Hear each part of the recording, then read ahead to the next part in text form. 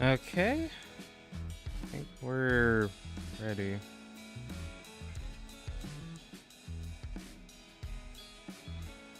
Well, I'm ready to start getting ready, more like.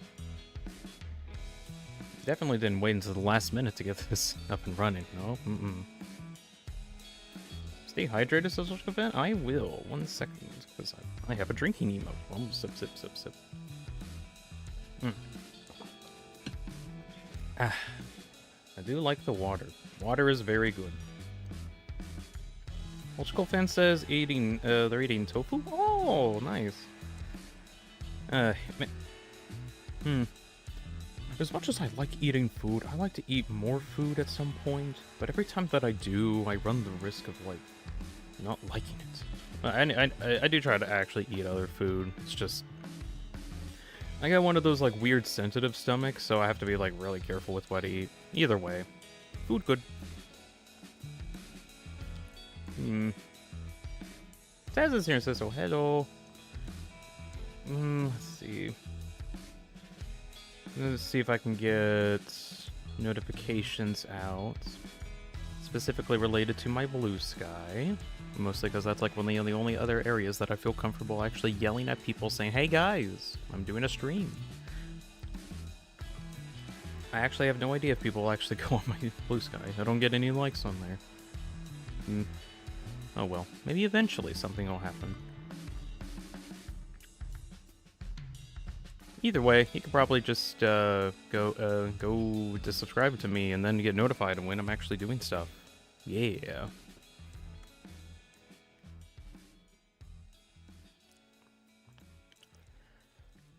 Eat snacks like Oreos or a biscuit? Okay, those two I can eat. Those are fine. I mean, those are tolerable. It's everything else that isn't for some reason.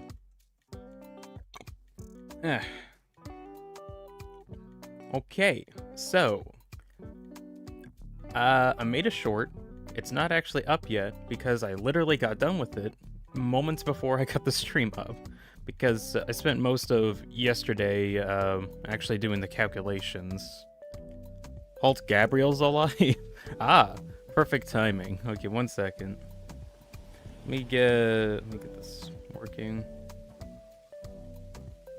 Stop the music for a moment. Let me go over here. So, first sneak peek of a funny short. Let's see, can that... There we go. So this is from yesterday. Alright, I'm gonna get... No! Oh, no!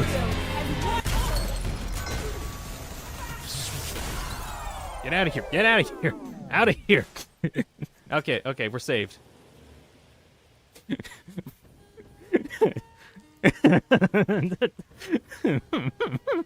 That's the most random thing you've done. This is the most random thing I've ever done. Ever. Where is Gabriel? Don't know. Don't care. Halt. Where is Gabriel and what have you done with them? Get foam graved. Alright. So that's the short. I actually have it like ready to be uploaded now. I literally just got it done moments before I started the stream. So you get first looks at that stupid thing that happened. Speaking of, I'm gonna actually make sure I post that. In the meantime, don't forget, you can send me random stuff over at my fan mail account. It could be art, memes, videos. I'll check the video. I'll have to check the videos before I actually like do anything with them, but send me random stuff. I'll look at the random stuff that has been sent soon. There is one video that has been sent. I'll look at that in a moment. Anyways, getting that short publicized. You could see a video getting uploaded right now. And it should be public, so now you can watch a power get foam graved without any issue. Hell yeah, shorts preview. Oh yeah. Let's see.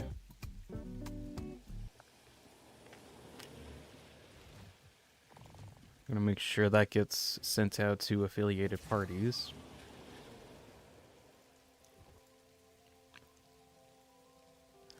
I'll read chat in a moment.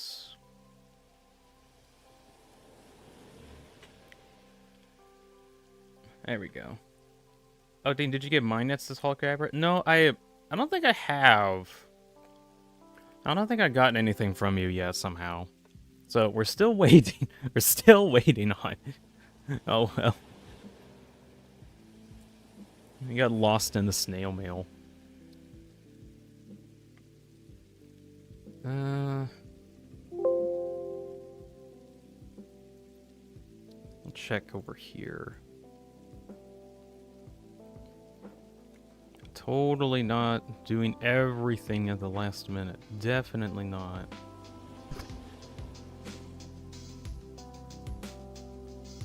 Does Vidotube have face tracking? If you want to do commissions for avatars, you can learn face tracking. I really should learn face tracking at some point, but I don't have a camera right now, so I can't like really test it out. But actually, no. So a close thing I can get, I know I can get videos, and I can like record. I can record myself as an example, and then use that as a reference, and then. The program has a way how you can view media, so like I can have a video and then it can actually use that video media as like face tracking data. So I could use that as a test. But of course I'd like to make sure that it actually works, because that'll be kind of... I need to get a camera if I wanted to test into that, but I should really look into face tracking at some point. UltraCoFan says, have you watched UltraCoFan animations on YouTube yet? Which ones? I've seen several. I've seen like a lot. I've seen like the ones where I forgot what the guy's name is, but he makes those like super duper stellar animations of just ultra kill people, but like everything's in like super high detail. Not like super duper high detail, but like there was one where he had V1 fight against an Earthmover. One's by H-Lore. Yeah, that one. I've seen those. I've seen a bunch of other fan animations too. They all look so cool. Like a lot of Ultra Kill fan animations are sick. Tess says, I absolutely adore how good you are with the keybinds, but other VTubers would want a face tracking avatar. Yeah, that makes a lot of sense. I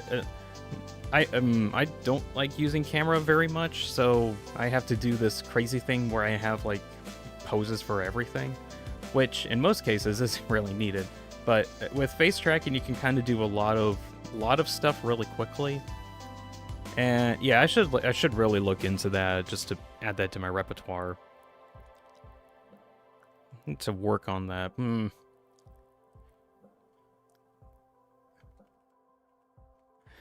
I'll work on that at some point. Funny and Swedish are in here. Hello, Funny and Swedish. Welcome in. We're getting ready for stuff. Oh, checking out email. There was one that got sent recently by Taz, and it was a video. Let me pull that up. I already checked it, so it's fine. Tricker. Let me see if I can pull you up. Well, this is the video. The video is, why are you dressed like that? Ultra kill. Trick or treat. Why are you dressed like that? Hey, don't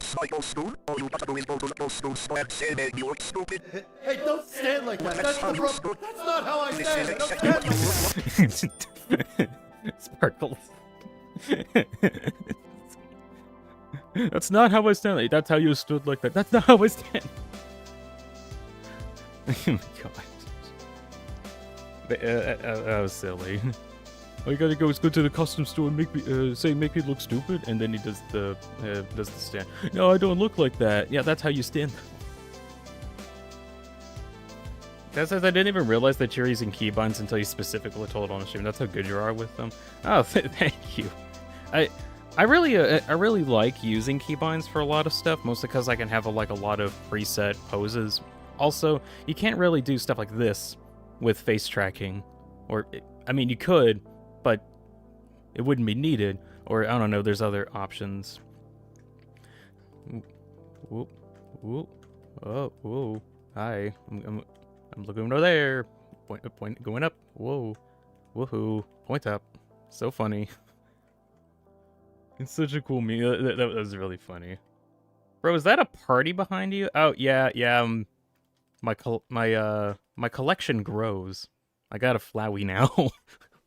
I got a little Flowey GIF.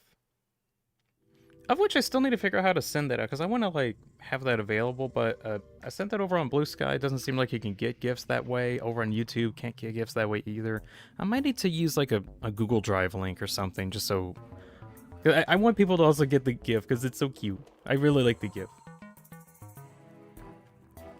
Can we just have a Roaring Night Aro farming one day? Good. I'll look into it. The problem with the Roaring Night one is that the Roaring Night has, like, fading sprites. And the fading sprite stuff does... No, I guess it could work with transparency for GIFs, unless GIFs don't... I'll need to look into that. I'll definitely look into it. Test says, I think keybinds have their own benefits, but majority of VTubers use fade tracking for simplicity. Oh, yeah, definitely. Like, I really don't think any that many people would want to say, oh, yes, I would like a button for everything. Everything? Everything. I want it for everything. Everything possible. I want a button for it all, and that's what I'm doing, which... I mean, I can keep up. I have the muscle memory of knowing where everything is. Not everybody has that time. I painstakingly made this thing. Add Nico from one shot? I could add, like, Nico on the Roomba, maybe. I'm gonna put that on the list of like, GIF collections to add. I know there's another one that asked for, like, or I think Swedish asked a lot for an NG GIF. Which... if I'm gonna be adding a bunch of GIFs, I might see if I can add that. Add Soldier from TF2? What? My Soldier... No, I'll get the Desk Engineer at some point. Funny says, add me because I'm that cool. Well, no offense, but you're not really a GIF. Not a GIF, you're a PNG. Test says you can express yourself more accurately with keybinds, in my opinion, and unique poses like you showed aren't available with face tracking. Yeah, that being said, it could be possible that you could have, like, a bunch of different poses and then link all of them up to face tracking. So, like if I have a pose looking over here, then I can have, like, the eyes or the mouth or something be independently moved. Or, like you can have keybinds that tell the program to say, hey, put my hands here, or put my body here, and some of the, like, base functions, or my face in a certain area. And then go off of the face tracking in order to move yourself, that kind of thing. Add a smaller Dean? What kind of small? You mean like if I just shrink myself to microscopic size and just put, like, tiny me somewhere? Well, then that'd be really confusing, wouldn't it? And you wouldn't know which one's the real Dean. Is it this one? Or is it this one? Which one's the real Dean? You decide. No, I'm gonna have just the normal Dean. Your model shows more expression than, like, 99% of YouTubers I've seen. To be fair, I have also, like, painstakingly and, like, drew all of the faces to be, like, as expressive as I can get it to get. It took a few months. It took a while. Everyone has 1,000 times more body language than a lot of other high-quality face tracking YouTubers. Honestly, that's kind of why I wanted to go for, like a key binding pose thing. Because, like, as much as I like how the VTubers look, I feel like that they always look the same all the time. They may, like, maybe like, oh, I'm gonna look over here. Whoa, guys, look, I'm looking over here now. Whoa, is that so cool? That does look kind of neat until you see it for, like, the upteenth trillion time, and then it gets kind of annoying. For me, I kind of, like, I want to make sure that I have, like, different options whenever I do stuff. I have, like, 4 different thinking emotes for where my hands are at. Just for thinking. I still want more. Like, I still want more poses. But I have to be careful, so I have to, like, have some poses that can kind of be useful for multiple uses, so that way I can like have options, I guess. They stand in the same pose, and most of their torso moves left and right most of the time. Dean, please add the gifs I sent on Discord. Oh, what is it?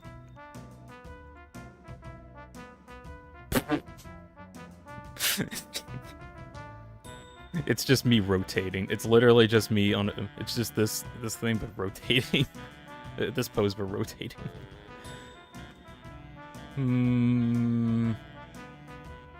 Now stand by what I said earlier. I'm not gonna have multiple Deans.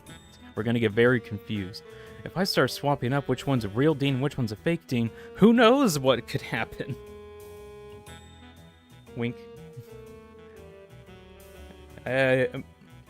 I'll look into adding some gifts over time, but that depends on if I have actual time for that. Bunny says, the part of the Deltarune lore... let's see, wait.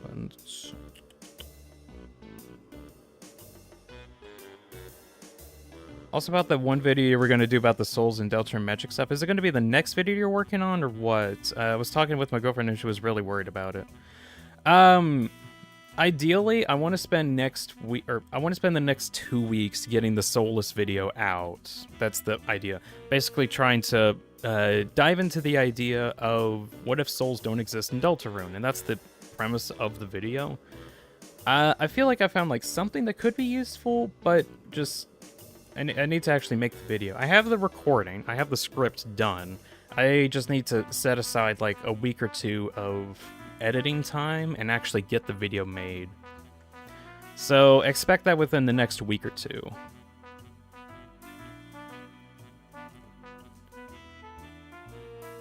And let's see. Part of the Deltarune lore, and I remembered you were gonna do a video. Yeah. There's another video I'm thinking on doing called the what was it?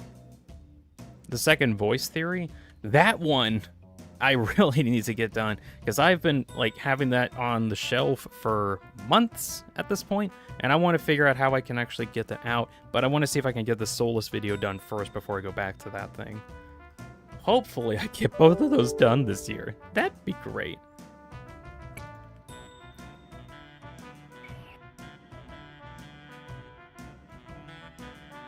One moment. What the heck? Someone sent me another video.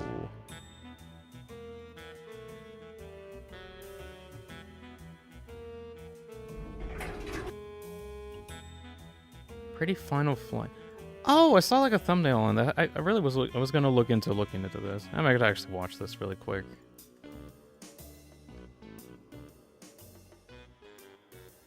Let's see. That's send a link to another video. I'm gonna watch this before I get started, mostly because I actually saw this at one point and I thought about watching it and just hadn't. I'll look at it. After this, I'll actually get started on the video on the Steam or Satisfactory stuff. So this one's called Pretty Flight. This is by MTB. It's a Ultra Kill one-shot crossover animation. So we're gonna watch that.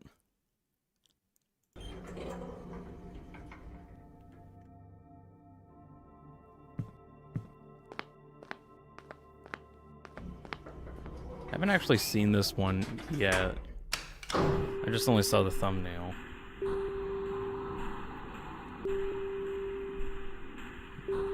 Getting reminders of like back when the elevator thing was going on.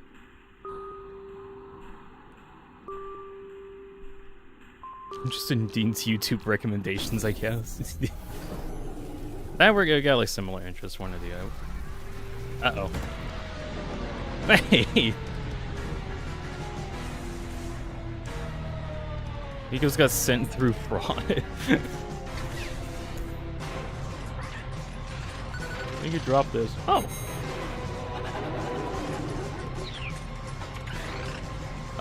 Also, I really like seeing V1 having like all of their arms just attached all the time.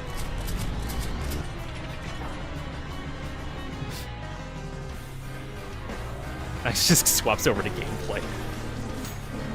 This is for protection. Is that it? 2 hours of it. That's a cute animation. Yeah, that was cute. He overbumped the shotgun. Oh yeah, he did. Does bro know how to play the game? He didn't send video on Discord. He's going to explode with the no. I saw the video on Discord. Sweet. I don't want to play that one. At least with this one, I kind of was like, oh yeah, it's probably just going to be like a nice animation. It was cute. I liked it. Go watch that video all of the time. It's really good. Says I love Nico definitely cute character. I'm a robot and an E-batteries player would make me look silly. Who's going to use the dash iframes to do max damage? Well, it doesn't matter because out of range, pretty much. Also, it doesn't Garon like put up a giant shield or something, making it more difficult to hit him with that. He showed mine, not yours. Nah, man. To be fair, I showed off a bunch of Swedish's gifts one time. It was that one time. Okay, so we're actually going to get started. So, hello everybody, it's Deanspillabean, back on your screen. Today, we're going to do something really weird and interesting. We're going to actually be probably getting a bunch of rough estimates on the dimensions of the Earthmover build today. And ideally, I'm really hoping by the end of today, I'm going to have like a somewhat of a final measurements for everything. And in order to actually get started on this, last night, I stayed up until like midnight or something. And let me see if I can find... Oh, that's still out. Where is it? Here it is. So, I stayed up last night. And I did some measurements. And these were some of the measurements that I got in terms of the length. For anyone asking how I actually found some of these measurements, so if I go over to my editing software, let me see if I can find... I basically took... I'm talking a lot. So I need to find the distance. If it travels 100... Yeah, if it travels some amount of distance, then something happens. That's pretty astuteful, Dean. 100 meters per second. Yeah. Yeah, I'm hearing myself talk. So, basically what I did was... I tried to find a consistent way to measure distance. And I tried to figure out multiple different ways. I even, like, went as far as, like, trying to figure out, like how far a whiplash goes and try to see if I can like line that up correctly and use that as a distance check. It ended up not being as consistent as I thought it would be. Even, let me see if I can find another example. I even tried to use drones as like a little waypoint that I can put on the ground, because if you make them blind, they don't move. So so they can just kind of stay still. So the idea is that I would go from like one end of the Earthmover to the other and then test the distance with that. But the drones ended up being kind of difficult to check how large they were, and I even did something really funny with like a bunch of different drones to try and see if I can get the right length of them. Like I have them stacked on top of each other. Which seems to be 109. Question, how many hammer units tall is Dean? At least 2. At least 2, definitely. Oh. Oh, my Satisfactory crashed. Why'd it crash? That's weird. Maybe it doesn't like that I was doing stuff on DaVinci. I'm guessing it doesn't like when I do stuff on DaVinci. That was weird. Tess says, I wouldn't buy Battlefield 6 unless they had a new Earthmover. That would be sick if they added something like an Earthmover. So, I basically counted how many drones were here. I literally droned it up, tried to figure that out. And then I was like, wow, I just realized something. The drones are incredibly inaccurate for judging distance because they like spawn at different like intervals, and I was basically getting inconsistent results. So, are you ready for? Geez, apparently this is lagging my computer. Let's see where. Oh yeah. Ready for something very satisfying? Let me get this ready. Loud sound warning. Definitely loud sound warning. Do a test. Oh, this is gonna be really satisfying, by the way. Oh, blood. Toasty. The kill feed is just going up like crazy. Does that end? I think the kill feed ends at 78. Does it? 79. Okay. Yeah, that was the exact number of drones that I counted. So after doing all that, I kind of figured that the drone method wasn't going to be very reliable because spawn differences were really weird. So what I ended up doing was actually using the rocket launcher, putting myself in a very specific position. And basically using that to judge distance. Because a rocket, if you're riding on it, actually flies you 65 hammer units per second. And I basically used rockets and rocket riding in order to judge distance by recording it and then going into my editing software and counting the frames. And then when I counted the frames... Let's see. After I counted the frames, I then basically tried to calculate like how many seconds it was in flight, and I literally spent like an hour mathing all this out, resulting in the measurements that we see here. I have two profiles at the moment. I have like other angles that to look at the Earthmover. Like this one's on the back, and this one's like on the side. This one's on the front. But I also have this side. So we actually have like actual tangible numbers to go off of. Now, is everything actually in meters? No, it's in hammer units. But honestly, while I was doing some of these calculations, some of this kind of matched up anyway. And Satisfactory uses meters, and it crashed. Oh, that's funny. Right, so apparently I can't use DaVinci Resolve and Satisfactory at the same time. That's good to know. I'm gonna close that out. So the thing is, ultra kill speed isn't measured in meters per second, just some random velocity per second. True. I will concede that. It's like in hammer units, which isn't exactly meters, so nothing has canonical height. Like, this probably isn't actually the canonical height of it. That being said, the proportions are correct. So even if it's like the Earthmover is actually 4.3 meter, or the let's see, from the base of the body to the top of the head is like 4.3 meters. If I scale it up, it still ends up being 430. So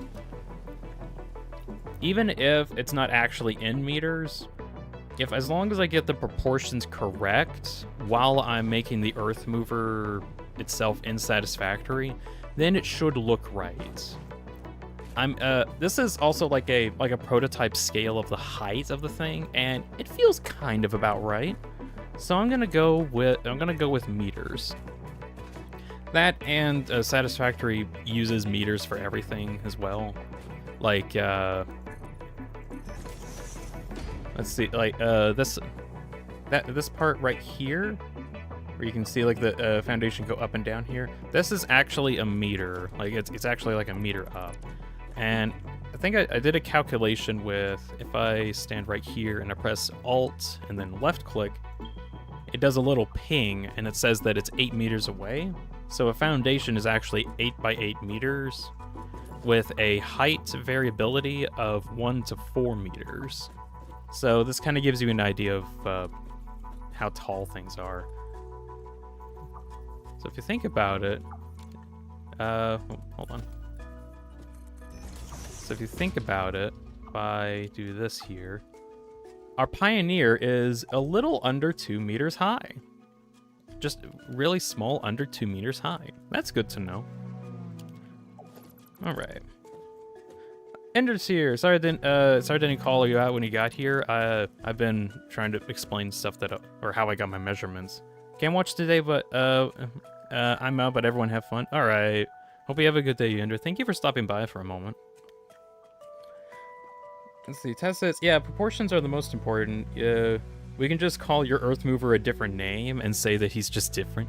Yeah. Speaking of, I've been trying to think on a name. I'm not entirely sure on one. I thought of... Okay, the main AI companion in the game is Ada. If I can... I need to figure some kind of... I'm not sure I can give you what you want, but don't worry, I'll let you down gently. Ha ha. Thank you, Elevata. That's actually the elevator's name, Elevata. Anyways, I could probably use some kind of a name that uses Ava in the name itself. That would be kind of funny. Also, I'm probably going to dismantle this entire prototype build so that I can get, like, the proper proportions, which... Let me see, where is my notepad? My notepad of information, of which I do need, because I have a bunch of calculations that I've done on there. Earthmover math, here we go. So this is some, like, pre-made calculations that I've done. Elevator start. Dean, don't fall into 8-4 in that elevator. That would suck, yeah. Let's see, so... I've done the calculations, and I basically have, like, the width and length of everything that I need. So, if I want the Earthmover to be, like, from the tip of the legs all the way to the top of the head, it's about 915 meters. If I got my calculations right. I think I did calculations before, it was like a 950, but then I did, like, a lot better calculation conversions, and I ended up with this value instead, like 915. So today I just want to get a rough outline of everything, not really like exact proportions or whatever. Just I want a framework. I want a big frame to work off of while I'm building this.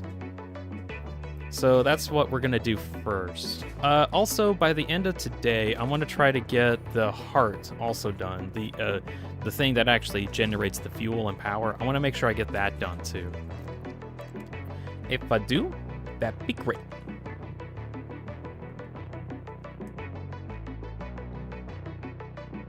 Tess has a name recommendation, 1FST Adam.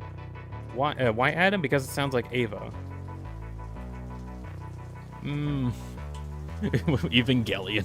Evangelion. Ava Gallon? Ooh, Ava Gallon, maybe. Gallon Ava? I'll figure something out. Let's see. I'm gonna write that down as like an idea. Let's see. Name ideas. One of the Adam.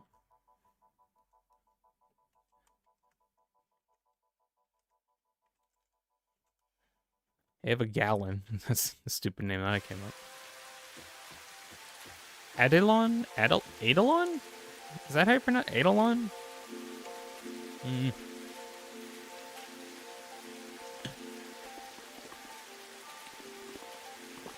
Yeah. Jeez, I forgot how tall this whole thing is. Framework idea. So, there is a thing in the game where I can make something like a metal beam. I've thought about while I'm making this, just so I have, like, some kind of framework to work off of. I use, like, either painted beam or steel beams, and I basically just, like, make a giant beam framework with that, so that I have a good idea of, like, how large everything needs to be. And I've thought about using the blueprint designer in order to like mass create a lot of that.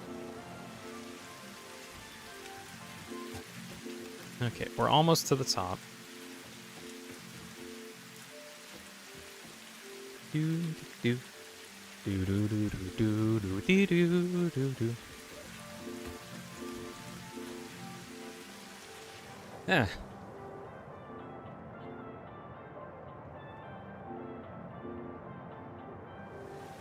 Elevator. Alright, we are now at the top. Very cool. Can I have a midnight cereal now? Okay, so, unfortunately, I'm going to be deleting all of this so that I can make space, or I can like kind of start from scratch and see, go off of the new calculations that I got.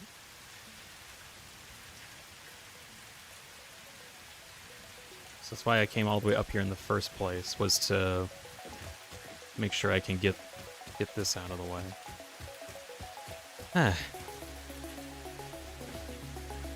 Right, what kind of nonsense to talk about for some amount of time in order to pass the time when it comes to making this gigantic build?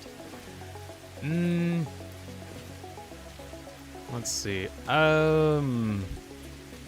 Phase 3 completion status, I guess.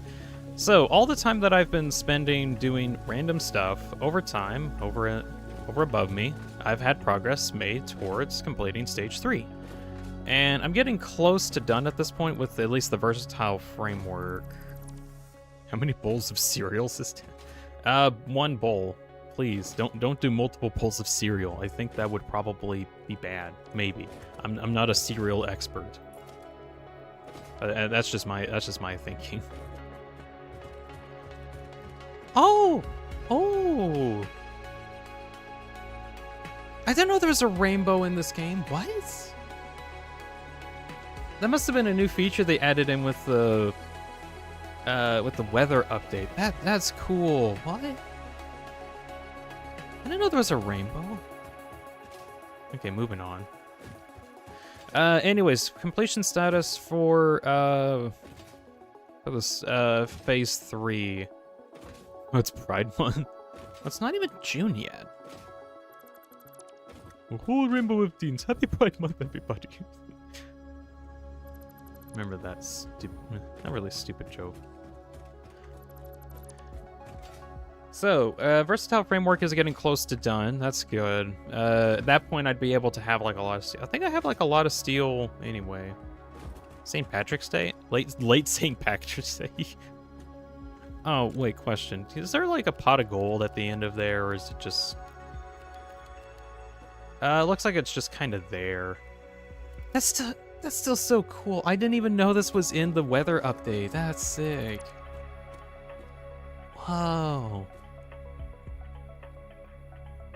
That's cool. Oh. I literally didn't know about that. Like, no one ever talks about it. Or more like I keep hearing like the weather stuff, but then like I guess not enough people played with the weather enough to see the giant rainbow come up, maybe?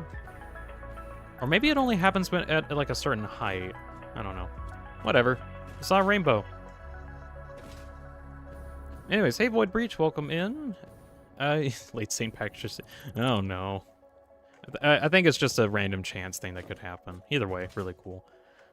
So get you up to speed, Void. Trying to dismantle my whole prototype first, because I did calculations on what I need to do for the Earthmover, and I have like a bunch of proportions set up. So I'm going to remake the prototype and basically make a whole framework of this, is the idea. Just to get you up to speed. All right, back to my ranting conversation about what needs to be done to complete Phase 3, which I still need to do at some point. I'm going to try to see if I can make the factories needed to do this using the Earthmover. That's what I want. Void says, I was here like 20 minutes ago. It was just quiet. Oh, okay. Well, to be fair, I don't know if people like have been here for an hour or not. I just go off of if they messaged me, I'm going to assume that it's like oh, they just got here. I'm going to assume that they just arrived. You know what they say about assuming? It makes an ass out of you and Ming. And then Ming comes up and says, "Hi, I'm Ming. I don't like what your assumptions have done about my reputation." But yeah, I kind of play it safe and just say, "Oh, not sure if you got here earlier, but I'll do that."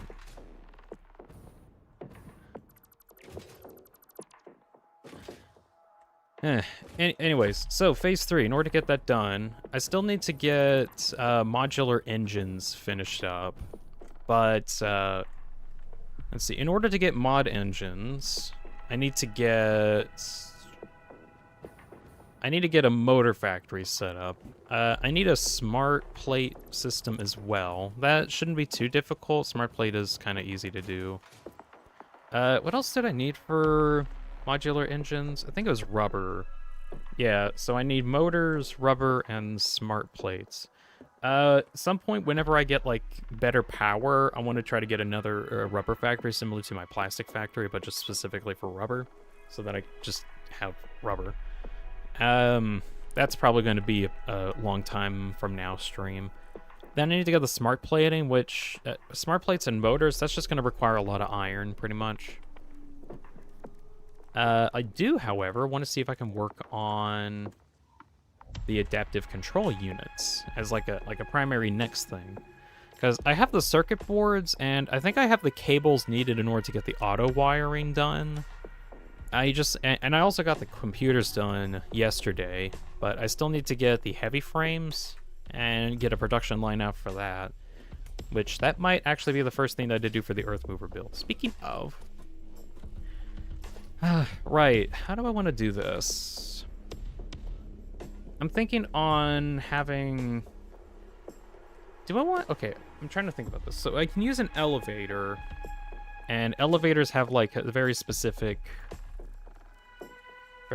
heights to them. Like I can say, hey, go up 196 meters, and it goes up 196 meters.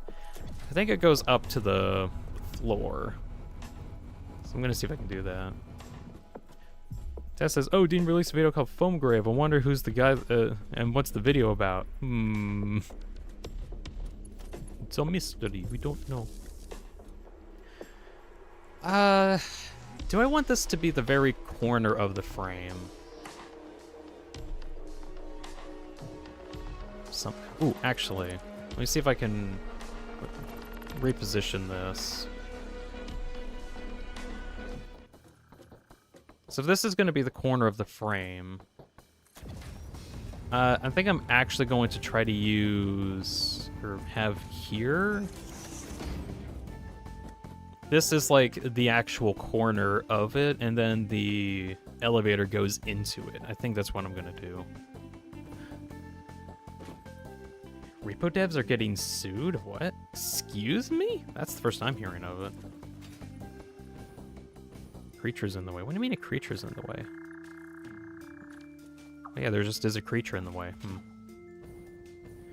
Okay. What? Dang. Yeah, that's the first I'm hearing of it too.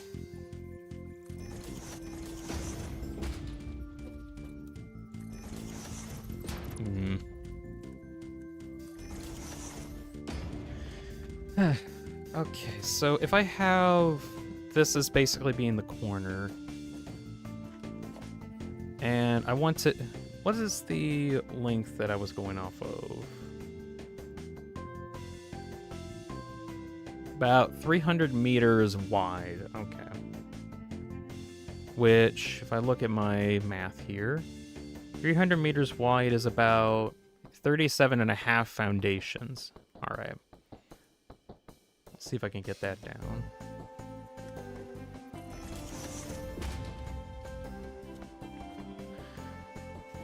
So this is from the very corner. 1, 2, 3, 4, 5, 6, 7, 8, 9, 10, 11, 12, 13, 14, 15, 16, 17, 18, 19, 20, 21, 2, 3, 4, 5, 6, 7, 8, 9, 10, 11, 12, 30, 32.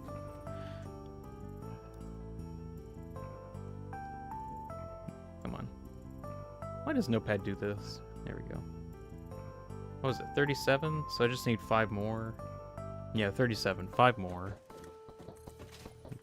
4, 5 and a half. And I have half foundations. I'll just plop that down here. So this is from one corner to another. I'm probably gonna put the half foundation here and a full one here, just so I can have that as like a solid base. Let's see. Tess says, Semi-Work released a video. We're getting sued. Semi-Work are repo devs. I can't tell what's going on about. Can't tell what's that about until I leave the stream to watch the video, so I don't know what the deal is. Feel free to leave and come back. I don't think I'll talk about anything earth-shattering till then. So just come back in a couple minutes and could give a synopsis. Okay, width or length.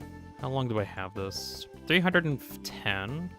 And go to my calculations. 38.75. I don't like the 7.5, but I'll go with it. Okay, I'll let you know. Alright. Thank you, Taz. 38.75 meters.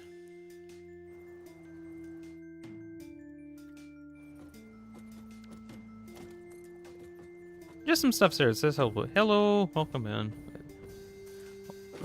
Let's see, I'm at 11. So, I took down the prototype build for the Earthmover, and I'm actually going to math out everything. I explained earlier in the stream, but basically I did some calculations using rockets and like rocket speed in order to get like measurements for the Earthmover, and I've got basically rough estimates for everything. And yeah, so I'm trying to spend today and get that roughed in. So I'm at 11 foundations. I need to go, what was it, 38.75. Okay. So I'm at 11 right now. 12, 13, 14, 15, 16, 17, 18, 19, 20, 21, 22, 23, 24, 25, 26, 27, 28, 29, 30, 31, 32, 33, 34, 35, 36, 37, 38, 38, and then I need... how am I gonna do this? Because it...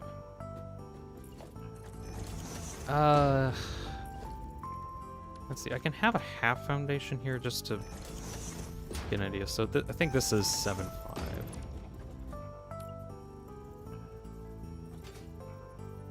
Here. Alright.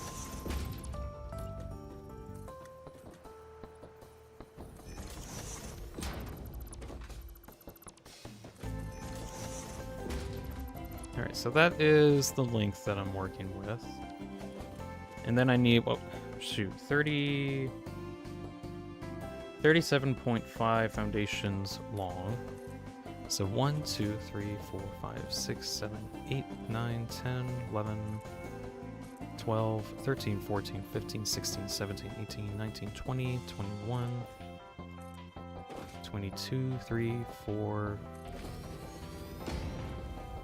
25, 6, 7, 8, 9, 10, 31, 32, 33, 34, 35. This is gonna go running through some stuff, isn't it? Yeah. So 2 more and a half. 2 more and a half. So if I'm gonna put a half one here. And a half. Alright. And then I should be able to have a straight shot over to here. I'm gonna have to probably build around this.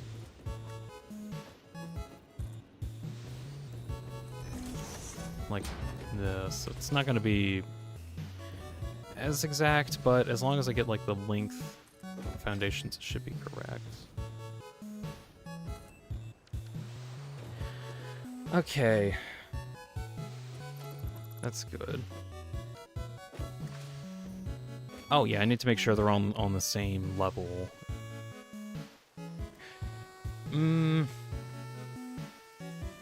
So if I have 4 meters here, let me go back. Let me make sure I actually count this right. 1, 2, 3. Blah blah blah. I'm gonna count these while I go back and make sure that I have the right height measurements.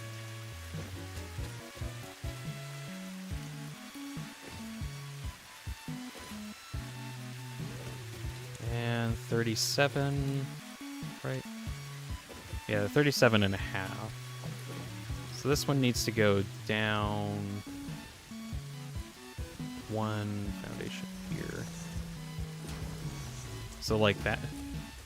That's going to be the ground area. Actually, that's not too bad. That's not.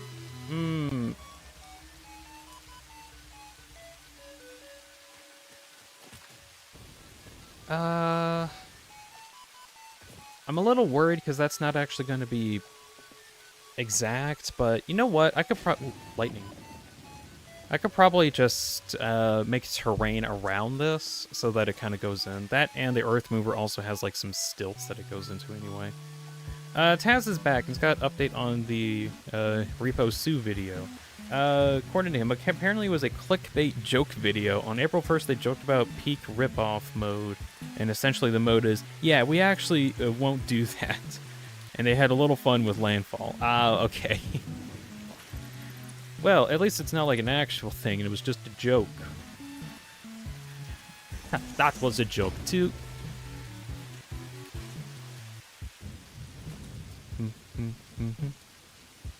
Landfall's the devs of Tabs, Tab Z, Tab G, Haste, Rounds, and Stick Figure Fight Game Co-op's devs of Peak.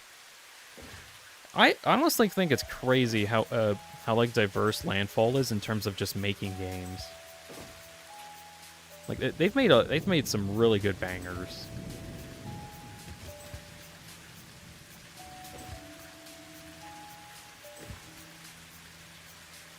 Okay, doing one more check because I think I got my foundation placement wrong. Yeah. So this one needs to go up 1.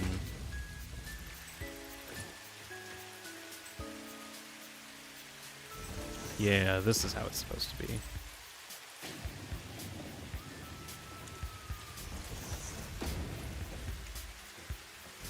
And put the half there. Okay.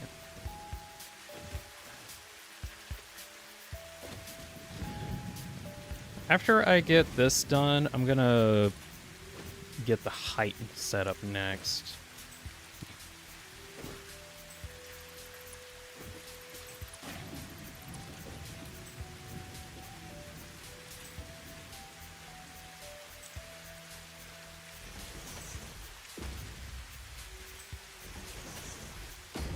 Okay, and if I recall, yeah, this one's gonna be a little off. Oh, there we go.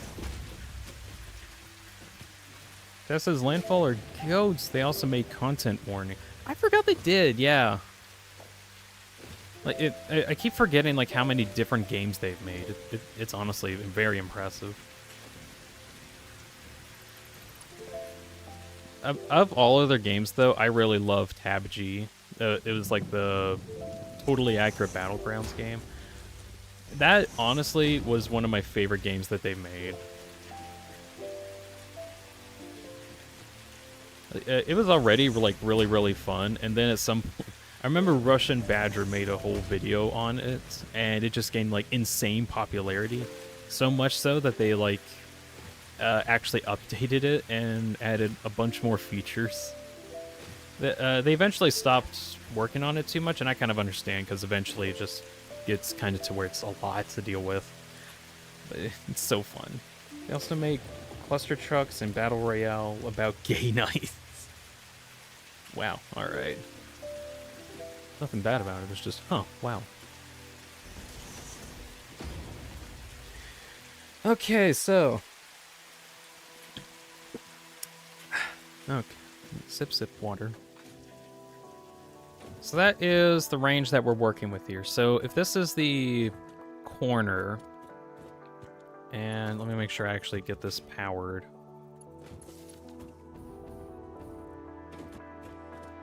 Boop. I'm gonna assume that as soon as we get out, the bottom floor that I'm going to be standing on is going to be the height. So it's 169 meters. So from floor to floor is about 196 meters, sorry. Tess says that Totally Accurate Battle Simulator is one of the first indie games I ever wanted, and one of the first games I ever bought. Ooh, that's pretty nice. So supposedly this is 196 meters.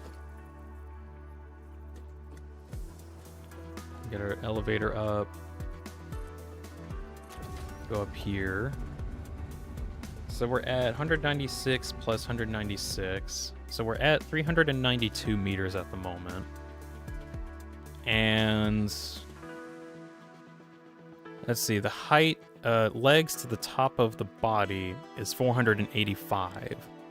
So, or 485 meters. 485.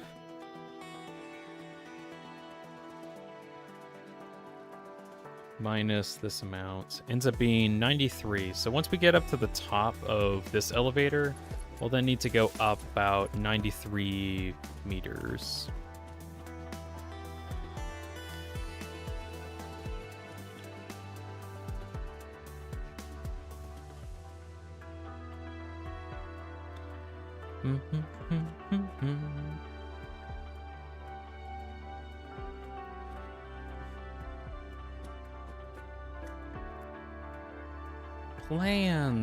Plans related activities. Right, yeah. So next week I am going to unfortunately be taking a break, but I'm hopefully going to use that time to actually finish up some videos that I said I would finish up. So I'm gonna actually hope that I do that.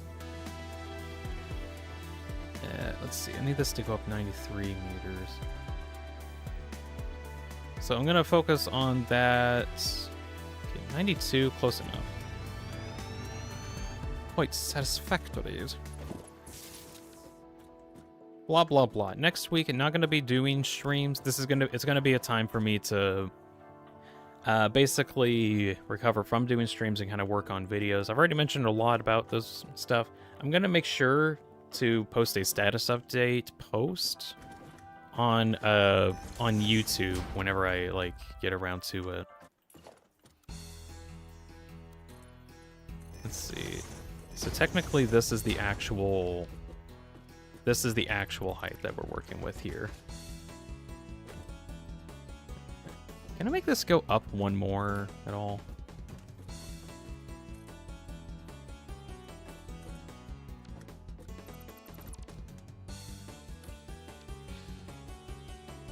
Okay, I can just make it go up one more. That's cool. 93 meters.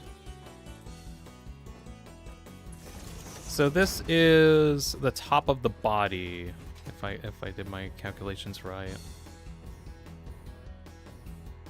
Dean, you're like the 7th dude I ever watched streaming, but the only one who I watched more than 3 times. Wow, that's impressive. I greatly appreciate it. Thank you. Okay, I gotta focus really quick just so I can do this amount. So, yeah, I'm gonna try to do a status update, either like the end of today or tomorrow, hopefully, just to kind of give an update on what's going on. A lot of video stuff I want to catch up on. Is that 4S, the level that that's cemented my hate for virtues? Oh yes, it is that level. Let's see, shoot, how long do I need this again? 38.75 long. Okay.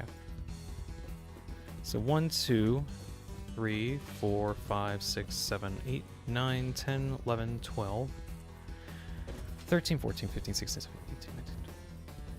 Shoot, I miscounted.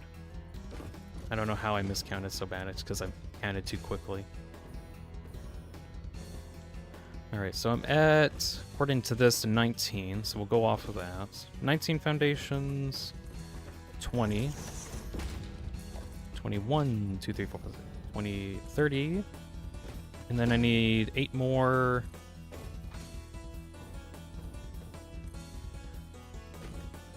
28 and 0.75. And just to confirm that.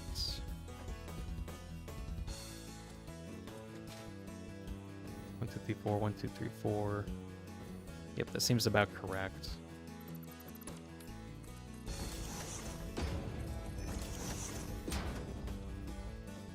Then, what was it, 37 and a half? Yeah, 37 and a half foundations long. So 1, 2, 5, 6, 7, 8, so 10. Here's 10. 20.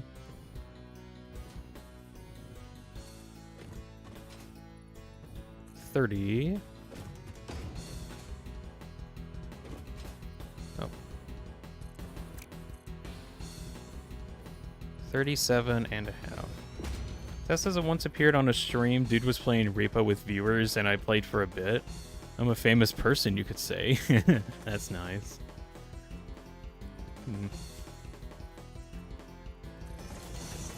What's interesting is I kept getting like some questions if I were to do some stuff with viewers, and while I do think that does sound like really like a lot of fun, every time I think about it, I'm like, geez, now then I have to organize everything, and then we gotta like make sure everyone's having a good time or something. That's like a lot to think about. I can't stop overthinking, and that's an issue. Anyways, as fun as it is, it's almost too much for me to handle in a lot of cases, unfortunately. Not to say that it will never happen. I think it could happen, but might not. Okay, so we're at 39. I need this one to be here. Pretty sure that's gonna hit it.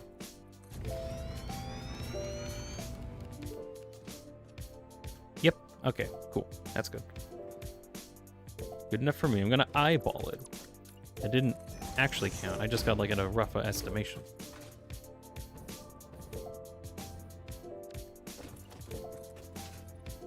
So next check I want to do is to get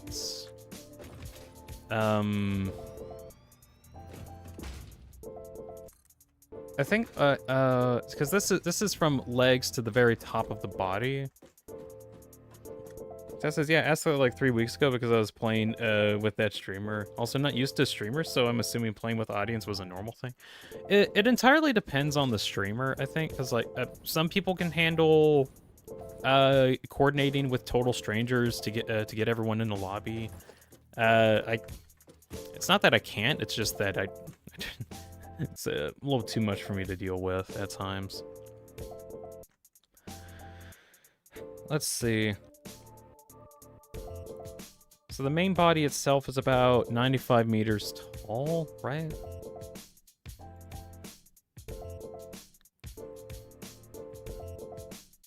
Pretty close to that.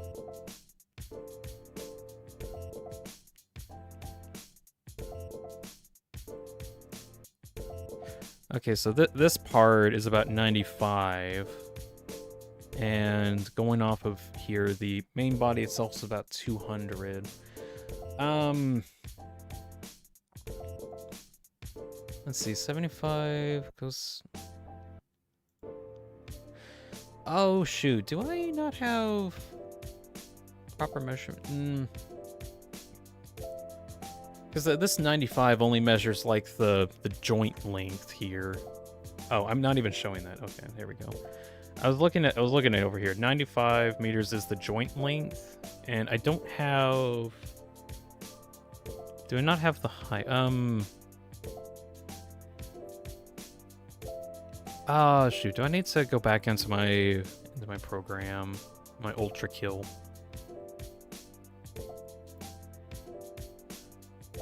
Maybe. Maybe. Shoot. That says, by the way, Dean, never understood people who watch streamers until I watched you on a regular basis. I kind of get the same idea too. I've been trying to like follow some other streamers at times, and I don't know. For me personally, it's just been difficult getting into like hanging out with people doing streams, I guess, because it's always like a lot to go off of. Even for me, even for me trying to like get the, oh gosh, hold on.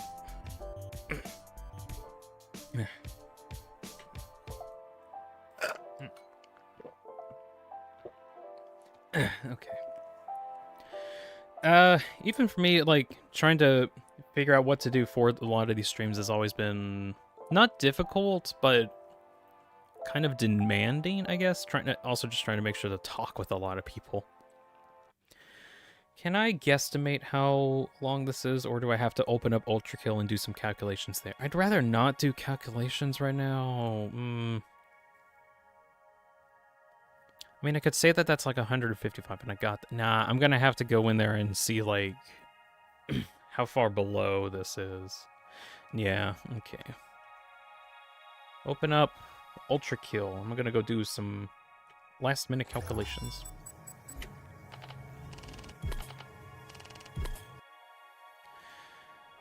Gonna make sure I save my Satisfactory, because for me to do this, I need to pull up my DaVinci Resolve 2. This is from what I guess people just have that one streamer that they watch. Before that, I thought people had like several different ones that they watch daily. I could actually see that working out if like if one streamer's not available that day, you can go watch a different one, which that makes sense to me. What I really don't understand is like how some streamers can manage like streaming non-stop for days on end without breaks, and then also be there for like 7 hours out of the day or something. Because I've been trying to do something like that, and it's been not difficult, but just like very tedious and also very taxing.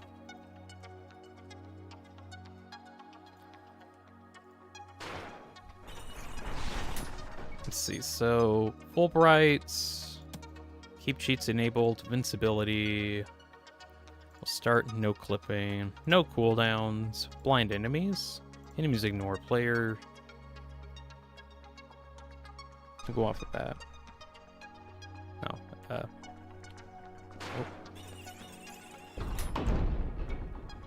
oh my god, it's the Earthmover. Oh my god. Okay. Gonna turn that down a little bit.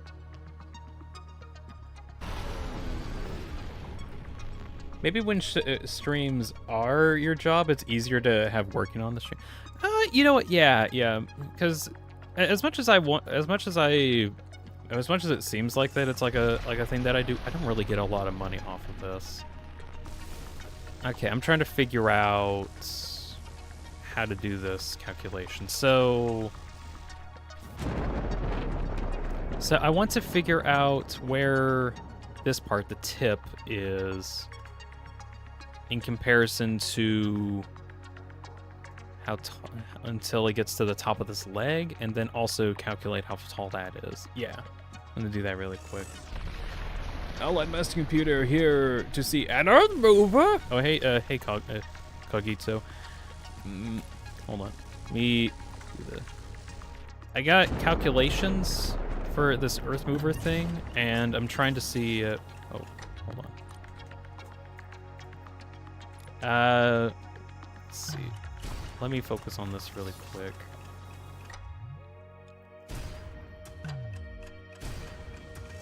Is that right? Okay, that seems about... Oh, I don't have cooldowns on. There we go. So maybe entertaining for hours on a daily basis sounds insane to me. It's absolutely mentally draining. Still, I wouldn't say it's harder than 9 to 5. I actually think it is harder to do like a streaming gig instead of a 9 to 5. Mostly because you have to deal with so many people. Okay. Making sure record on and go. Okay, I think that's about the length. So, then I take that recording. I go over to project where I did my calculations. Find the video. This is how I got a lot of the measurements that I'm going to be using for the project.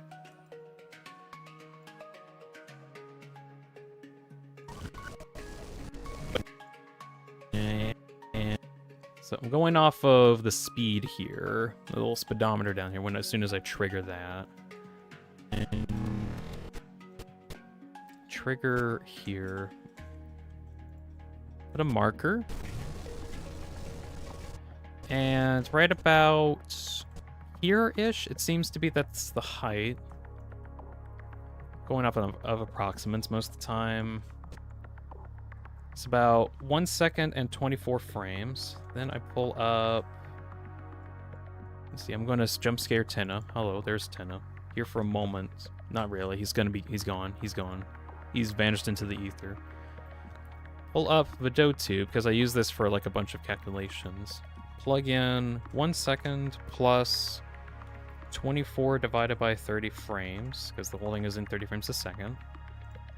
Multiply that by 65. Ends up being about 117 meters. I don't like 117. I'm just going to say 120, frankly. So then I go back through here.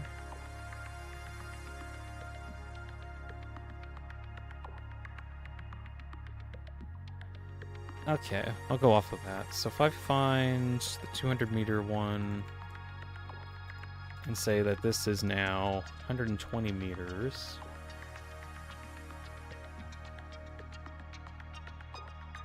Let's say about here.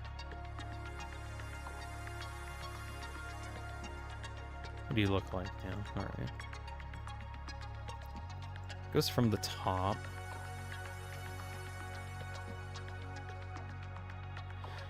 There we go. So it's about 120 meters from the bottom to the top of the leg. And then it's another 80 meters from the top of the leg to here, I think. That being said, if I look over here instead... let me dupe you... Add you up here.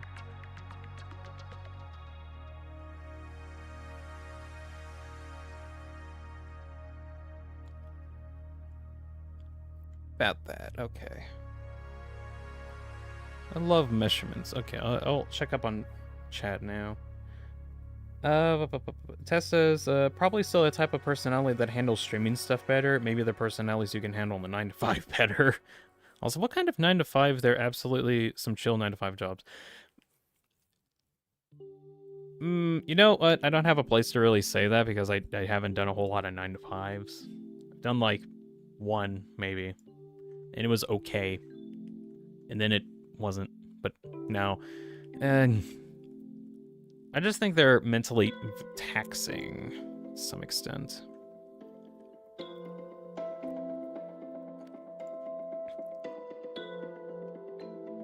Okay, it's more like I think for me, I can't really handle constant 9 to 5 stuff. I need like a lot of free time. It's not even like man, I just can't do this otherwise I can't function or whatever. No, like I actually literally can't function if I'm forced to do a constant 9 to 5 thing. Like it just does not work. I just die probably. Like I need way more time not doing stuff than a lot of people. I'd rather not do that, but then I have these like explosive bursts of doing really cool stuff. Which, oh well. Let's see. Bottom of belly. It's not how you spell it, but whatever. 2 top of leg. It's 120 in height. So then if I pull up my calculator, say 120 divided by 4 because it's in height and we go off of the 4-meter variance. 30 foundations high. Exactly. About 30 foundations high using the 4-meter variant. Okay, so I just need to go down about 30 meters, or 30 foundations, or 120, so I think I should be able to get that. Alright, you served your purpose, Da Vinci. Thank you for not crashing my Satisfactory. I will find that satisfactory. Yes. That says, but like McDonald's, 9 to 5 is hell because you have to handle hundreds of people daily and other fast food stuff. Not even a do you. I do think like McDonald's or fast food restaurants in general are like painful, just painful. Not even like the dealing with people, just the constant stuff in general. Hold on, I need to calculate. So I needed to go 120 meters down. Up there is 93. So I need to go down how many?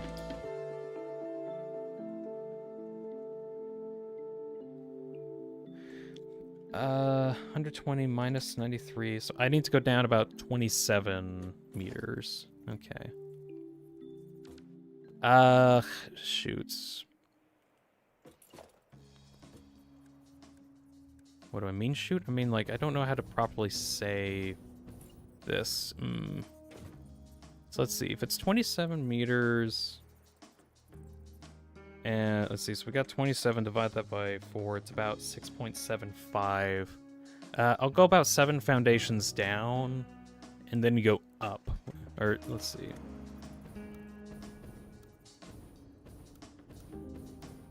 Do vertical mode. Alright, so we need to go 7 down.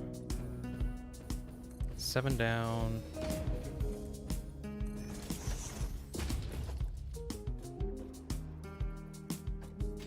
I think just 1 more up. Okay.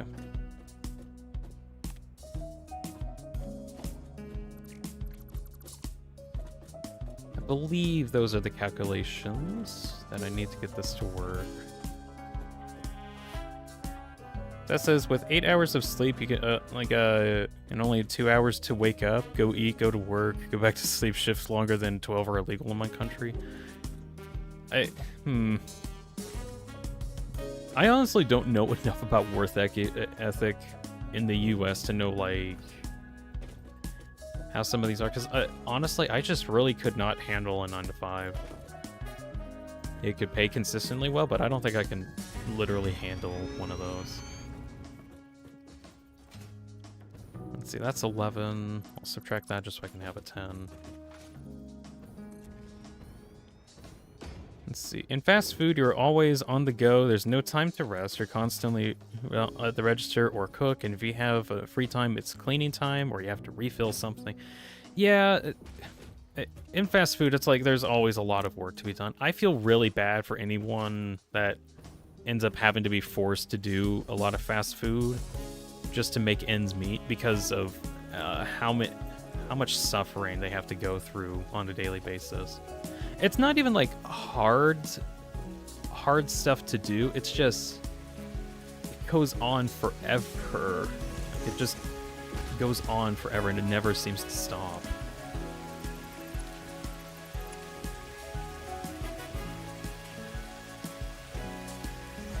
I guess that's also why I'm scared to even do fast food stuff, even though it's this point I'm like kind of might even need that if I want to get money anymore.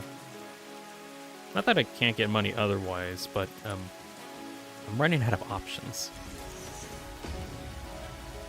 Treat fast food workers with respect because honestly, they're here. Yeah. They do. let's see.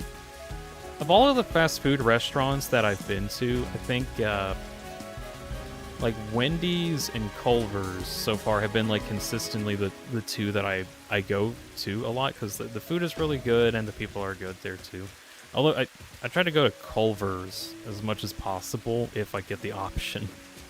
Because I just think their service is a lot better.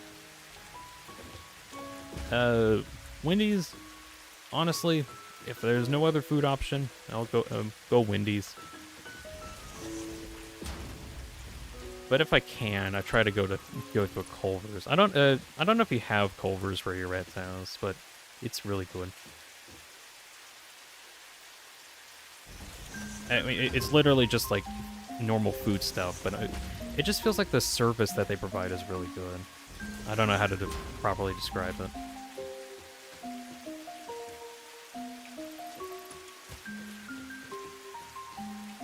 Don't have a Wendy's either? Oh no, you're missing out.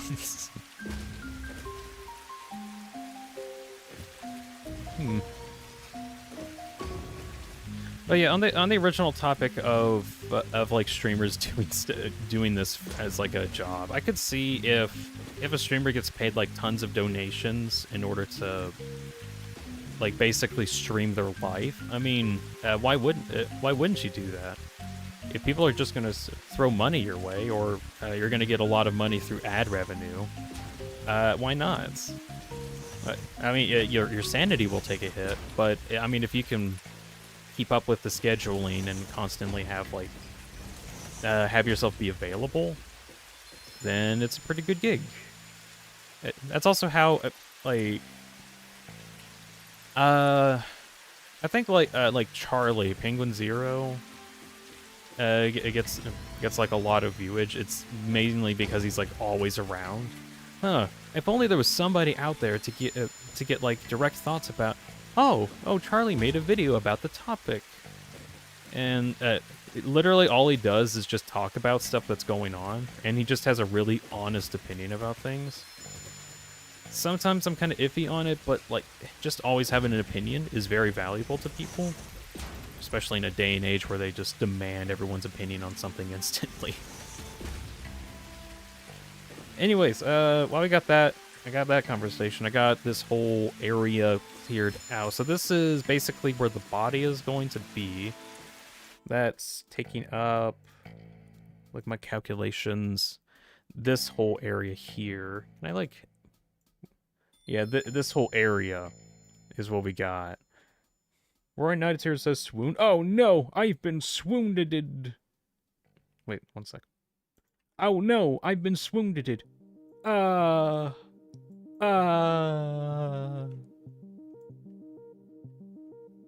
been swooned. So this whole marked area here is basically this. Is that the Rory Knight? Yeah, that's the Rory Knight. Don't mind the Rory Knight. They're just kind of here. Get foam grave. No, I've been annihilated. Okay. So I got the body set up. I want to get the head. Or I want to get the area of the heart set up now. So I think if I get the heart area figured, actually no, I should be going to the bottom. What am I doing? Can I go back down? Go back down, please. Okay. Being an elevator AI has its ups and downs.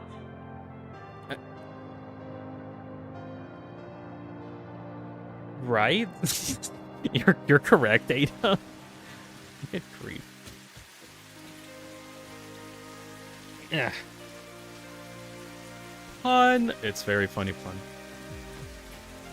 Right, leg length. Let's work on the leg length. Because in order to figure out the area of the heart, I need to do the leg length thing, which I already have info on. They're about 75 meters in width and length, which is about 9.375 foundations, which that sounds stupid, which it is. So I might not be able to do an exact foundation measurement. I could do like 0.25 maybe? Actually, it's not going to need to be exact either, because this is just like a framework area that I'm going to be working on until I get like proper ideas of what I need. So I need like, I'll say 9.5 meters. I'll do that. 9.5. Or 9.5 foundations, sorry. So 1, 2, 3, 4, 5, 6, 7, 8, 9. 9 and 0.5 foundations.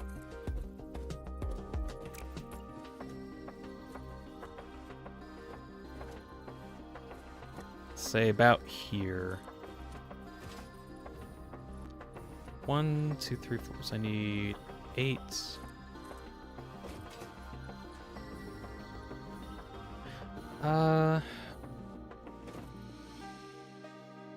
Measure here too. Okay. Stairs are always up to something. That's my goo advice for the day. Well, thank you for the... No, good advice. That's what I meant. Good advice. You already said goo. It's now goo advice. Thank you for your goo advice. Sounds sticky.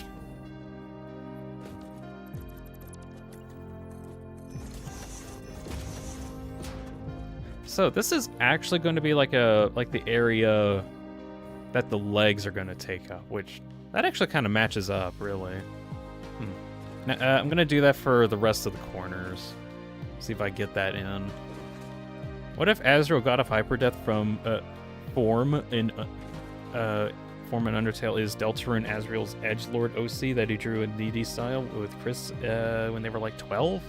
Very sticky indeed, Bub. Actually, I think wasn't there a line in Deltarune where if you go to the computer, you can find a folder called Epic Games Stuff. You can interact with it, and on there, it talks about how there's like something with rainbow wings on it. So it actually is kind of confirmed that the Hypergon or the Hypergon or Azrael form is actually just Azrael's OC in Deltarune. I think that's like confirmed at this point. Oh, is this not correct? How's this not correct?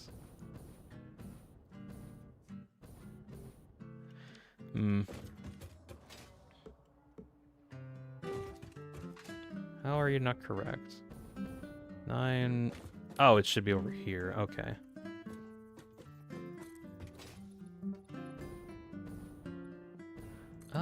No, wait, I think I did my calculations wrong. Uh-oh. Did my calculations wrong on the other end. I'm gonna see if I can go get that fixed up.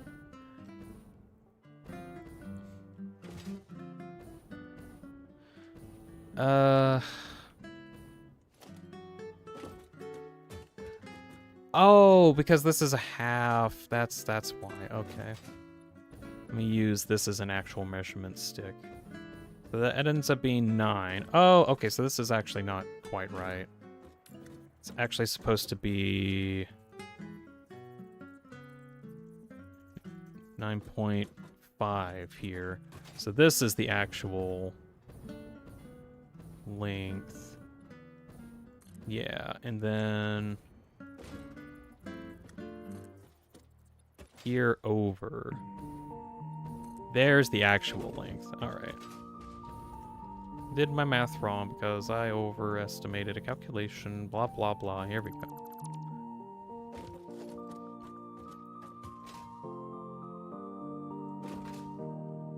Casual 1999 Warframe appreciation time. This is a really nice song in Warframe. I love Warframe. It's a really fun game that has like 13 years old because it has way too much hacking content in it. Anyways, this is a nice random appreciation for the game.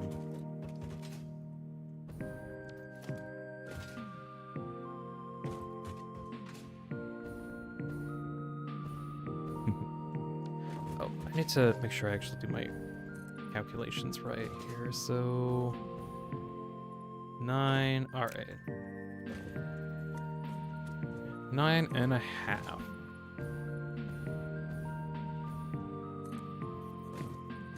9.5. Head over here.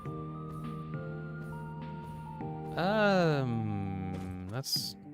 Oh, no, I think I had like a half thing set up, didn't I? Yeah, this should be okay. Rune Knight says, I cast / room effects, no! Unfortunately, we don't have that command installed, so it did nothing. It says, I don't like clipping, it's unsatisfactory, clipping bad, all my homies hate clipping, also, F-U, F1 for having super clipping. Well, you'll be happy to know that this is all temporary. All of the foundations that I'm actually placing right now are completely temporary, and will be taken out when I have, like, everything set in stone. This is simply just to install a big old framework and then build off of that for all of the future projects. / room effect. I counteract that with spell / effect at all darkness infinite 255. Darn, I can't see anymore. How can I fix this? Only there was some way to see. Also, this is not quite right, apparently. I did not do my mathematicians correct. That sucks. Broadcasted a dark world. Shouldn't have casted a dark world, Susie. Now we've got that to deal with. Okay, got the leg dimensions done? Question mark. It always seems like it's not quite there, but it's there. No, I feel like this is wrong. So this is the corner. Yeah, it is. How did I do that?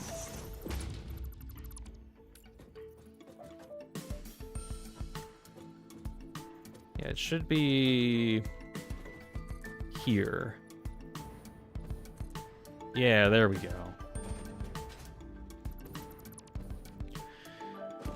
Alright. I know it's not quite a line, but that's because a lot of these foundations are on a different offset. This dark world is a deep, dark biome. Good luck, Delta Warriors. Right, so we got the area for the legs. That's good.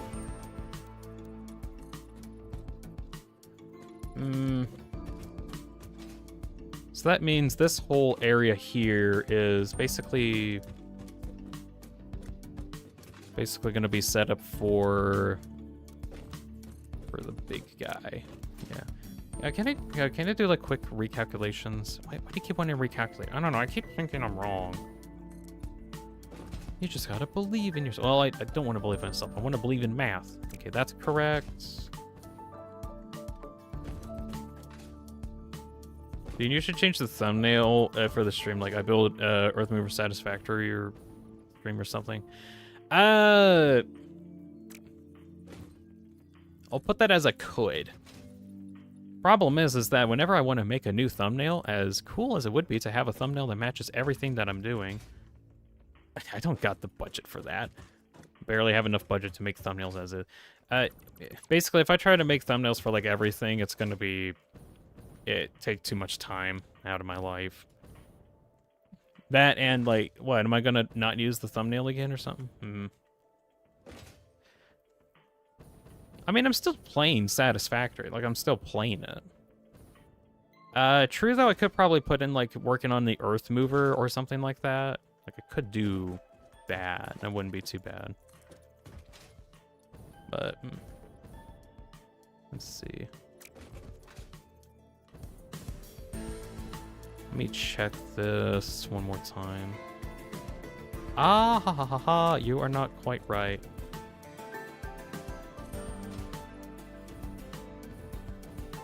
There we go. Okay, I'm gonna go check on something really quick.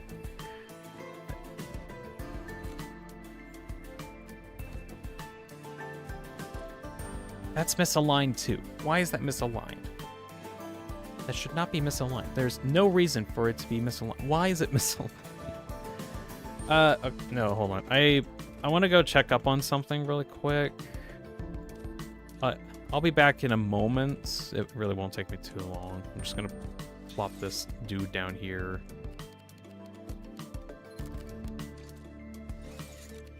Oh my gosh, no. Get rid of that. There we go. Or take my place. Thank you very much. Okay, I'll be back in a moment. I just need to check on something. BRB.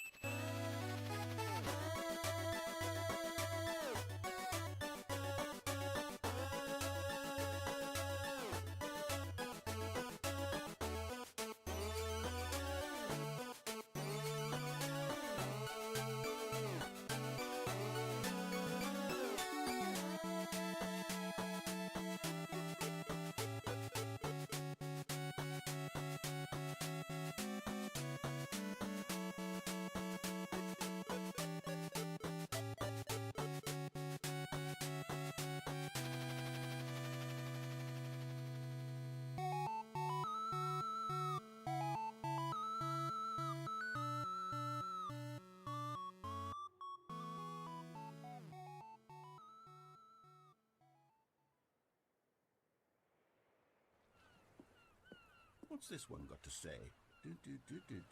You constantly have to stop doing anything so the narrator can catch up with his long-winded explanations of what's happening. I wish there was a skip button. A skip button? Well, Well, yes. Yes, I think we can do that. If I'm truly too preachy, then maybe letting you skip ahead for just a moment, surely it couldn't hurt. Not if it means we can strike these negative reviews from the record. Only positive reviews of the Stanley Parable. That's my motto today, and it's always been my motto. I'd do anything for the customer, Stanley. Yes, a skip button we shall have. And here it is. Go ahead and give it a shot. I'll pop you forward in time so that the second my incessant droning starts to bore you, with just the push of a button, you'll have zipped right past it. It's what the players have been asking for, and I'm very proud to have delivered. No more listening to me rambling Hello, on Stanley and on. Parable. No. The Stanley Parable is a game for the people, and if the people want silence, then by goodness, that's what they're going to get. Well, don't sit around waiting for me to shut up. Go ahead and make me shut up. Here, we'll pretend that I've just begun an interminable monologue, and it goes something like this.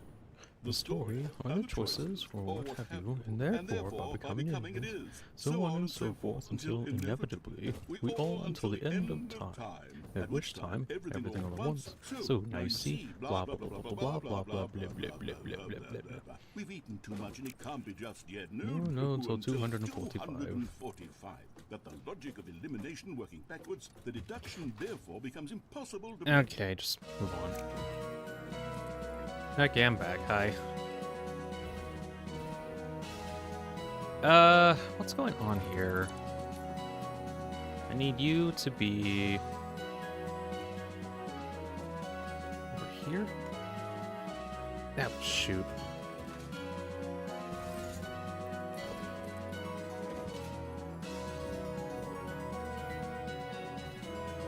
Okay. About here, actually, is the length. Okay.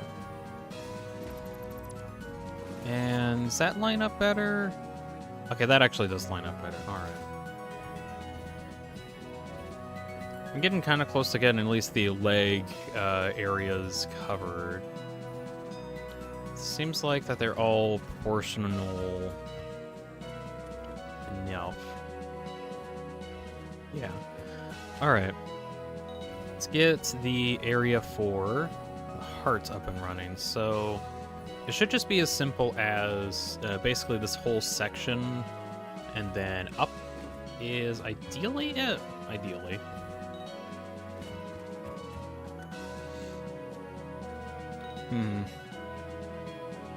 I'll pull up my calculations really quick.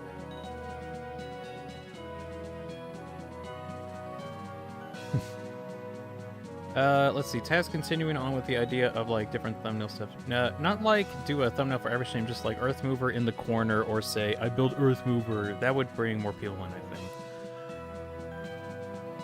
I think. Wouldn't hurt. Yeah.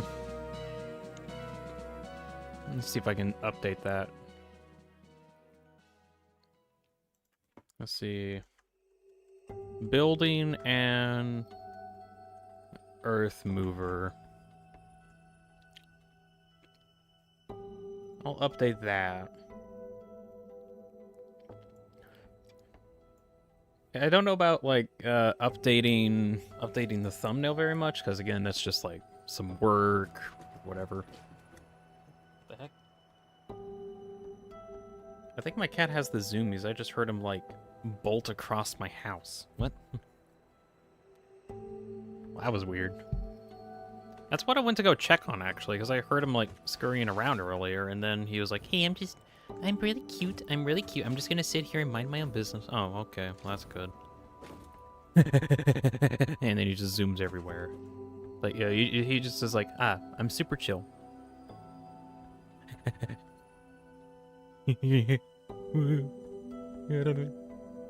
And then that's my cat. I don't know what's up with him.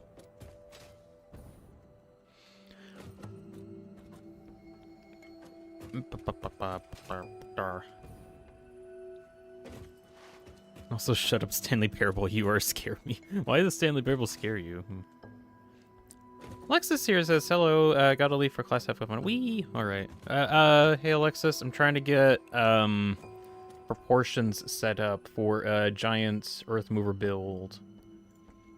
Right now, I'm trying to focus on No, hide you. No, okay, there we go. Trying to see if I can get like the center area up and running, like this this whole region. The body. Okay, so it's 150 meters. I already checked the 75. So ideally from about here, it is like where it ends. So I need to go 150 meters long, which 150 meters, divide that by 8 is about 18.75 foundations. 8.75 foundations long. All right. Was that the math that I did already? Art room, 150, 18.75 foundations. Okay.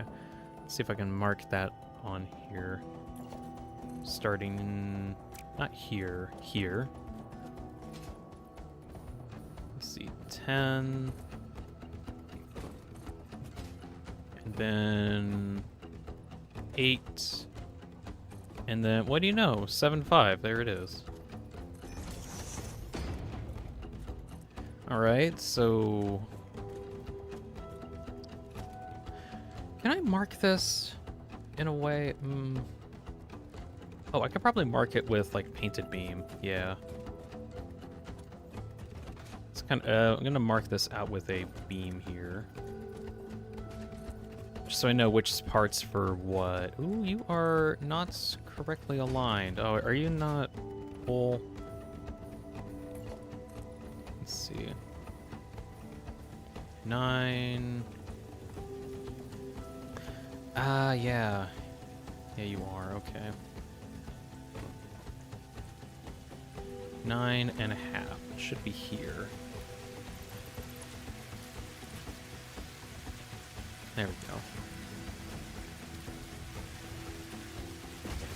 Taz says, my dog joined me and watched the Earthmover build construction. Oh, nice. Hello, Taz's dog. So basically, we're building an Earthmover. It's really cool. It plays fetch sometimes.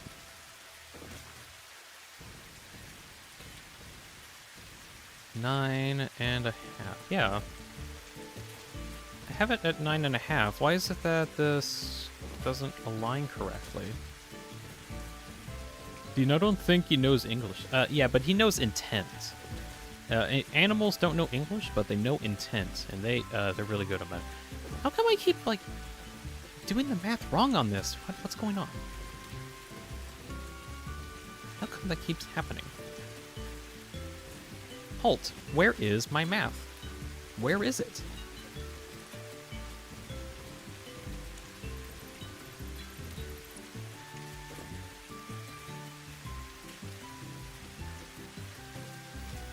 I believe...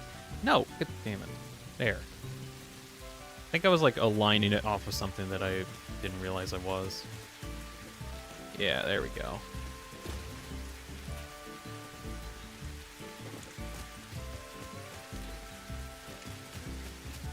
Okay.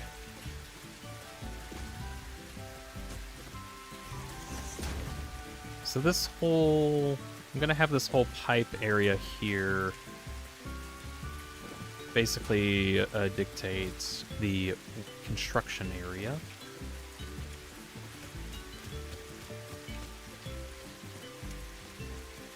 Actually, I could probably use this to like get a better measurement on stuff instead of just using foundations, right? Probably. Oh well, I'm just gonna make sure I have my working area correct.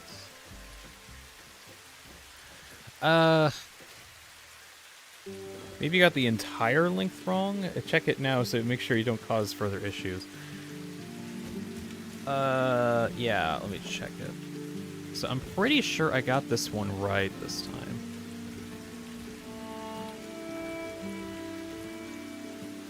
Wait. It should be here.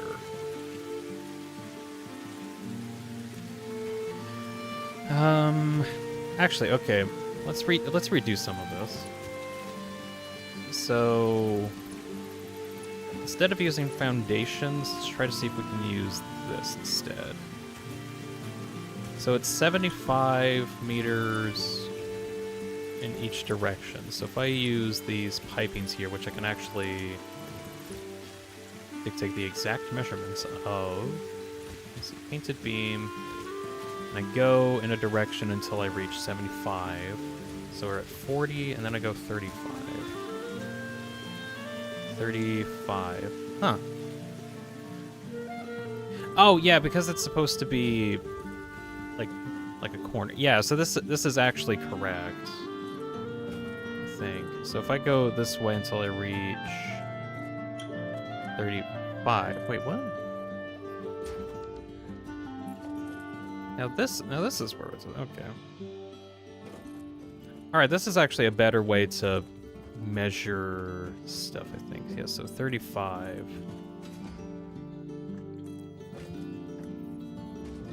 I should have been using this. I forgot all about the pipe stuff. Yeah, 35.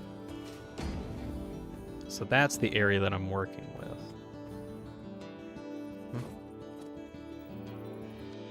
So maybe I have this. Did I have this whole area off then?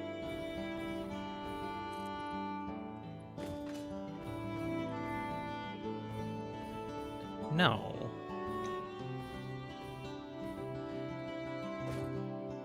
Whatever. I'm gonna see if I can redo this a little bit and go off the pipe, at least for like these like very particular measurements.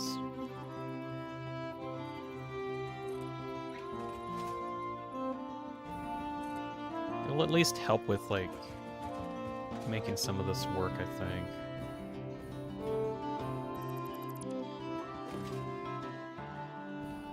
So ideally, if I go in this direction, I should be able to get 150 if I have it right. So this is at 40, 80, 120, and then I need to go 30 more. Oh, that got to 29. 29. And then that's wrong. Yeah, that I guess that would be wrong because I like rounded up to something else. Let's see. So if we go 35. Yeah, let's try. Okay, I'm gonna try to redo some of the calculations that I have for piping, specifically because I can actually use like straight meters here.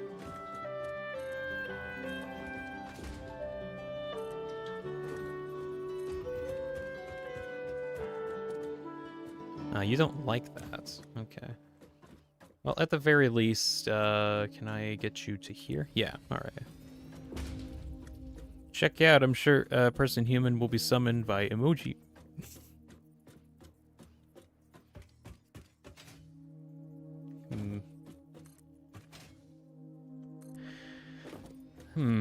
This is gonna take a while. Just a while. So, maxed out. And if I go over here, it's 35. Yeah, still 35. Cool.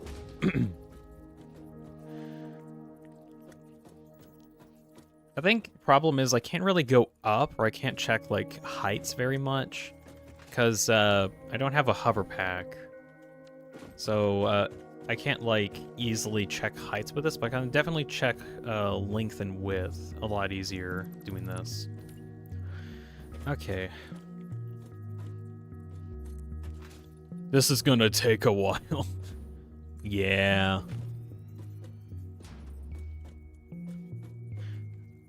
I kind of mentioned this before, but I'm certain that this build project is gonna definitely take like months to do.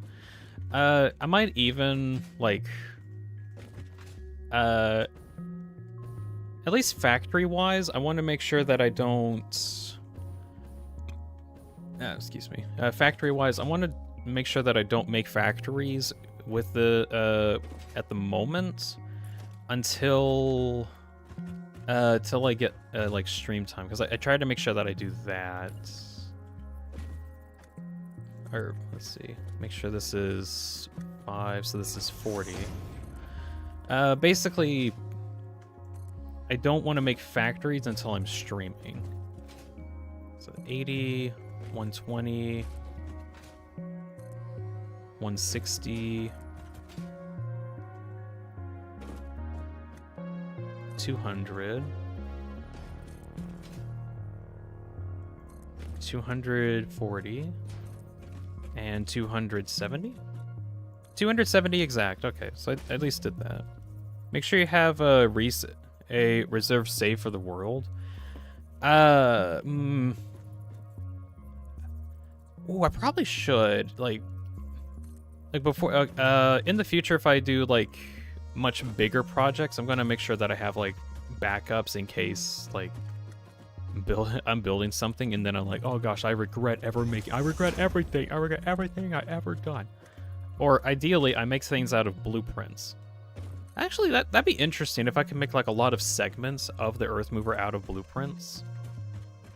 Because I'm gonna need to make like copies of stuff anyway. So wouldn't it be better if I made everything with blueprints so I can like duplicate it? And then if I need to change something out, I can just like break the segments down into their components with the blueprints. Like, especially when I'm making like the legs as an example, if I part of the legs that's not quite right, then it's not gonna look quite right. Topher here says hello. Hello, Topher. Hello. Hold on. Yeah, hello. There's my wave. So get you updated on what we're doing. We're getting a rough map out of the foundation area required here. And let me see if I can pull up my notes. I spent the last night meticulously measuring out everything about the Earthmover. To get the actual numbers, I used like a rocket ride feature in order to go a fixed distance or a fixed speed and then measured the distance over time. And basically this is the numbers that I got for the dude. Which kind of works out. Anyways, we're trying to go off of the math that I got and get this working. Yeah. Interesting. Yeah, it's interesting. Let's see. So, rechecking the what was it? The width. It's 300 meters long. Okay. So I'm at, I think, 80 here. 120.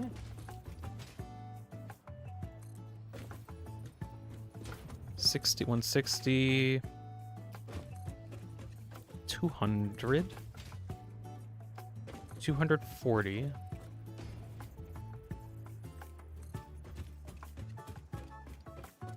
280.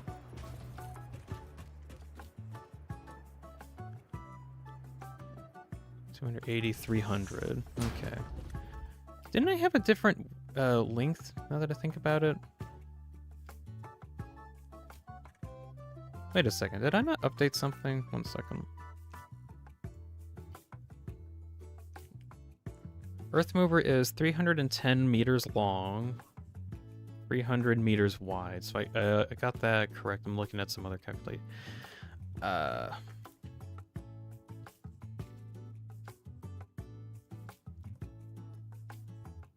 Person Humans in chat and says, I just watched Susie Deltron melt in a fire. What? That's weird. Tess is Oligo summon Person Human? I guess so. I thought surely whale, somewhat whale, wouldn't make up whale. Weird routes. Worse than weird route. Very strange. So let's see. This one's 20. I need to recheck. Recheck what? I'm gonna recheck the width. I can recheck the width doing this. I'll come back and check the measurements another time. So this one is 80. I'm trying to see if I can get this to be 300. 120. Ooh, no. 120. 160. 200.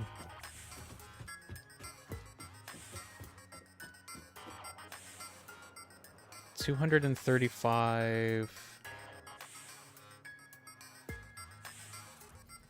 And this one is 75 in length. So that would be 240, and that would be 300. Okay, so the length and width is correct now. I'll go back to this one leg really quick before I do stuff. Sonic Grace just said, huh? What are you talking about? That one mod? Is that a mod? Who would ever make a mod like that? Let's see, 40. So these are both 40. About 5 here. There we go. It's the person who made it. Oh, good point. Good point. I should have asked who made it, who wanted this.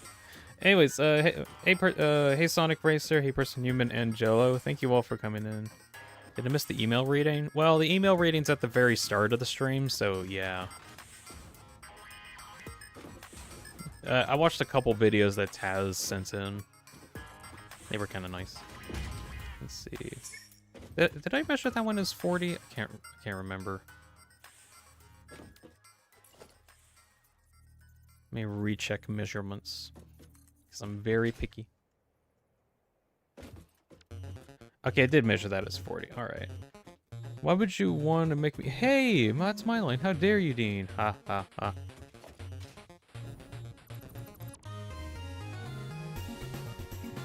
Lame thrower. Why lame thrower? That's not that lame.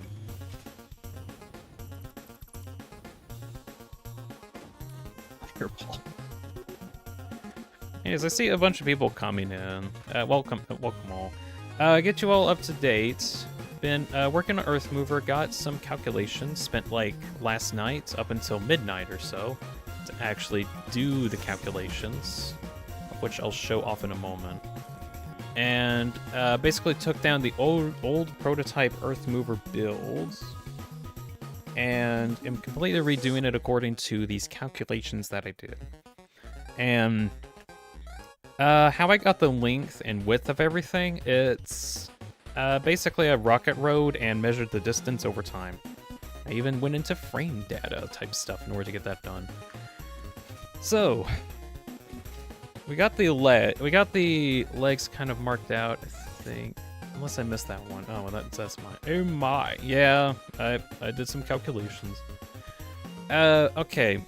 Next part, I want to actually get the hearts area measured. So, let's see. If this is 75, shoot, what was the length? I needed 200, that's right. So the length of this whole part is 75.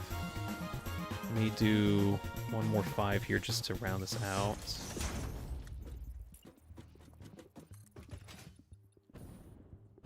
Make sure these foundations are here.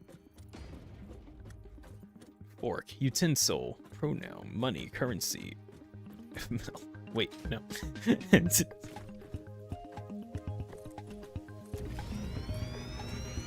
see, so it's at 80 at the moment. If I go here, it'll be 120.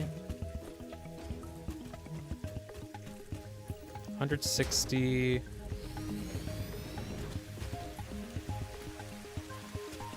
And once this reaches 200.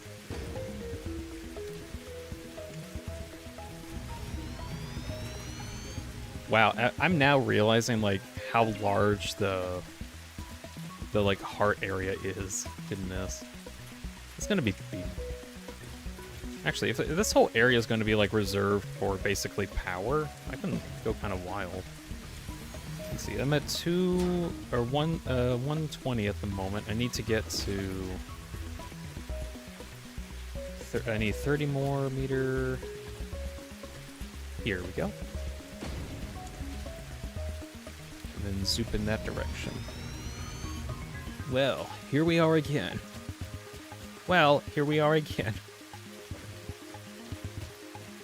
Make a GLaDOS or aperture sign. That's gonna be a lot. I could make an entire underground facility, but that'd take a year. So, nope. This will only take me a few months, though. Okay. Right, so I'm actually really thinking about this. This whole box area here, this boxed in place, and we're gonna get the height soon. I think I'm be able to get the height. Is going to be the heart.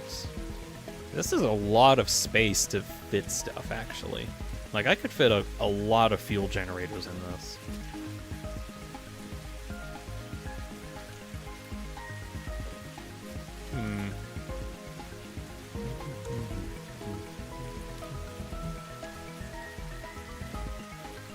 Almost like too many. I feel like this is almost too much space just for fuel and such. I could have a bunch of other factories running near the heart, I guess.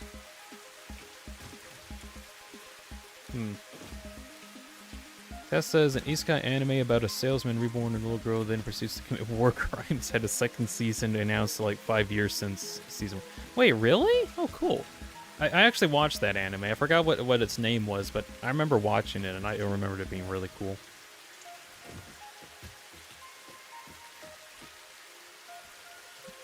I liked watching it, basically.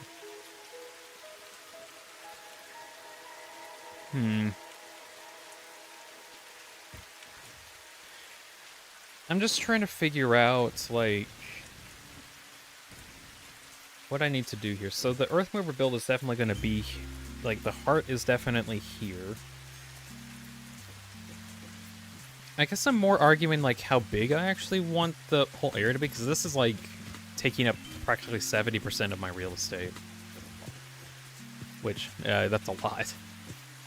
Let me pull up my math here.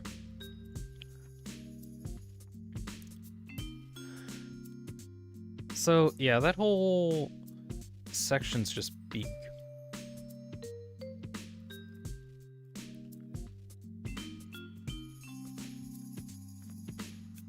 Actually, I think the length of here is different. Wait, no, it's... Wait a second.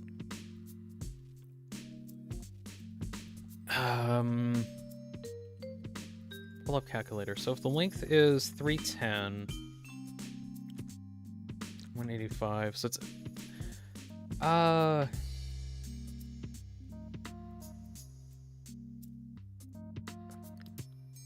okay, no wait, this is supposed to be 85 meters, not 200.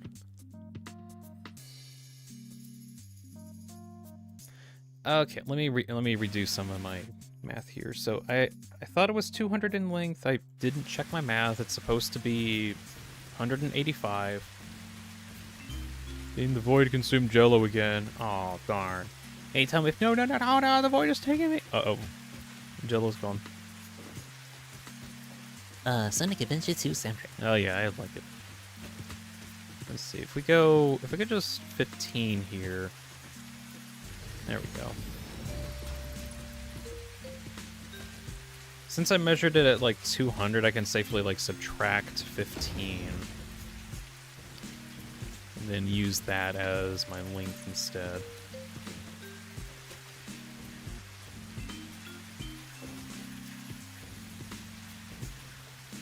Okay, because yeah, there's just going to be this big area behind it, isn't it?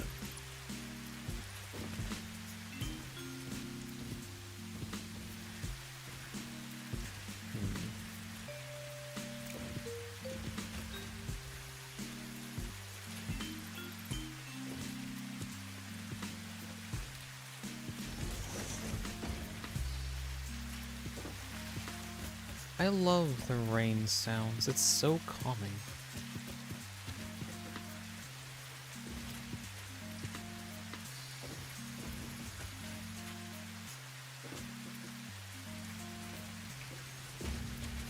Okay, let me make sure I finish up the piping on this. So, do I want to measure the height next? Or what do I want to do?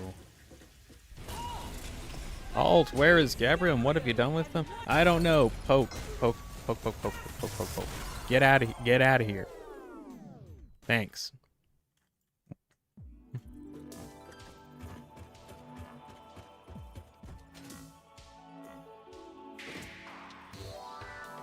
Okay, height-wise, Gonna be difficult because of how I can...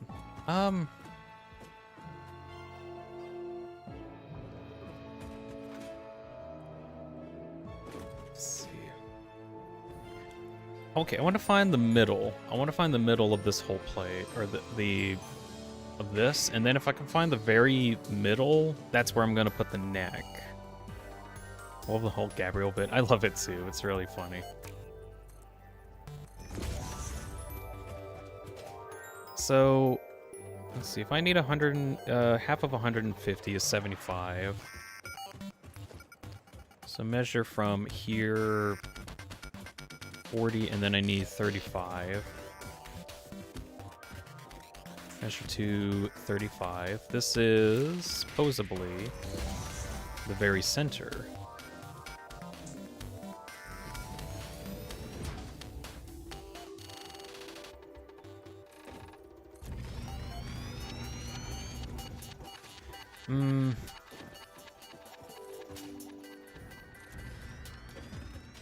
Hopefully this isn't going to be too bad. So, what is half of 185? Actually, hold on. Is it... Do I need to go up a half of the full length, or... I think so, because it, like, right near the very middle is where the neck starts coming up. And that's kind of where I want, like, the actual neck to be at. So I'm going to go off of that. So half of 185 is 92.5 meters. Okay, so this is a length of 40. Another length of 40.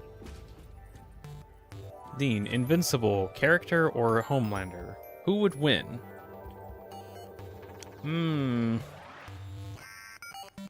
Invincible, because he's... Dun, dun, dun, dun, dun, dun.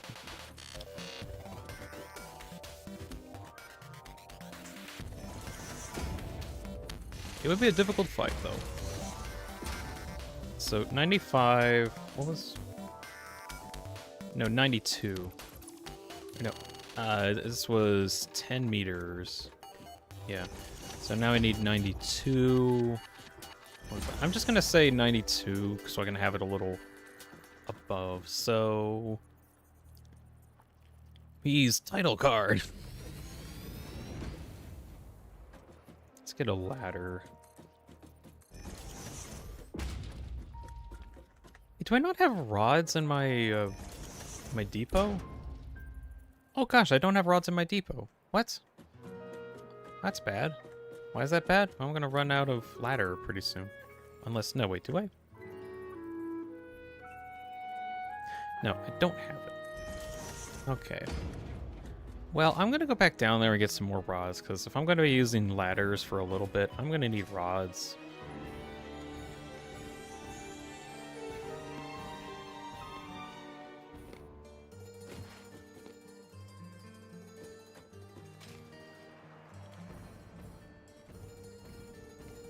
Wait.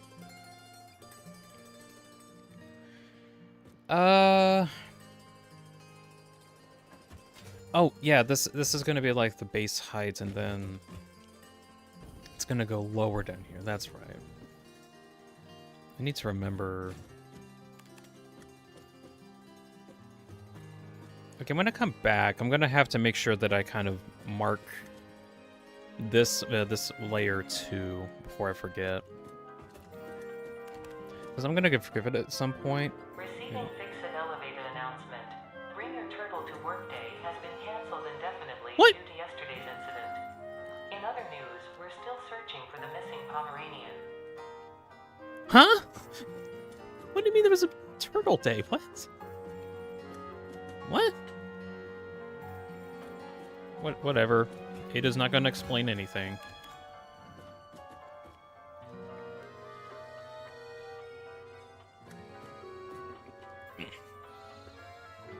That says Homelander's probably on immortal level, but he has laser eyes.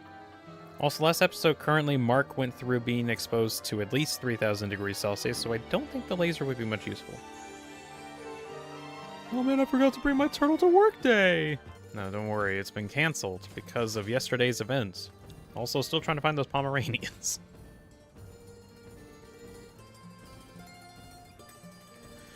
Alright, rods. I would like rods. Full of rods. I need a bunch of you. Apparently, I don't have you in a depot, so I'm gonna make sure that you're connected to a depot somewhere. Where are you going? Over here. Nice, split off here and it not break anything. Of course, it would. Okay.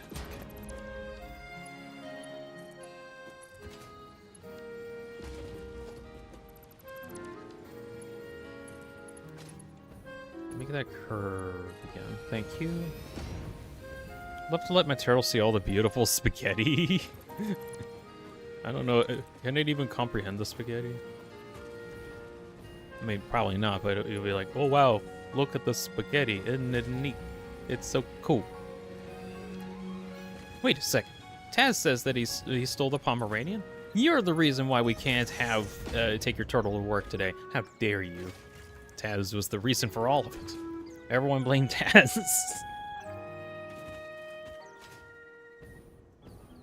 I can't believe he would do this. And he was such an upstanding citizen.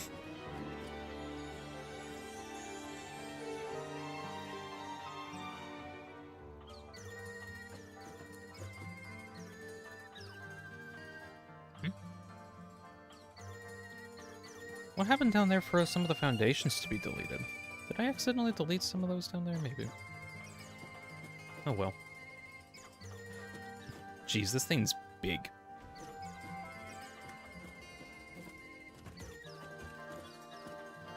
Okay, I'm gonna go to this level and make sure I do some math here too.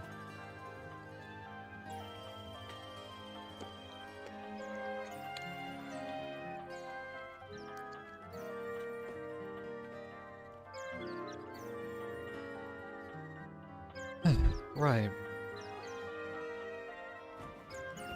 So this is technically the bottom layer, right?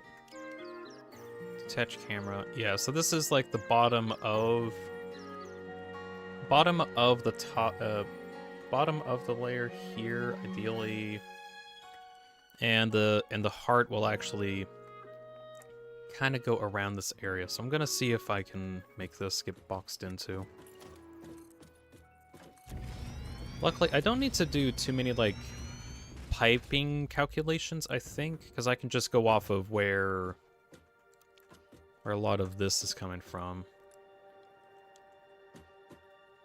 So if I just do this, measure down here.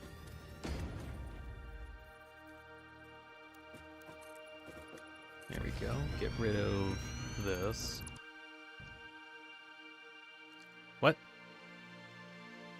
Excuse me? Why'd you crash? Oh well. Maybe it doesn't like that I have Ultra Kill in the background.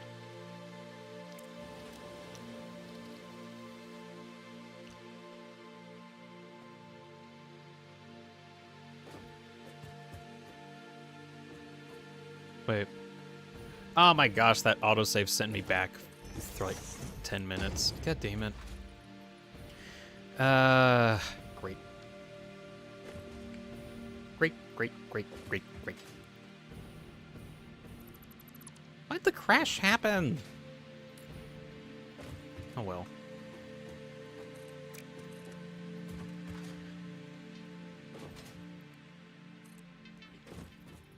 Okay, so I need to go, I need to finish this up. Then I need to go back downstairs in order to go get the depot fixed up. Sonic Racer's back, says back. Hello. My game crashed, and now I have to kind of redo some progress that I've done not too long ago. I don't actually know what caused the crash. I'm guessing because I had like some other programs behind. Still don't know. Oh no, bro. Oh no, indeed.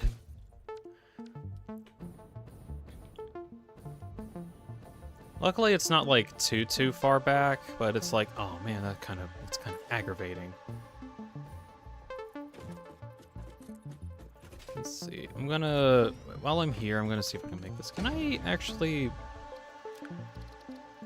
update autosave interval every 10 minutes? How about every 5 minutes? I don't have to worry too much about... So 1 microsecond? Kinda. I did a few things before. I have to go back downstairs and get some rods connected to my dimensional depot, because I forgot to do that. And I only mention it because I needed to figure out some heights, but I can't unless I have the use of rods so that I can make ladders.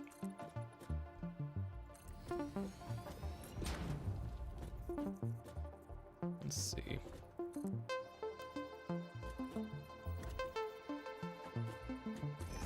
There we go.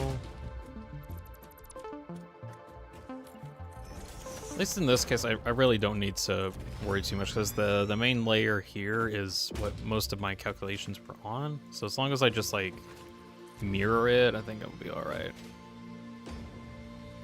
Tess says, I turned and my dog, I guess is what I would say, was on my bed, and I said to him to leave, and he scared me. I'm like a cat in that one pickle, except I'm not a cat and the pickle's my dog.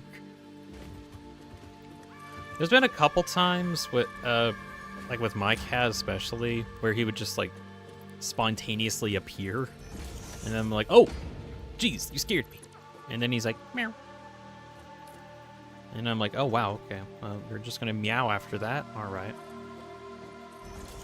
No elaboration, he just meows and that's it. He's actually sleeping currently on my bed. He likes it when I have the window open so that he can hear the outside world. We take him outside every now and again to walk around some, but as much as he really wants to, we don't have a lot of time to supervise him. Because he will just run off in a random direction if we let him. And there's been like a couple times he almost like really ran off. And he's like, haha, I'm getting away. Ha, it's so fun. I'm getting away. No, get back. No. And we have no idea if he knows how to come back, get back sometimes.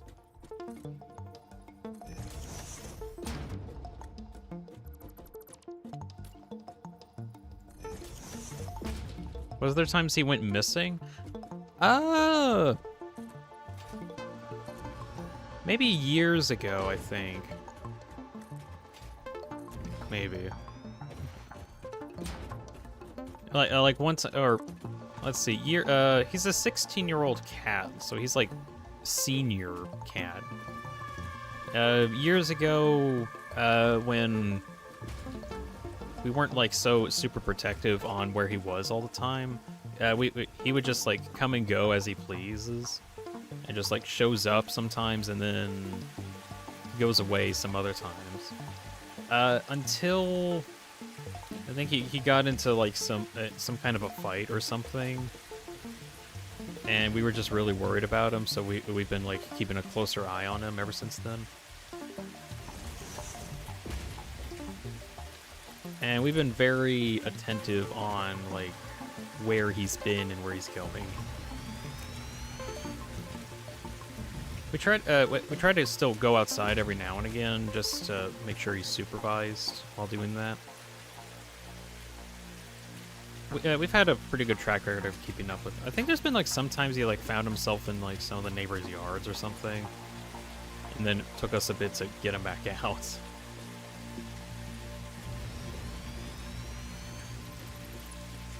At least you're more protective for him, yeah.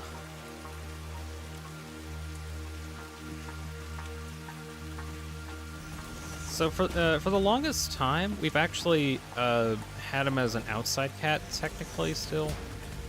And that was because of, we actually made like a little outhouse for him with air conditioning, heating, little litter box area, little bed, water, food, anything a cat would want, pretty much.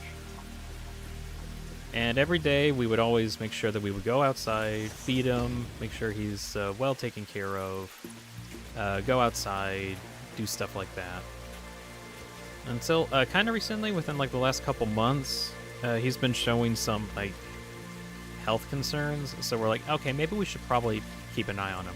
Also, apparently the winter is coming, and it's like super duper cold, and we don't know how effective that heater is going to be. So, you're staying with us tonight, Kitty Cat. That's his name, by the way, Kitty Cat. Very creative. I think it's because like I heard my family call him Kitty, and I'm like, oh, that's his name. And when in fact it's just like, oh, here, Kitty, Kitty. You know, the one thing where like it sounds like that they're just saying, here, Kitty, Kitty, Kitty. A little Kit Kat, yeah. Senior cats are the cool. That cat's cool. So is this not correct? Oh, yeah, it's not actually correct.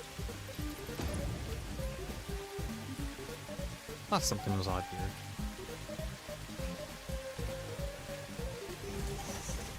Anyways, ever since we let him in that day, or like let him actually stay in overnight, actually surprisingly took it pretty well. Like I was like, oh, okay, I guess I'm here now, because we've had him inside a lot. It's just when it was about time for us to basically put him up for the night, we just sent him and get him back out into the house. But now it's like, oh, I get to stay here longer than an hour and a half. All right, I can deal with this. And then he then dealt with it. So funny quirks that we found out. Water. My cat is very particular on water. There would actually be times where he just straight up wouldn't drink water. Why? Oh, it's not in the right spot. Oh, it's not in the right bowl. That kind of thing. There's even a whole cycle where we had a bowl, we had a water bowl, we had a water fountain. We had just like a big old water tank thing. But then, one day, he decided not to drink out of the water fountain because he liked the bowl. And he was like, Huh, I like this bowl more. I'm gonna drink out of it exclusively. Ah, that water fountain over there. Ooh, that is too under me. he has very high standards. Huh? So, ever since he found the bowl that we've had there for him, he's like, I want to drink out of this bowl water specifically. and we're like, okay, fine. I guess at least we don't need to clean the fountain anymore because you're not using it. So I guess that's fine. Well, guess what? He found a new type of water. Mug water.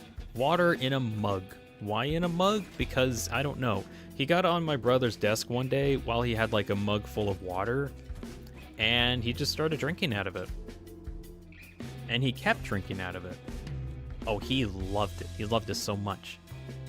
And now he doesn't drink out of the bowl. Like, I'm pretty sure he hasn't taken a single sip of the bowl water. He only likes mug water now. Now, the problem with mug water is that there's a lot of water that my cat doesn't drink from the mug, because the mug is really tall, and there's only so far his little head can go, so he eventually runs out of space. So we ended up having to get like a water pedestal thing in order to basically like we're guessing that he likes the height of the mug, so we're going off of that. We got him something that has like a lot of height to it, and that way we can actually give him like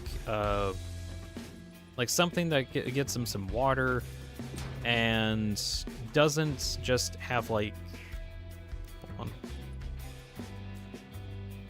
1 second. There we go. Doesn't have like almost or so much wasted water, basically. That's the idea behind us getting like a little pedestal of water for him. Yeah, that's why people drink out of this particular these spherical cubes. Yeah. So, long story short, my cat will only drink mug water. But we've had to say, no, we can't give you mug water all the time, that's a lot of wasted water. So we give him a little water pedestal instead. And, well, he likes it. So we're going with that. Now we don't have a lot of wasted water. As for a food situation, I think it's just like when he feels like eating. Kibble isn't too big of an issue, although we can't give him like kibble that was specifically made to help treat kidney issues, which, fun fact, not so fun fact actually, but still a fact. Most of the time whenever cats pass away, it's due to liver failure. So pretty much it's usually their liver that goes first, and that's unfortunately it. The only thing that you can really do is just like treat it and try to prolong the inevitable, basically. Unfortunately, he doesn't like the kibble that we gave him that's specifically to help with the kidney stuff. Like, it got to a point where he just wouldn't eat food because he didn't like it. Really didn't like it. So we're like, fine, you're at the end of your years. You're like 16 years old, which is like, that's crazy for a cat. Fine. We'll let you live out the last year or so, however long that you feel like you have left with as much happiness as possible. Still, like, giving him a lot of medicine and like we care for him a lot, but just making sure that he actually eats food. That's the preferable. Anyways, we have him plenty of food. We got him plenty of water that he'll actually drink, and well, right now he's chilling on my bed and just chilling there. He is just chilling. One moment. I'm gonna see if I can find a quick photo of my cat just to show him off. Do I have a photo just on hand? No. 1 second. My time will come when I say my time has come. It really feels like that. I really have absolutely no idea how long my cat's gonna live. He could just live an extra 2 years. I don't know. Ever since we had him in the house and made sure that we fed him and like gotta water my car, gotta water him. He's been he's seemingly a lot healthier. I think it's just because he's able to hang out with us a lot more. I'm guessing. Where is cat photo? I know I have cat photo.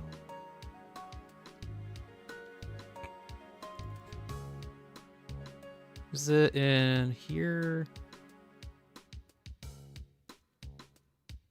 No. Where is it? Where is my cat? Do I have it under... Okay, I have a lot of different photos in different classifications. There's a photo of a cat. That's not... Hold on, where is he?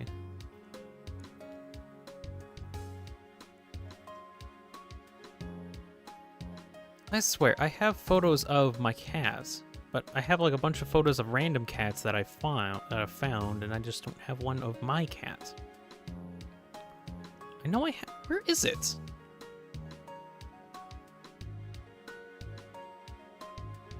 Oh, here it is. Okay. It's my time, but... Okay, found it. Here we go. Are you ready? Cat. Here's my cat, Kitty. Oh, Silence is in chat. Hey, Silence. I just been talking about my cat for a while, and here's some like photos of him. I think this is photo from like a couple years ago. Oh, the cannoli, it's Silence. He is very cute. Let me make sure trying to make sure I don't accidentally show photos that I don't want to be shown. Okay, I think should be okay for the moment. Whoop, whoop, whoop.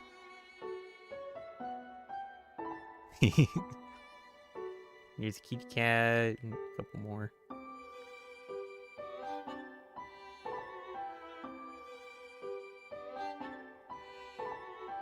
There he is sitting next to a tree. Here he is in the field. He's so majestic. Alright. So yeah, there's my cat. One sec. This is it. We gave him like this little ribbon thing to play with, and he was just playing with it for a bit. And now he's just plopping. This is just my cat kitty. I think this was like, man, he really doesn't look any different from like 5 years ago. Goodness. Maybe older, but he really doesn't look that different. Wow. Yeah, because that's like 5 years ago. He looks about the same right now.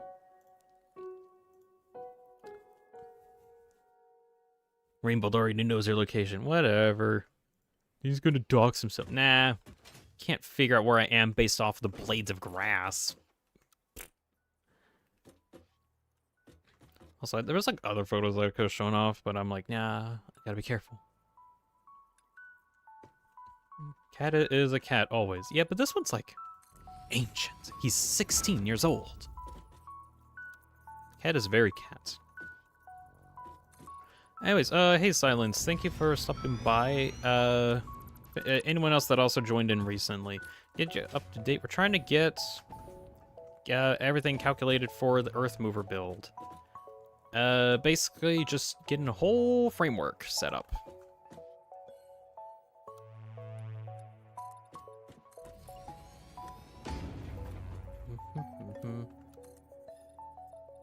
Okay, so that is good, right.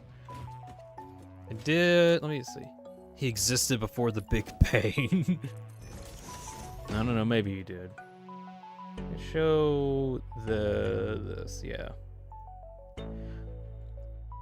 So, mainly for science. Look, I did calculations. I have calculations on everything that needs to be done. Well, not everything, but like a lot of stuff for the Earthmover, and I'm using this as like reference for like the distances that I need to make this in order to get the proportions correct. Dean couldn't finish the 600 per second? No, it's 600 or 60 per minute. No, he wants to do mega construction. Yeah. Well, okay, no. I did finish the 60 a minute challenge that I did. I just didn't like do a lot of fanfare with it because I was just like, man, I am like so done with this challenge. I just do not want to deal with it anymore. Anyways, now the actual challenge is making the Earthmover, which I actually kind of like. Because I've honestly never really like planned out a build like this before, and this has been really interesting. Oh,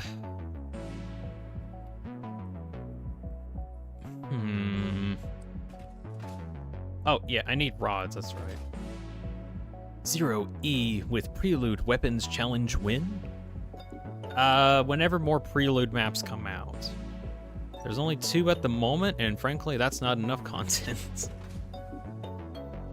Hey, Hakita, if you're watching the stream, please make more Encore levels. Especially, make sure we should get Layer 9 Encore before Treachery comes out. That would be hilarious. Hakita doesn't watch my streams. Can we fix it? No, we can't. No, we can fix it. It just takes effort. The hell you mean no?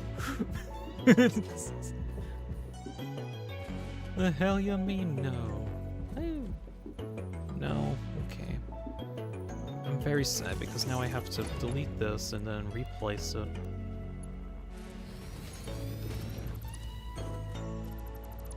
We ran out of money. What do you mean we ran out of money? Can't just run out of money like that. We got the funds to build it. Oh, I need to check on my my fuel over here. Oh, plenty of biofuel to work with. Plenty.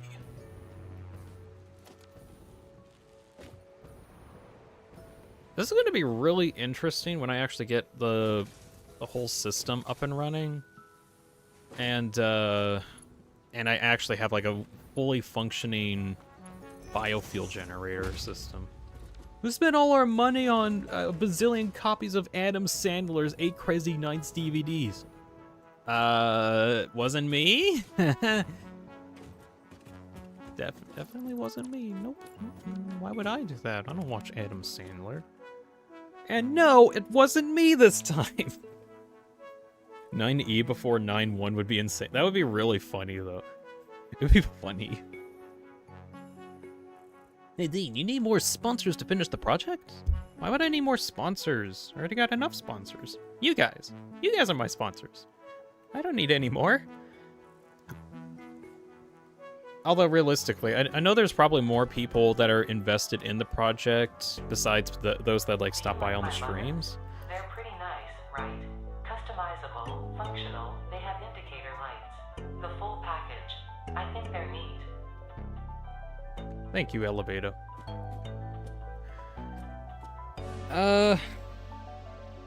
Shoot, what was I talking about? Oh yeah, sponsors of today's show. You! The stream was thanks to viewers like you. Thank you. Anyways, in all honesty, there's a lot of people that are probably also interested in the project. I mean, the video of me talking about it has like 2,100 views. That's almost as much as the Halt Gabriel Halt Gabriel joke video that I did for a bit. Which, that's actually crazy. So I know there's a lot of people that are interested in the project, and I want to make sure that I have, like, stuff showing off the progress on things. But, of course, I need to actually work on that. Definitely over my break next week, I'm gonna try to, like, better make the skeletal framework. I just want to see how much of this I can work on today, basically.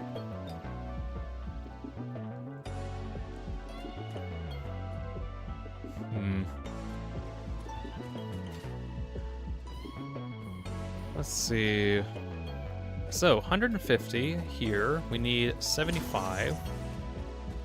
We need to go 75 into the very middle. So that's 40, 35.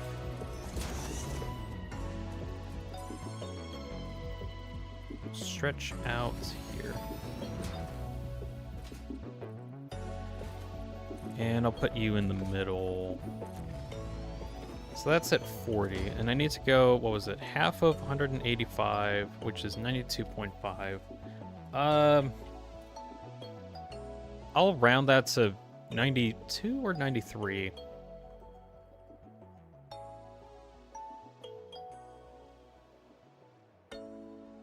$93, whatever. So this is at 40. Need to go one more, so it'll be 80. And then another 10, 12, 13.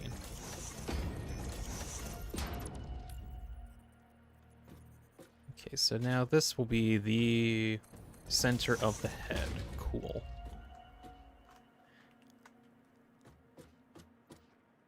Dean is doing math. I love math. I love mathing. Math is so great. Alright, what is the height that I'm working with?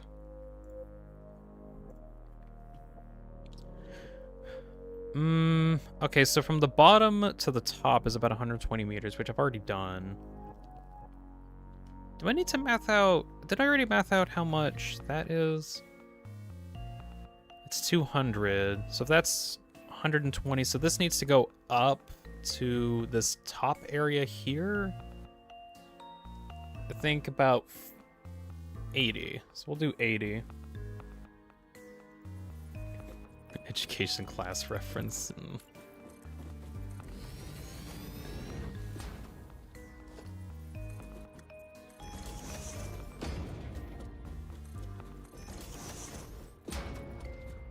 Oh, hi, welcome to my Steam house. Is that... Okay, that's just one. One more up.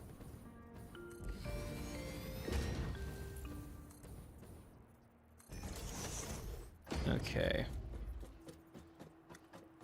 Just do the simple math problems like what's the distance between here and the sun? Oh yes, of course. Why didn't I think of that?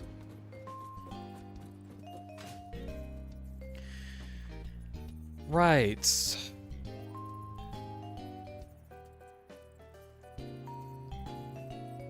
what's wrong? Something's not quite right. Something's not mathing.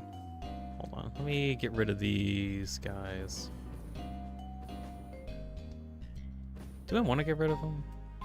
For now, just so I can make sure I do my math right. Let's make something similar to this, but below. we need to make sure that's at the right height.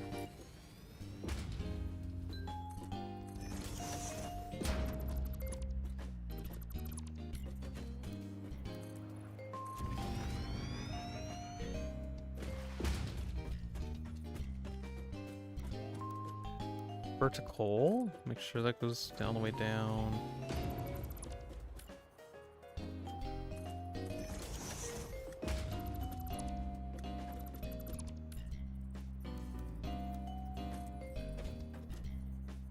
Yeah, okay. So go off of this area, take out our painted beam into the very middle, and go up about 27. Okay. So you're at 27. Oh, you're not. What? Why are you not? Oh, because I'm using like the wrong foundation area. Okay. Yeah, so this should be it. So that's 40. So we're going off of from the very bottom of the belly to the height, which is about 200. So I'm gonna do this.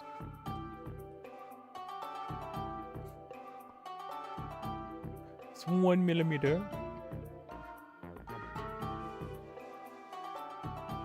No, please don't recalculate it, I swear. Please, I need this. My mom's kind of homeless. I live with my dad and I want to help her out. No. Nope. You can't. Taz says, is Ultrakill a post-apocalypse game? Technically, yes, because humanity has been annihilated. Or supposedly. I say supposedly because it's not unconfirmed, but, I mean, Earth is kind of dead at the moment.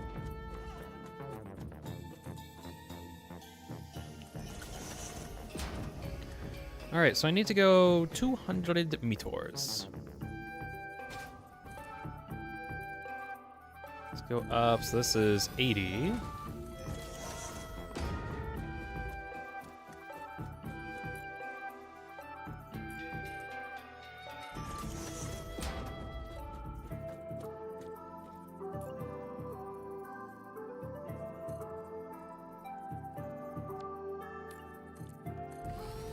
$120.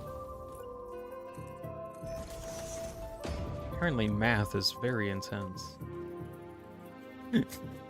Sonic is to say no for a very long time.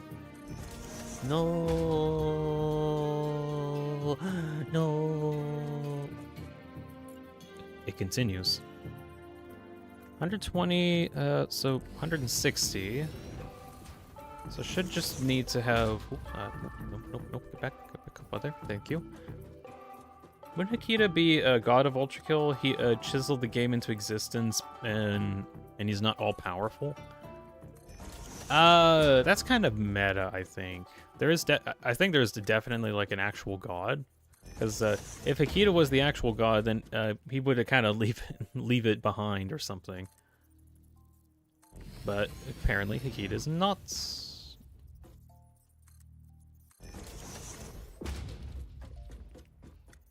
I smell peak.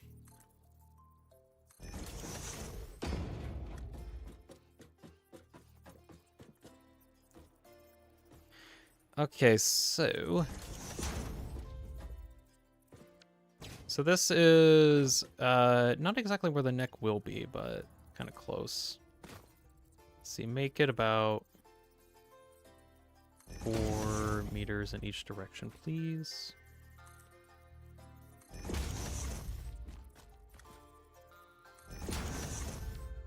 Okay. No, that's not what I want. Why did she give me that? No. Give me my foundation back.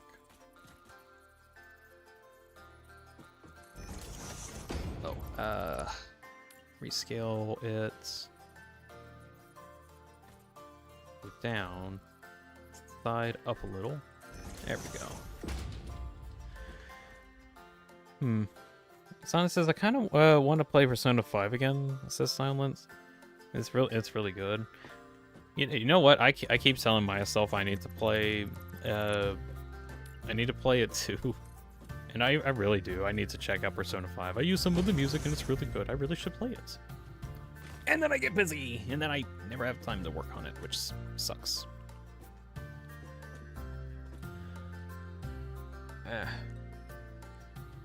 Maybe in the summer. Not to stream it, but just when I got time. I still need to finish Crossworld. Trust me, Dean, it's beautiful. I know it is beautiful. I know for a fact it is. But to me, it's like telling me to read a 1,000-page book. And I know it's going to be really, really good. But on the other hand, it's 1,000 pages. It's not actually 1,000 pages. It's more like way more than that. But I have things I gotta do first.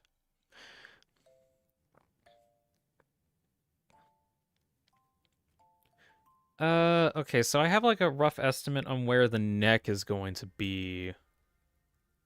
Can I have like a confirmation on height stuff? If we go from like here, 430-meter area, and then go up 430 meters, we can try that out. All right.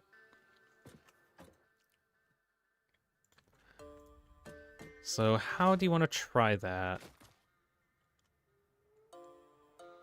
I think we go over to this edge here. Because this is the top? Yeah, this is like the top area. Since it's not exact, we're gonna have to like go off of it here. Okay.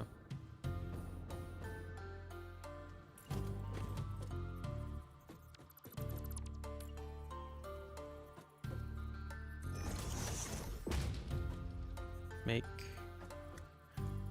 Oh, that didn't even get placed correct. Oh well. Whoever existed? What? Tessa's favorite Persona 5 character is the 5th person. Sun says Maon Rezu. Jeez, I really should check out Persona 5. I really should. Yeah. One day. One day. Set to vertical and go up.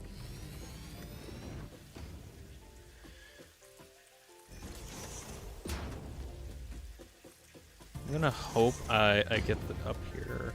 I'm not gonna do specific math, but just doing this so that I get a good idea of everything. Make sure that it's in line.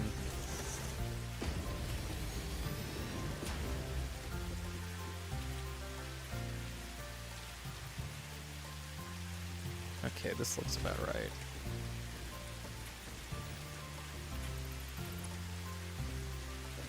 Oop. Okay. Let's see. How accurate do I want this to be? About here. I'm eyeballing this. Oh my gosh, did I eyeballed that just right. Wow. That's cool. It goes all the way to over here. And this is going to be the height. I'll take this out.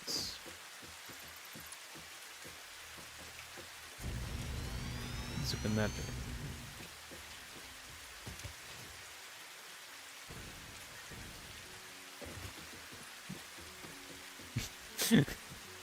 Tess says, Dean, Silent said to bully you into playing Persona 5. I think he's very determined to make you play it. He's been on me trying to play it for a while. Or actually, there's a lot of other games that Silence wants me to play too. Which, like, yeah, I do agree. I do need to play those. But yeah, I'll play them at some point, I say to myself, knowing full well that I may or may not have time. If I get time to... I still need to finish Crossworld. I haven't even finished Crossworld yet. Go play it's an RPG too. Oh, uh-oh. Oh, this is bad. I'll survive, but barely. Slurp. Slurp. Chat, he has Silk Song. He hasn't finished. No, don't tell him I have Silk Song. No. Silk Song's painful. Silk Song. Damn, that's an infinite content farm.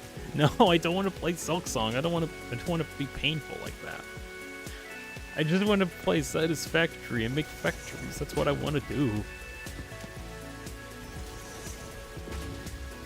Suffer with me. I've already suffered enough, but I have the I have the intelligence to say no and not suffer because reasons.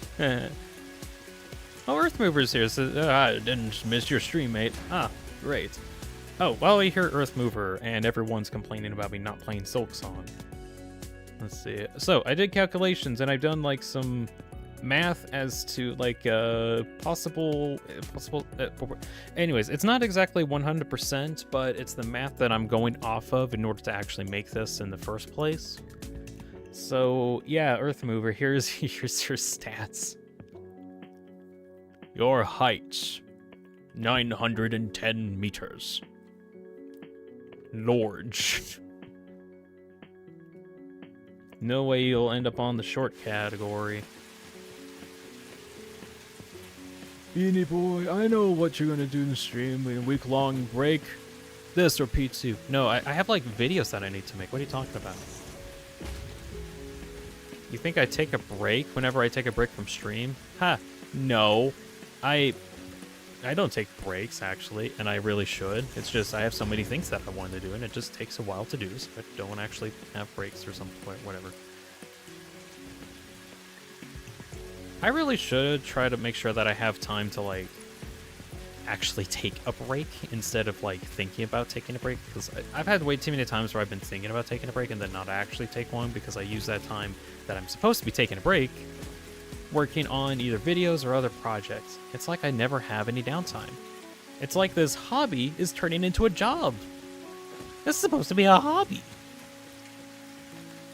But then again, I don't really have that much of a job, though. Earthmover says, my full name is A.M. Well, that's a really weird name. Did you come up with it yourself? Oh, yeah, I need to go higher.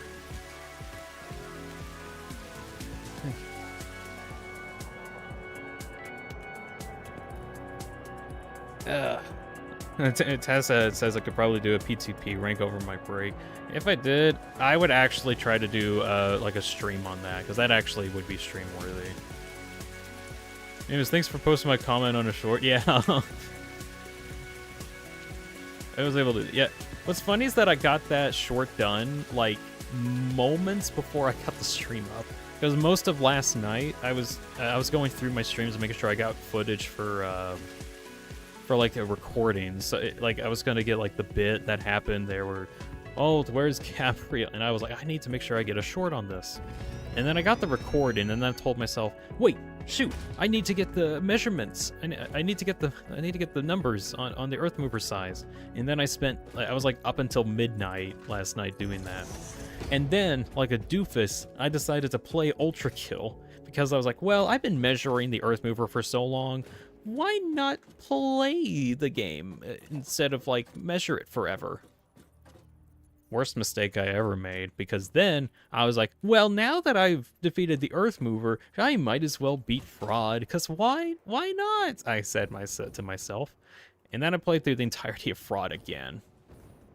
Which, that was really fun. I really like playing Fraud. Fraud is really cool. And then it was like 1 a.m., and I was like, shoot, I should probably sleep. And then I slept. Also, heights of Ultra Kill characters aren't canon. True. However, whether this dude is like 9 meters tall or 900, it still scales. I'm going off of like approximate heights pretty much. So if it is or is not exact heights, doesn't entirely matter to me. But the only thing I really worry about is as long as I can get like the proportions ready for the builds, that's all I really care about. And stream always lags. It's you say that, and I was like, well, I'm not lagging. But then I looked at my OBS, and it says that I dropped 51 frames. I have lost 51 frames. They have gone into the void. And I don't know where they went. If you detected that 51 frame, we had a lag spike. Oh, you all had a lag spike? Okay, okay. I was like, huh, there's no way I lost frames. I lost 51 frames. Where did those go?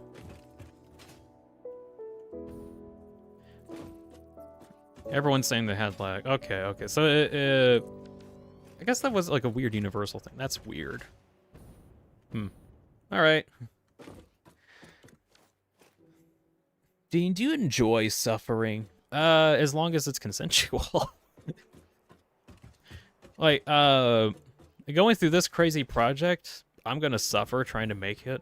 Making that Tenna project, suffer making that too. Oh well. Okay, okay. I need to think about this really quick. So,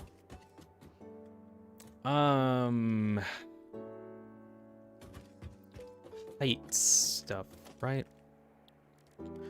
Let me get an elevator out.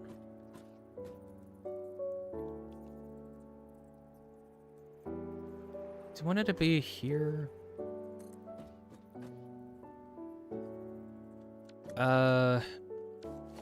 Sorry, I'm just trying to figure out how I can work this in. Okay, so this needs to be, what was it, 300 something?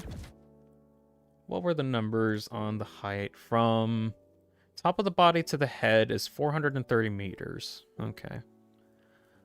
So I'm at 196 at the moment. Also, I need to make sure I have, like, little what? Can I not put that there? Oh, okay, whatever.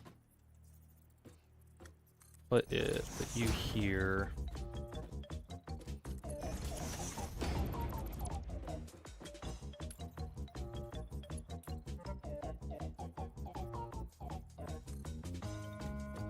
Can I scale you?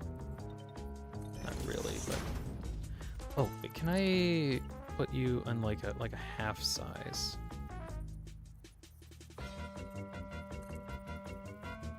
Half size down?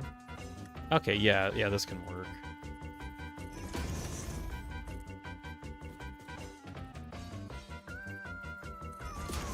No. Dean, here's a few proposals. New game, brutal, violence, no weapon. Actually, I've kind of thought about doing like a no weapons run on brutal, or like start off a ultra kill run on brutal. Like I've thought about that. Like, I'd actually, no joke, be interested in doing something like that. That would be very painful, but that's something I'm not entirely against. Because, like I said, I've thought about it. Let's see, P rank the Encores with their respective weapons. Like, 0E, you only have the prelude weapons, 1E, you have the limbo weapons. I don't know about, I don't know about the Encores. But I'd actually would be interested in trying to do a brutal run without any weapons, or without any weapons to start with, because I feel like I've gotten good at the game that like brutal difficulty actually is something that I could feasibly do. That being said, I still would like to practice that or something, or have time for it. Maybe whenever Treachery comes out, I might do some more ultra kill challenges. I don't want to like do random challenges for games for like the sake of it, but if I had like an update to go along with it, that'd actually be kind of neat.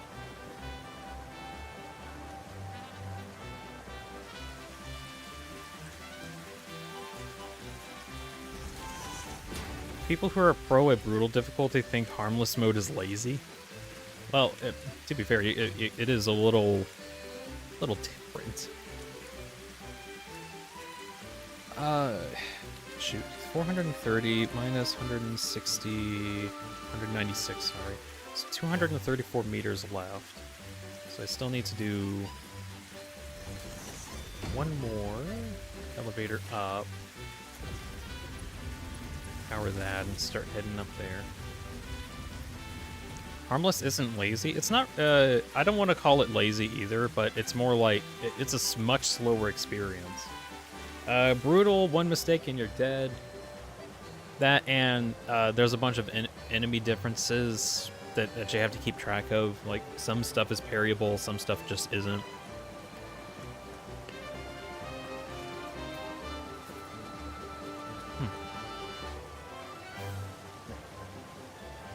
Sounds fun. Lazy means easy, you know. No, yeah, because it's easy.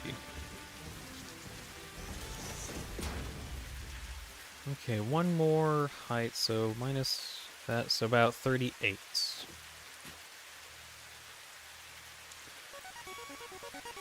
Ah, you just got Lancered. 38. There we go.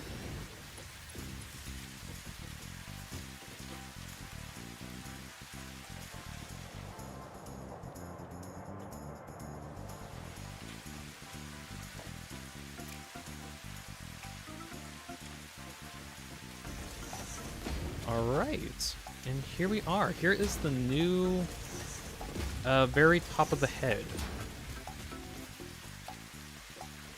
Cool.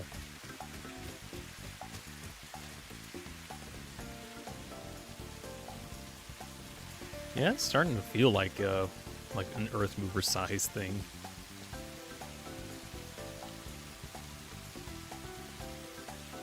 Very big. Right, next thing I need to look into is seeing if I can at least start making the heart. I want to start making the heart area in the center. And I want to see if I can do that before I end the stream. Do I want to do that before I end the stream off? Yeah. Oh, I don't have any more fuel. Oh, nope, had barely enough. Here we go. Thought I was going to die, but no, I'm too good at this game. Let's see.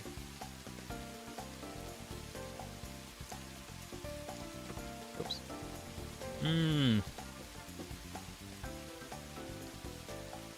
This thing is huge. Jeez.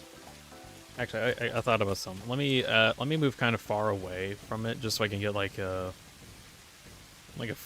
far view. Oh yeah, how many crystal also? I don't have a lot. Okay. Thought I was making some amount of crystal oscillators. Apparently wasn't enough. Don't you dare halt me. Tess says, obviously Harmless is easy. I played it in standard my first playthrough. The same person that didn't want to buy Ultra Kill because I thought it would be much for a dum-dum brain. Honestly, I personally feel like Ultra Kill is best played on violence, in that, like you play at a certain level there, that's just, like, really, really good. Like, I know standard is, like, the actual standard, oh gosh, look at the size of that thing. I meant, halt, where is Gabriel, and what have you done with him? Look at the height of that thing, jeez. It Lorg. There was a Halt Gabriel earlier in the stream. Yeah, that happened a bit earlier.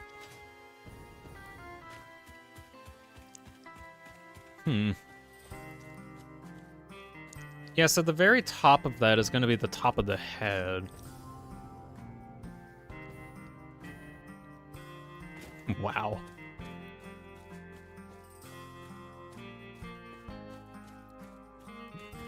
I'm just kind of like getting a good idea of like how big this is going to be. Show me the timestamp. That was like probably within the first hour, probably. I forgot when exactly. If we are making the Earthmover, then we'll make V2 next? We can't make V2. We can't construct him. We can't reconstruct him anymore. It's not possible. There's nothing to reconstruct. There's nothing left. Also, I wanted to make an Earthmover mostly because I could actually like build it at scale. That's kind of where I'm at. Right, let's head back up to the top here. I want to see, since we got the area of the heart actually lined out, I want to see if I can start making generators there. And I have an idea of seeing if I can make it circular. So I want to see if I can make it like a circular room, not like a square one, but an actual circular room. This is gonna be a bit, isn't it? I've got a joke for you. Knock knock. Then you say, who's there? It's me, Elevator. And then you ask, Elevator who? No, I elevate you.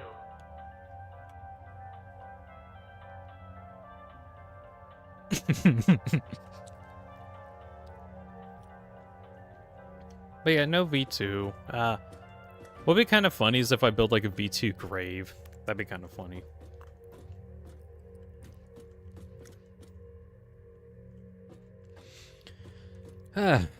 Okay, thinking about stuff. I've been trying to think about what to do for the legs. Like, I have like an area lined up for them, but I've thought about making like a whole framed system set up just so I can like maneuver around it a lot easier. Let's see, let's stop at this floor. Alright, can I edit this? Yeah, edit. Floor 2, edit, base of belly. Belly? Is that how you spell belly? I don't think so. No icon. Color. Whatever. Base of belly. Belly.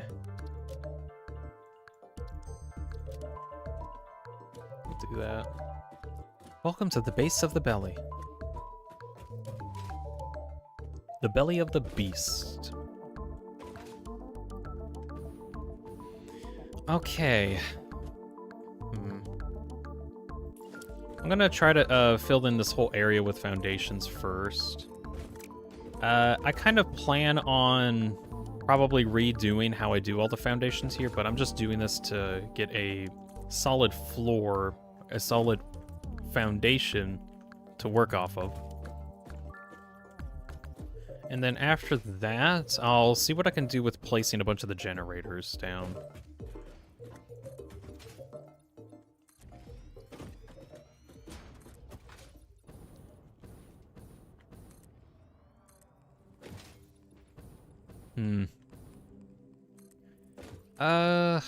I keep thinking on something. Versatile Framework is actually getting kind of close to done. As in, I should probably, at some point, start working on the other stuff, but I'm hoping that when I get this factory up and running, and I get like all the generators that I want, and I also make sure I line out where like... Okay, that's definitely something I want to do over my break, is check out like the area everything should be in, because the majority of this is definitely going to be the massive fuel generator room. But I don't know how big I actually want it to be, because I want to make sure I have space for like actual factories. And technically I can like put factories on top of it. Like I could do that. Or like on the very top and just have those lined out. But I want to make sure that I have a way for things like underneath to function too. Basically, I need to reassess like how big everything should be. Gluttony, first crescendo belly of the beast. Funny reference.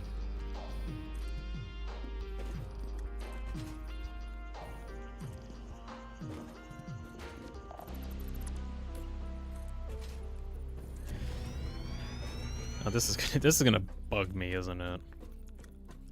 Like this foundation isn't actually like complete. Oh well. I can't wait for whenever I'm able to get access to a hover pack, and then I can, you know, hover around and actually do more building. Maybe if I can get the factories for for the mod engine in here, which I think I want to work on the mod engine factory here, probably. Yeah, that'd be kind of neat. And then after that, see if I can get the ACUs. ACUs probably wouldn't take too long. So let's see. Next time I do get on stream to do stuff, I'm gonna see if I can use the power that I have in order to make mod engine factories and other stuff. Hoverpack sounds like a Terraria item. Well, luckily it's also a Satisfactory item. Pretty much it literally gives you creative mode flight from Minecraft, as long as you have power nearby. If you don't, it just does nothing. I think it costs like 100 megawatts to function, and I'm running out of stuff. Uh-oh. I'm running out of resources to place down stuff. I'm just gonna wait for that to form, I guess. So, how do I want this to work?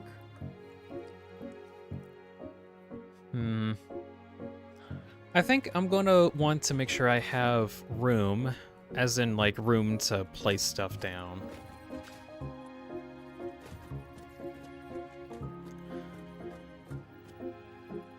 So it's not gonna be entirely encased. I want to make sure that I have like some space to work off of, or like crawl space basically. So I'm gonna go about, I think, 2 foundations diagonally.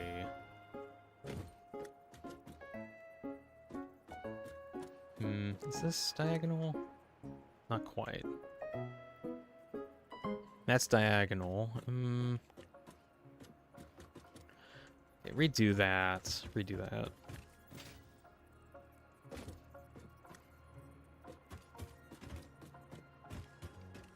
Let's see. 1, 2, 3, 4. 1, 2, 3, 4, 5, 6, 7, 8, 9, 10, 11, 12, 13, 14, 15, 16. That's 1 foundation, yeah.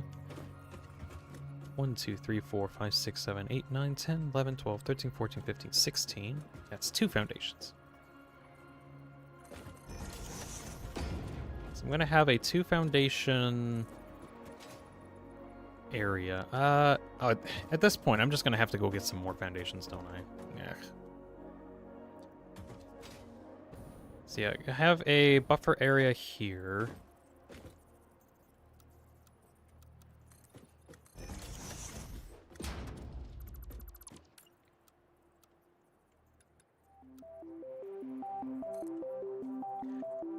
I'm gonna use a 4 instead. And do I want just this much space? We'll do that. The OCD is really kicking in, huh? Oh, yeah, it is. You bet. You bet. Okay. Let's get over to the other corner. Again, this is specifically just so I can have, like, guaranteed space for crawling around. Let's see. So right about here. 1, 2, 3, 4, 5, 6, 7, 8, 9, 10, 11, 12, 13, 14, 15, 16, 17, 18, 19, 20, 1, 2, 3, 4, 5, 6, 7, 8, 9, 10, 11, 12. There we go. God fucking damn it. It is off-center. I am in complete and utter anguish. I am suffering. Let's see, so is here. Okay, that's where it should be going off of. 1, 2, 3, 4, 5, 6, 7, 8. Shoot.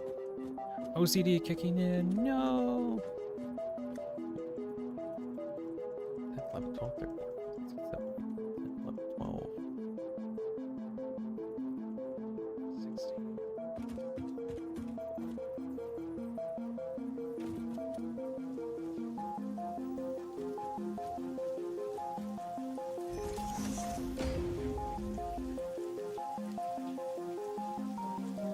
Yeah, that's pretty right. Alright.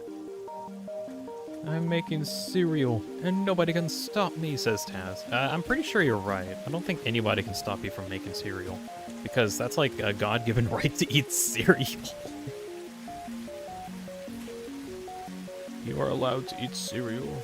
You were given that ability at birth. You are allowed to. It is completely okay. Let's see. 16. And... Ah. Not quite.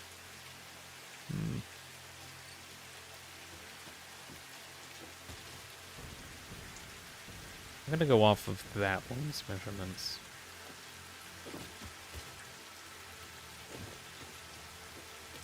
So let's see. About 1 over. That's right. Then I should be able to... Oh my gosh, I never actually noticed this. So even though it's raining, it actually knows if something's above it, because these foundations are dry while this one's wet. Which makes sense, because there's like a thing actually here. Huh. So they actually have collision? That's... Wow, alright, I didn't actually know the rain was that detailed.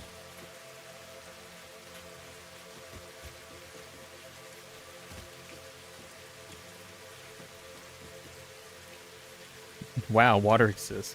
Oh, Silence, you missed this earlier, but there was actually a rainbow that happened.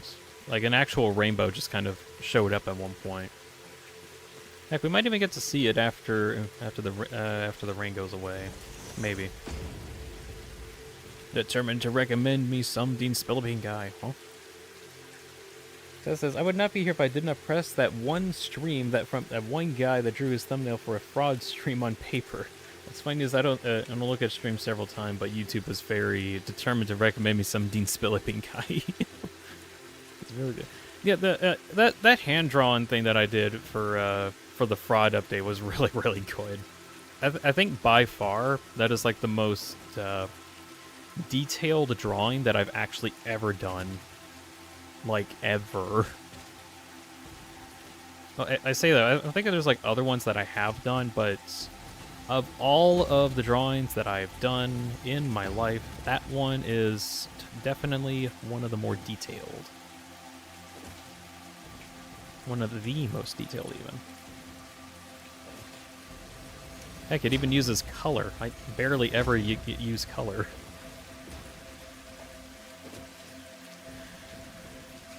Okay.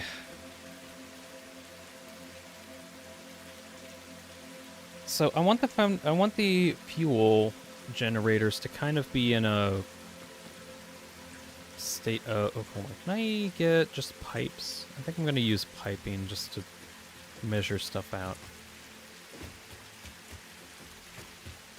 So that's about 40. 80...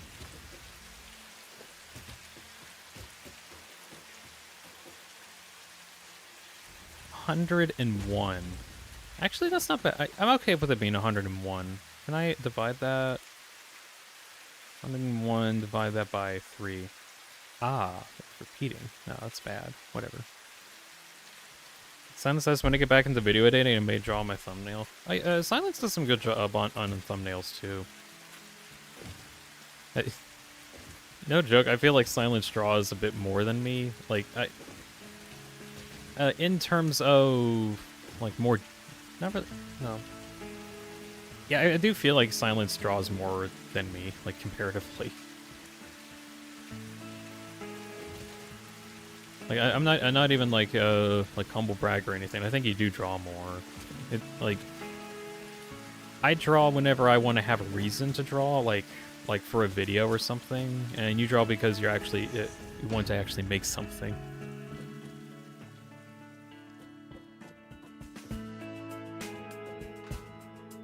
I would just like to draw just because I wanted to make something. But I just feel like I need a reason to draw it, I guess. Anyways, this one's about 120 plus 17, which is 137. Divide that by 3-ish. What do you want me to do? Oh, 45 is 6. Okay. This is okay. It's okay. all fine.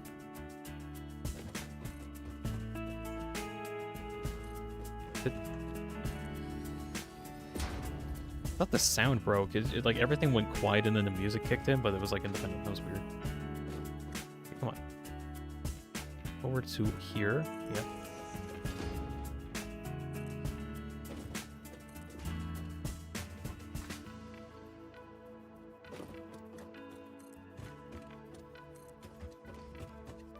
That says also, first time I wasn't really focusing on the thumbnail and I thought you just drew your avatar over the 8-1 fraud background until I looked closer. Oh, what's funny is that I didn't actually intend for that to be the output. I wanted it to be like a 6-1 background with the heresy, like the heresy city in the background. But I couldn't really draw what I wanted from it too well. And I ended up like adding this weird spiral effect, which ended up making it look like a fraud level. So it ended up working out. It's still really cool.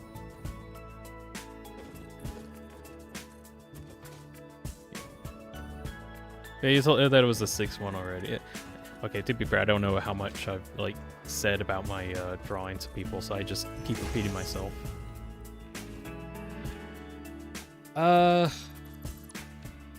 Okay. Very first fuel generator. It's gonna be kind of in here. Didn't know it was 6-1 until you told me. It could be 6-1, it could be 8-1. At this point, it doesn't particularly matter. Both can actually work really well. Alright, this is going to be the first fuel generator. I'm going to have it as close into the back as we can. About here. Actually, would it be more interesting if I had it like half of it sticking out instead of like the full thing? Actually, that would work, because I kind of wanted the crawl space, as in like this area in the back, to work off of. So that might actually be okay. We'll start there. And let's see. How high do I want this to be? I'm gonna stack a whole bunch of generators on top of each other. Let's see.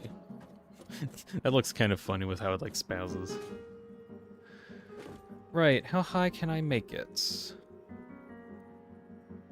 About here, okay.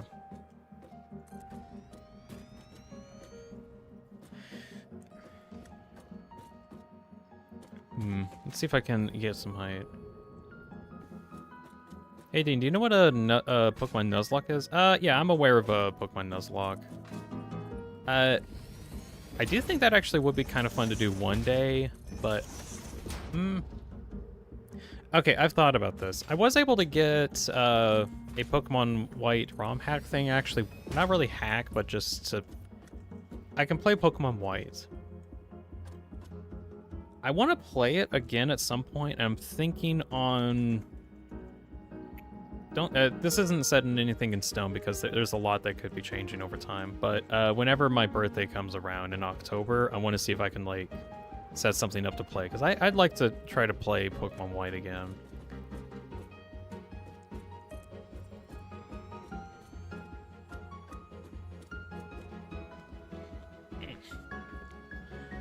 Okay, so this one's only going to be like 3 generators high. Jillo's back. One of my friends invited me to something Discord, left me in again, and I was just like, what? Get out of the freaky odd Discord. Hey, don't go in the Discord. A soul lock? What was a soul? Was that a thing where like two people play, and then if one dies, they lose stuff? As interesting as that could be, I'd rather not, on the basis of I just want to play the game. I don't want to have to worry too much about that.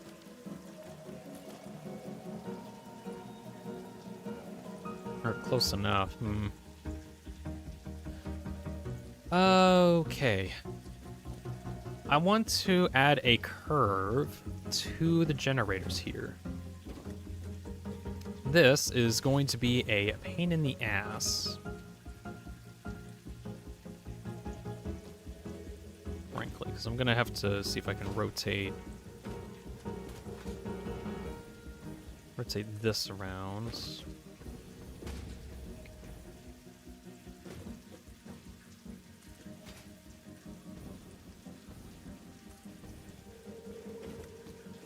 Although, on the idea of doing like a Pokemon Nuzlocke challenge, I'm not against it. I actually think that would be kind of fun at some point. But I think definitely I just want to, whenever I finally get access to, or if I want to play Pokemon White again, I just want it to be just a fun time where I can play for fun and not have to worry too much about stuff. Then again, actually doing a Nuzlocke on there would be kind of neat, just to add a bit of flavoring. So I might look into that. Let's see.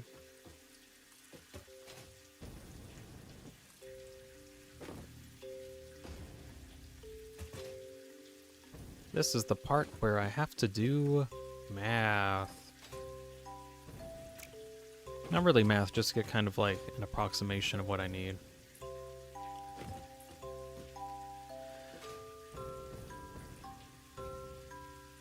Let's see. So a thing I can do is that I can rotate the foundations at a weird axis. So I want to see what I can do with that. Because if I put them on a weird axis, I can potentially put the fuel generators on that odd axis. If I get it on here, yeah. And then I can actually make a curve. And now I need to figure out, like, how much of the curve needs to be done. Like, this as an example is almost like too little of a curve.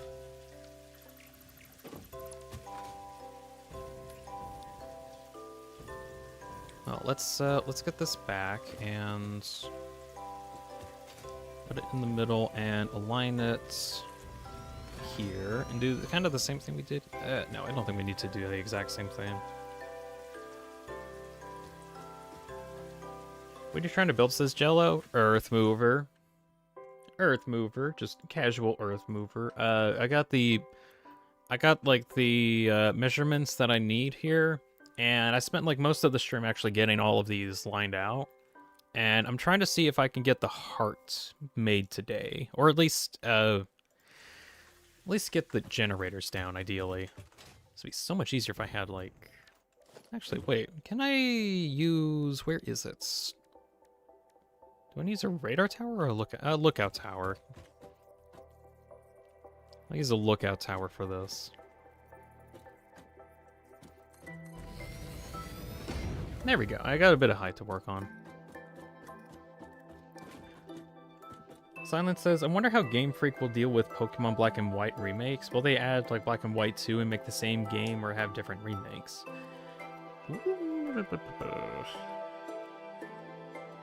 I'm not actually sure. I don't know if they were going to remake it. I don't know. I would be very interested if they did make a remake, though. If they like somehow were able to remake the magic that was Pokemon Black and White, which I feel like Pokemon Black and White was like a very interesting time because they were like really testing out some stuff. Or testing out like some new features at the time.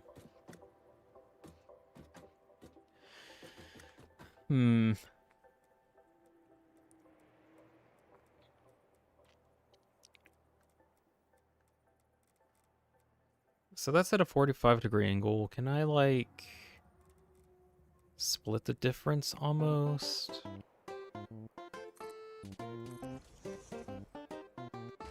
What does that look like?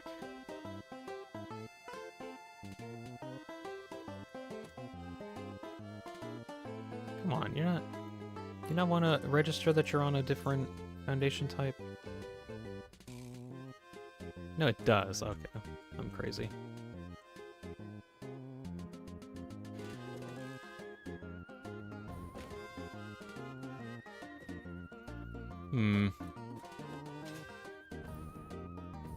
I kind of like that curved angle at the moment.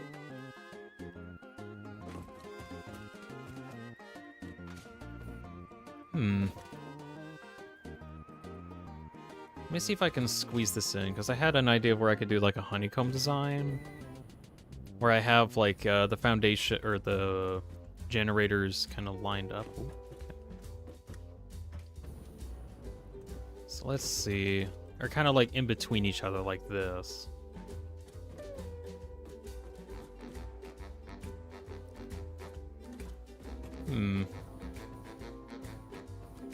I kind of like that, actually.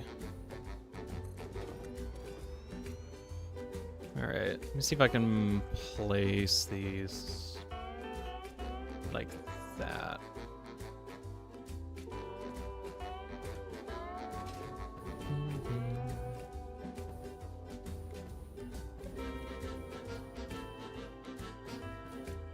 This is going to be a lot of fuel generators, isn't it?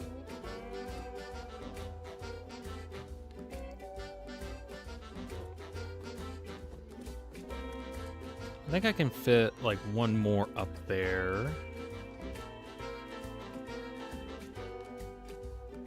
I wish there was an easier way to nudge some of these buildings around, because they take a bit to get nudged.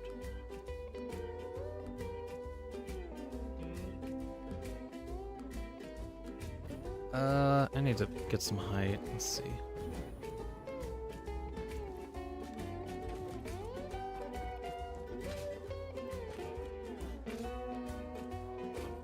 Tess says, "Oh, Dean, remember the insane idea? Can you make a TV screen on an avatar?" Oh yeah, the idea of having like a green screen effect on him. That could work. Like I could have a green screen on him and have some stuff play on him alternatively. Which I do like the idea. Like I could have like different videos or media in behind him or something. The issue is, at least in the Vidotube program, there isn't a way currently, I should add, to like modify video files or like edit them. So even if I do get good grief. Even if I do get something like a green screen effect in there and I can replace like different videos, it's unfortunately just going to be really annoying to make work, because I can't easily edit videos in the editor, which kind of sucks. I really wish that they would add that feature in. But they are kind of busy people, so it could work if I like really finagle things, and I don't really have the budget for finagling at the moment. Still definitely an idea that I'll keep in the back of my head, though.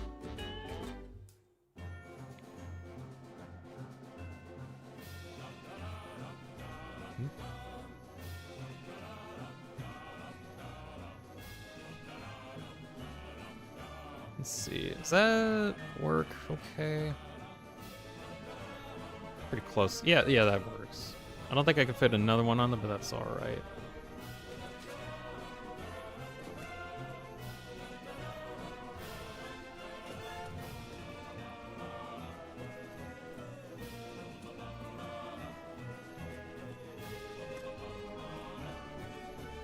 That looks good.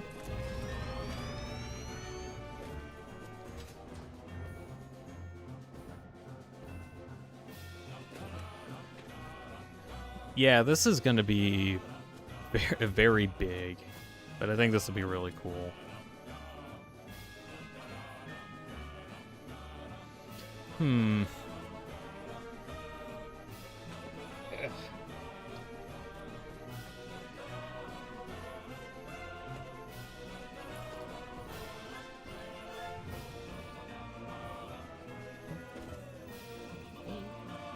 Hello, what's up?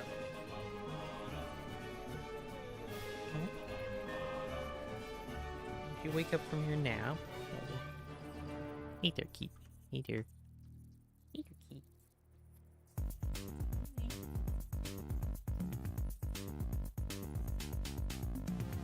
Okay. I think he just woke up from his nap. Tess says, Nina, I don't know a lot about VTuber model avatar software. Is VideoTube a popular one, or is it new and people only get the hang of it, and that's what the benefits compared to others? VideoTube is a relatively new VTuber model program. It is currently still in early access. There is a VideoTube mini version that's it's in development right now, and it's like actually kind of. I use the mini model for my paper avatar, but the full version that I use for the Tenna guy as well as the flower avatar, that is unfortunately locked behind early access and isn't available to the public yet. But I'm pretty sure they're planning on trying to get it out as soon as they have like enough features in. Like they even have like a Steam app release. Like you can like get it on Steam if you want. For now, if you want access to it, you have to go into you have to basically spend money on their Ko-Fi page to get early access. That's the only way to get it at the moment. That being said, I personally think that the VideoTube program, the full version, is like the most sophisticated modeling program that I've literally ever seen, ever. And I kind of swear by it at this point, really. I've seen a lot of other modeling software out there, and all of them kind of have their ups and downs, or like benefits and issues. But so far with the VideoTube ones, it's like, hey, what if we just added functionality for you to add like anything that you wanted, and then allowed you to figure out how to make it yourself? I think that's kind of like the mentality that made VideoTube work in the first place. And I mean, so far with just the mini version, I was able to make the paper avatar, and then with the full version, I got the big old Tenna guy, and many more projects on the way too. So I am very invested to see what will happen with VideoTube whenever it gets fully released. Jello's back. What did I miss? Not much. I'm starting to put down some generators here. Trying to make sure I got everything lined up correctly. That looks about right. Really quick, I need to go check up on something. So, I'm gonna leave you guys with the orb for a moment while I go check on my thing. I'll be back. I just, need to check on something. Alright, orb, keep them company. I'll be right back.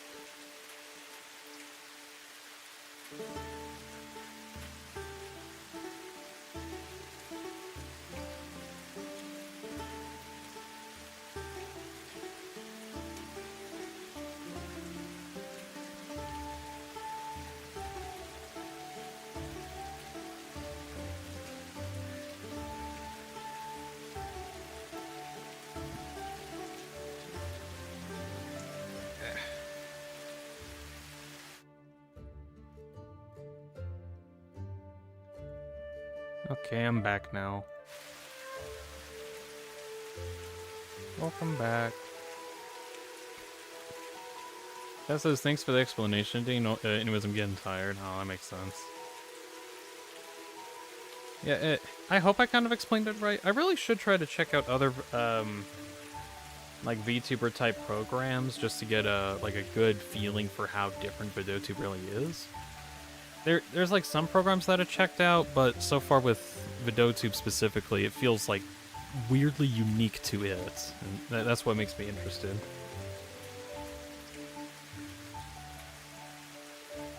Jello asks, kind of confused. Are we like allowed to swear? Cause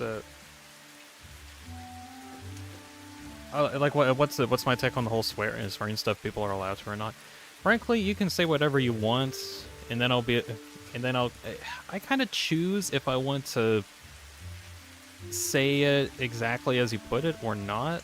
It's very much whatever if I feel like putting it in or not.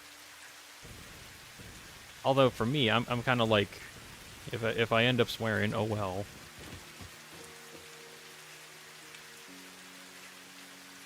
Because I kind of at times I like. Kind of sort of censor myself, but then not at times.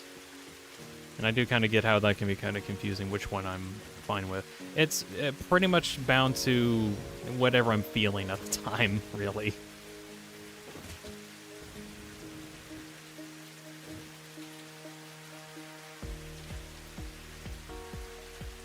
Like if it was for the bit, as an example, like I say quite frequently, man, this is gonna be a pain in the ass, and then it's like actually a pain in the ass, because I actually save using pain in the ass for whenever things are a pain in the ass.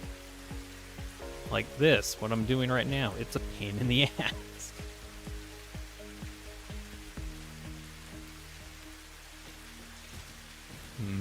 Speaking of, I need to see if I can get height up there so I can make sure I can get this checked out. Dean doesn't swear himself even if he reads your messages. Yeah. You insignificant and then it gets cut out. Also, some of it's kind of reliant on like what I feel like saying, knowing full well that my family is like nearby and will probably hear stuff. Why do you not want to be placed? You should be okay with being placed, but you're not.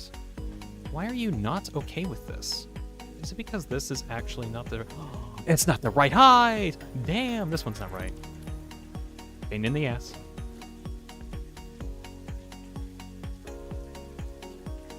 Why does it need to be this shape and form? I wanted this to be a circular build and not just a rectangular build. Because if I do a rectangular, of course it would be like really easy, but it would look frankly boring. I wanted to see if I can do something a bit more circular this time around. I think like this part, the heart area, is going to be a very circular place. But I don't think the whole, like... the whole Earthmover will have tons of circular stuff. Well, no. I think there's going to be circular things in general because the whole Earthmover has, like, a lot of rounded parts on top of its, like, boxy features. So there's going to be rounded bits, but specifically for these fuel generators, I really wanted to try and have them angled like this. It's also a bit of a space-saving thing. I say it's a space-saving metric. It's more of just... I want to try to do the aesthetic of curved fuel generators. Also, it just looks cooler if I can get the curves right. It just looks cooler. Dean, I'm falling asleep. All right, time to wake up to you. All right, are you ready? Get ready. There's nothing to get ready for. You should just go to sleep. Go to sleep. Go to sleep. Whatever the meme does. Go to sleep. Dabba-dee, dabba-doo, dabba-doo-ba-dee-da-doo.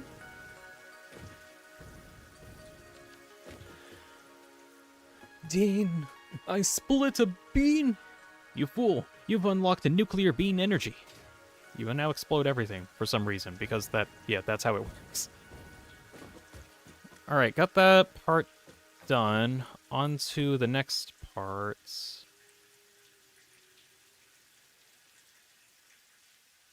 Do I want to do it as another 3? Oh no, I'm falling asleep. I'm evil for some reason.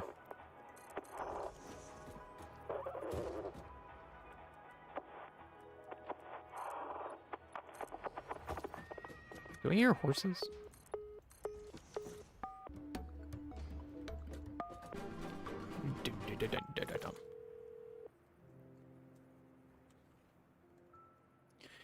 Right, next area.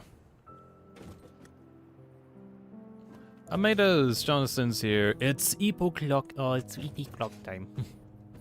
Welcome in.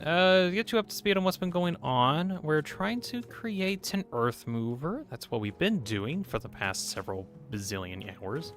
But right now, I'm trying to get the hearts built. Basically, the whole area that has a bunch of fuel generators. Let's see, do I want it at this angle or do I want it at a different one? I think this is okay.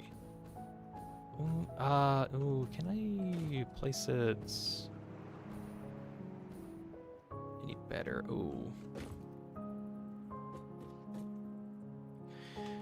These are gonna be slightly off. Do I care about that?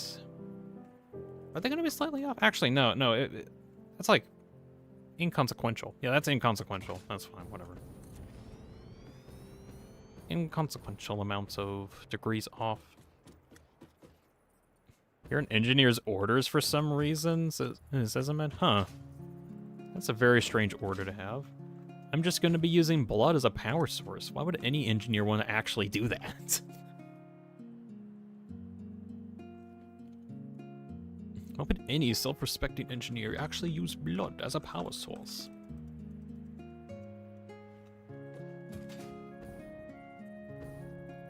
Let's see. At the moment, I'm trying to get a bunch of fuel generators set up. And you don't like that. Why do you not like that? Can I change height and fix it? No. Oh, damn. Might need to end up putting this somewhere else again. Where is it clipping at? Is it clipping here? Clipping into you. There we go. So, am I gonna have to move the fuel generator over a bit? I might have to. Oh, they let me rest while raiding the SCP Foundation Site 19. Tough ordering me to do this. Oh, okay, that makes a lot more sense. Jello says, Dean, the fitness Gramp Acer test is a multi-stage to test. Help me progressively get. No, I don't think I can help you out of that. You got to do your training.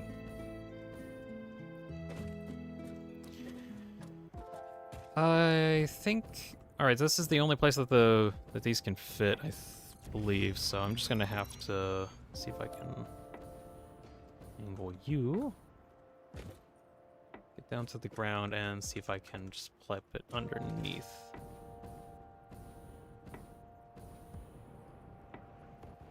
I really need new fuel types for my jetpack. I think this is.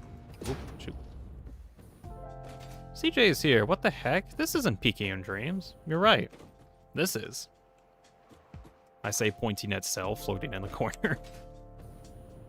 Anyways, welcome in, CJ. Trying to get fuel generators on here and just trying to figure out spacings, because I'm doing something really stupid and no one should do, and curving them.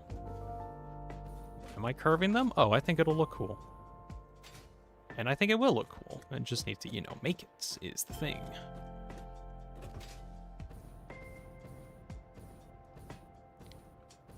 Actually, now that I look at it, I feel like this needs to be curved a little bit more.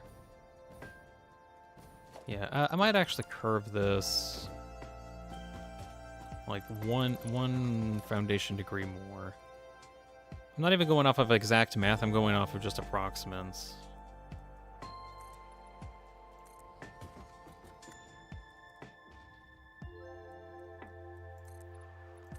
Okay. Also, just for some of the new people that popped in, well, pow. So, Earthmover, this is an Earthmover. This is an Ultra Kill. I did some measurements and I got some, like, approximate proportions. Everything's in meters, mostly because Satisfactory uses meters for distancing. The first part of the stream was, if I swap back over to Satisfactory, most of it was actually getting a lot of this lined out. So a lot of the piping and foundation work here is just to get like an idea of where everything should be. You're not a VTuber with that avatar. You're a PNG tuber, I guess. I don't know. I'm kind of getting to where it's like a weird blurry line. Because like, sure, I may be like a PNG tuber, but like, have you seen the amount of images that I have, the amount of poses? I might as well be a VTuber at this point.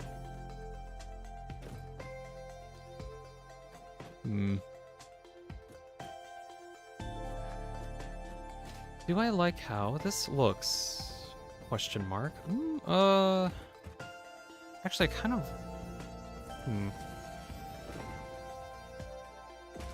Yeah, this feels better. I'm gonna go off of it feels better. Jella says, for April Fools next year, you could hold. You should reverse your setup so your VTuber's on the left and stuff. Actually, I think I could probably do that right now if I like group every single one of my sources in OBS, put them all in a giant group, and then flip them. Like I could do that. That would be very silly.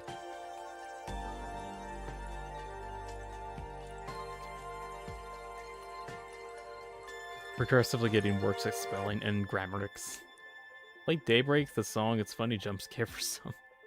I don't have Daybreak. I only play stuff that I got in my playlist, and even then it's kind of iffy. Oh, not really. It's not really iffy, it's just if I want to play it or not. It's gotta hit the vibes, you know? It's gotta hit those vibes. The vibes.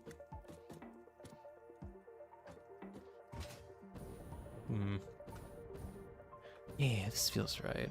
Silence is back. Okay, what I missed? Not much. Just starting to get like an idea of like the curvature of these things.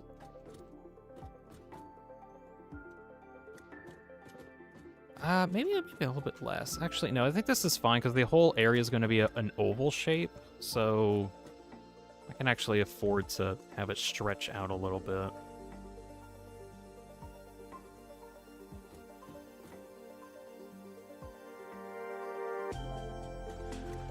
Alright, let's see if I can get it to the right size. Bye, says Johnston. Alright, see ya. You have a good day.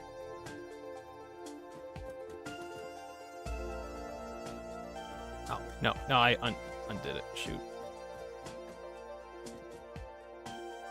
Come on, get back up here. Get back up here. Collapse of the world and innocent. Why? Oh. Unfortunately, everything's collapsing. Oh well, I'll make an Earthmover. It'll allow me to survive the apocalypse. They laughed at me when I wanted to make an Earthmover. No one laughed. They thought it was a really cool idea, but everybody laughed at me. Look at them now. I'm here in an Earthmover, and they're down on the ground. Ha!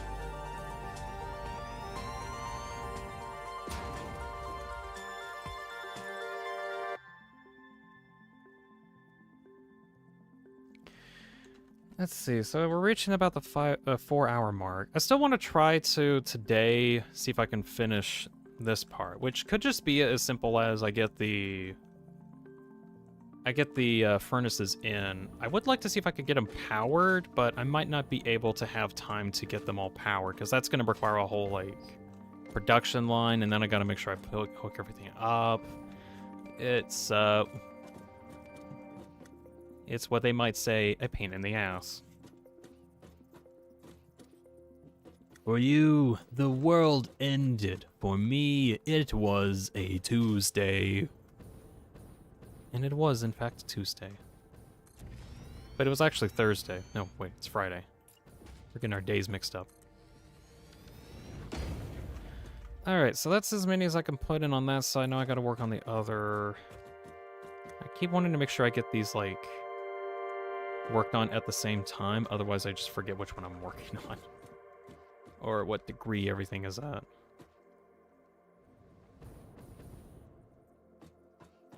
That looks about right, but if I recall, I had to have it a little over.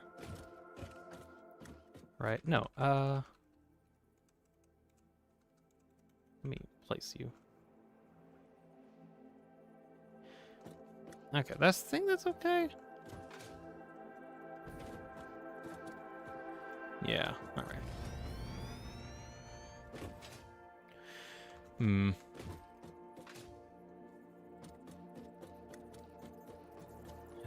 Okay, I'm trying to think about, like, how big this is actually gonna get.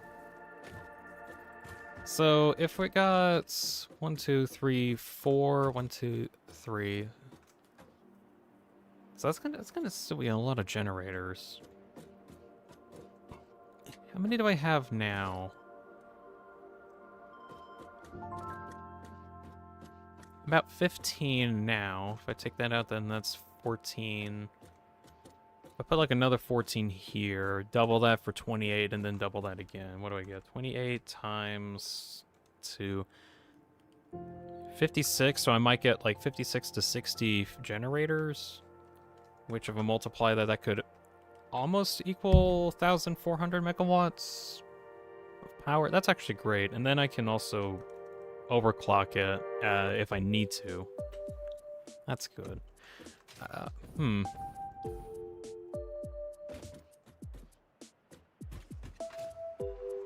It's just a massive ass fuel room.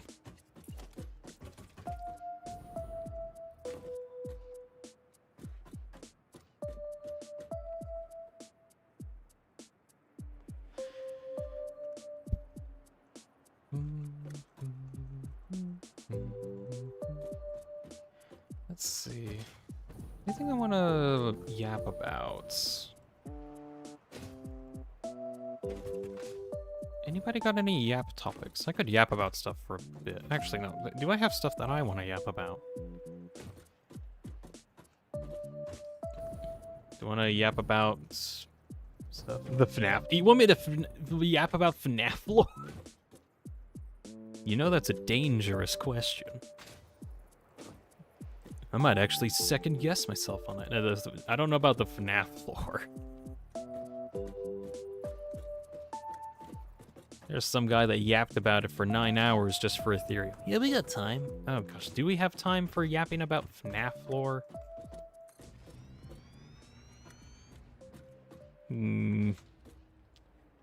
Oh, where to start? I actually don't know where to start, because there's a lot of different starting points that you could have for, like, FNAF lore, because I've been there since the beginning. Not actually since the beginning. Five Nights at Freddy's came out in, what was it? I think it was 2015. Yeah, I remember that because Undertale came out the year afterwards at 2016, which I was like, what? What do you mean FNAF came out in 2015? And then I looked at the dates and I was like, oh geez, that's actually correct. Oh yeah, Undertale came out in 2016. Anyways, I only mention this because the fourth FNAF game, there we go, came out in 2016, and that was FNAF 4, the final chapter. It was definitely the final chapter. There was no more chapters after that one, which is why they made more games.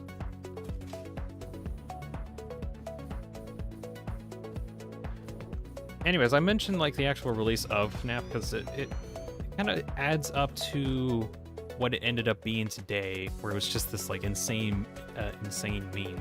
But way back in the day, it was actually a really serious thing. Not actually serious. It was just some guy that made a really cool game and people liked it a little too much. His name was Scott Cawthon, and he made some games. They weren't bad per se, but they were always like, they didn't look right.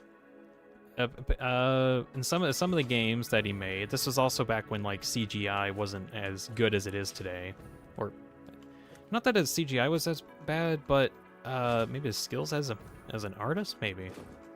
The stuff that he was making looked really creepy, and people kept saying that the stuff that you're making, Scott, is very creepy. Maybe don't make it creepy for a Christian game. He made Christian games before. Until one day he was like, fine, you know what, fine. You want creepy? I'll make creepy. And then he made Five Nights at Freddy's 1 as just a test. See, like, what people would like about it. And then it ended up being this, like, insane success. I'm sure this is right. Jellyfish is here and says that they're back from the void. Hello! Welcome back from the void. You should probably run back to the void. Now, I'm talking about FNAF lore.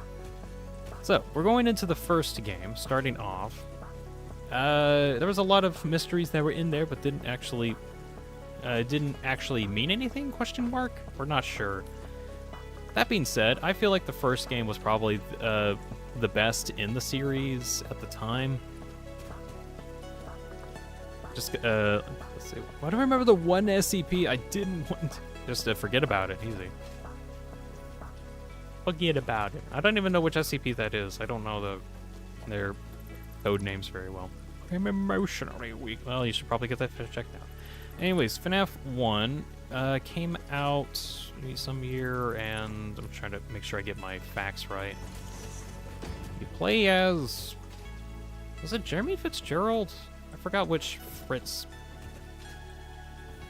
For whatever reason, each game has like a whole different protagonist that you play as, but the actual name of the protagonist doesn't really matter. Unless you really want to dig into the lore. Not actually.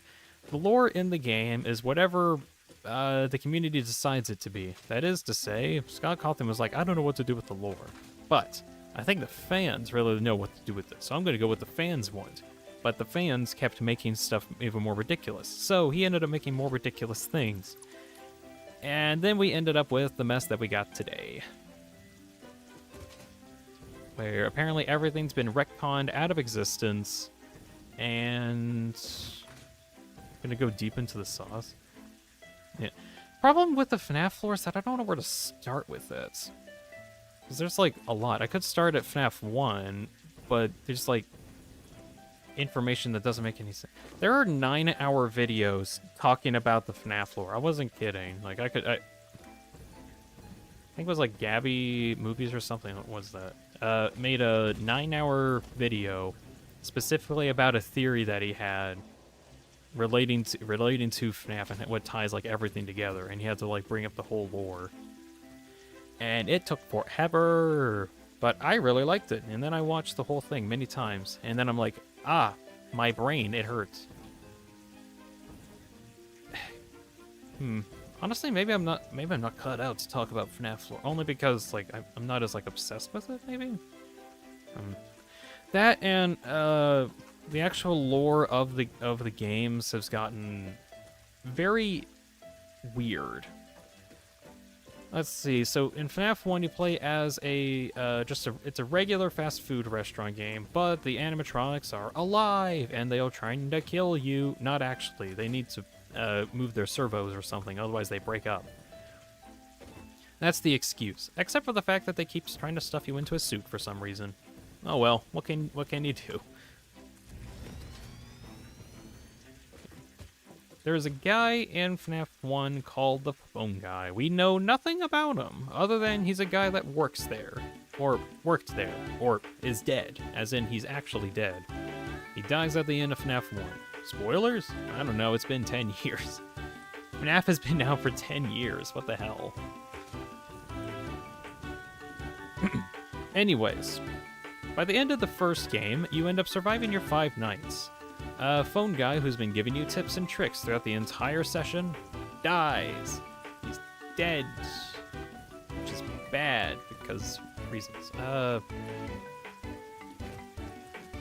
Why is this not right? Oh, is it because this is at a different height? Ah, it's at a different height. Okay. Ever heard of guts and gunpowder? The achievement needed to make needed for the priest makes it insane. Is that for? I don't know what game that's on. It's not on Faith, the Unholy Trinity, or some other one. Assumption.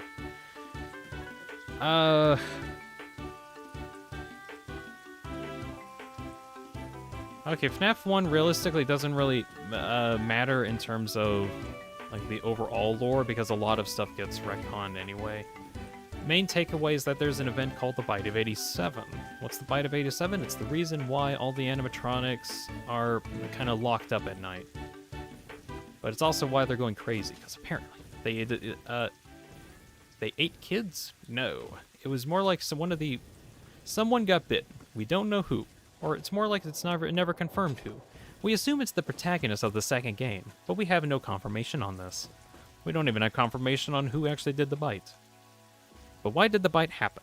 It's because kids died. Why? Well, not because that they wanted to, it was because they got stabbed to death. By who? Oh, good old William Afton, the purple guy. Why is he called the purple guy? Oh, because he's purple. And he's a guy. Purple guy. Fun name. Actually, I don't think that was an official name either. That was just like a name that the community came up with and just kind of stuck with. The purple guy. Was that the Bite of 87? Make sure this is correct. There we go.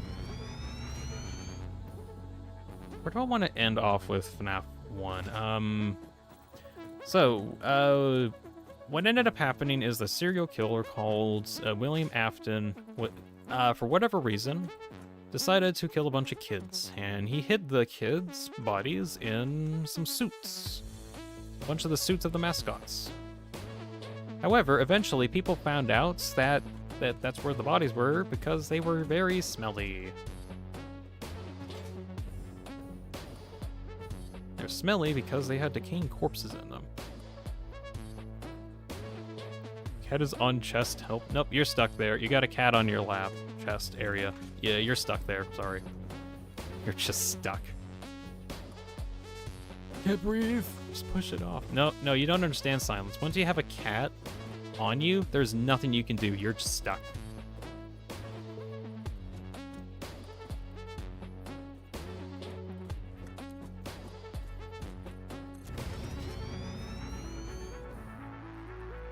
Gosh, this is starting to look really interesting just because of the curve that's coming up from it. Okay, I think I could put one more on there.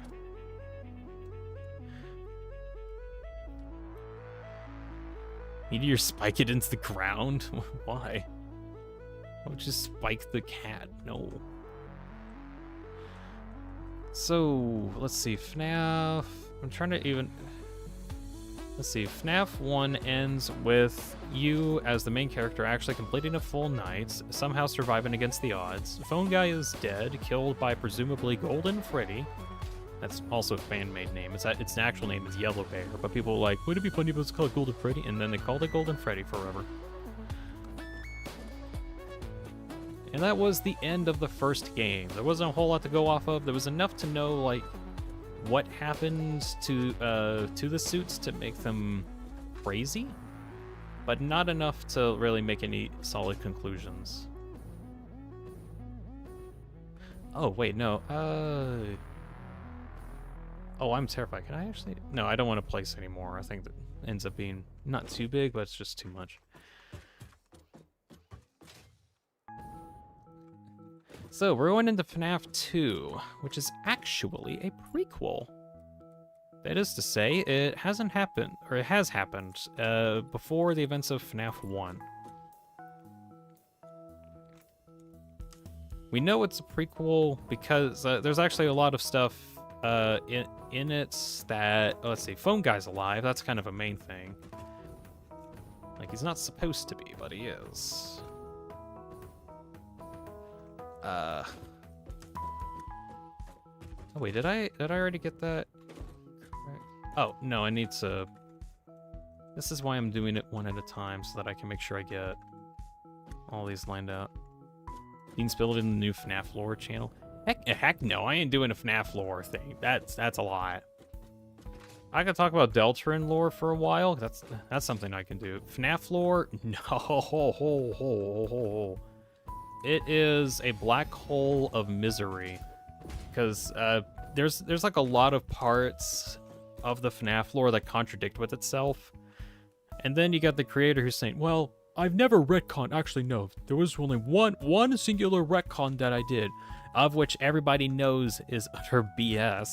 Because I feel like he's changed the story, or what is the story, over time, to where no one's really sure what the story is anymore. I don't even think the creator knows what the story is. Or, no, we kind of got an idea of what the story is anyway, but the problem is, like, the focus, or, like, the reason for why things are happening is so murky. Like, okay, why did William Afton kill all the kids? Oh, he just wanted to. And there wasn't a reason. It was just a thing that he did for no reason. But then in the follow-up games, it was because... or was it ever explained why he did the killing? I forget. No, I don't know. Okay.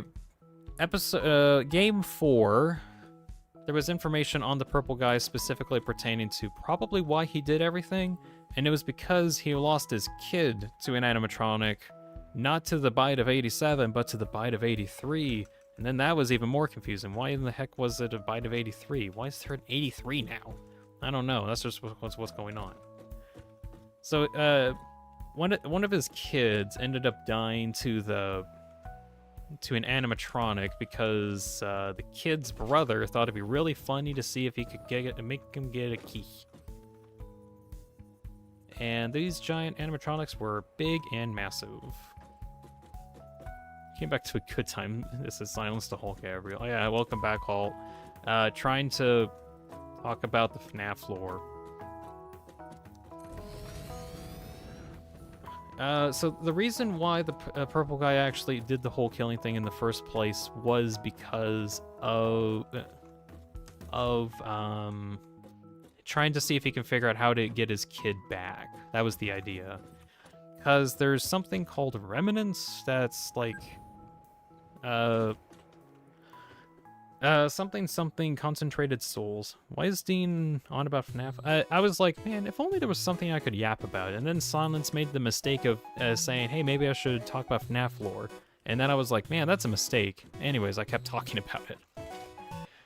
So, reason why Purple Guy did all the killing was try to get his kid back, because he was like trying to do research and development in basically reincarnation and trying to put souls in machines.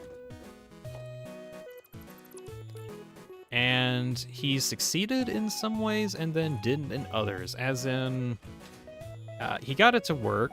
He was kind of able to bring his kid back, but also as like a vengeful spirit. I think. No, was it as a vengeful spirit? No. Vengeful spirit being Golden Freddy, but also not actually his kid, but it did get reincarnated in the kid, I think. No, wait, it wasn't because of William Afton. Was it because of his brother?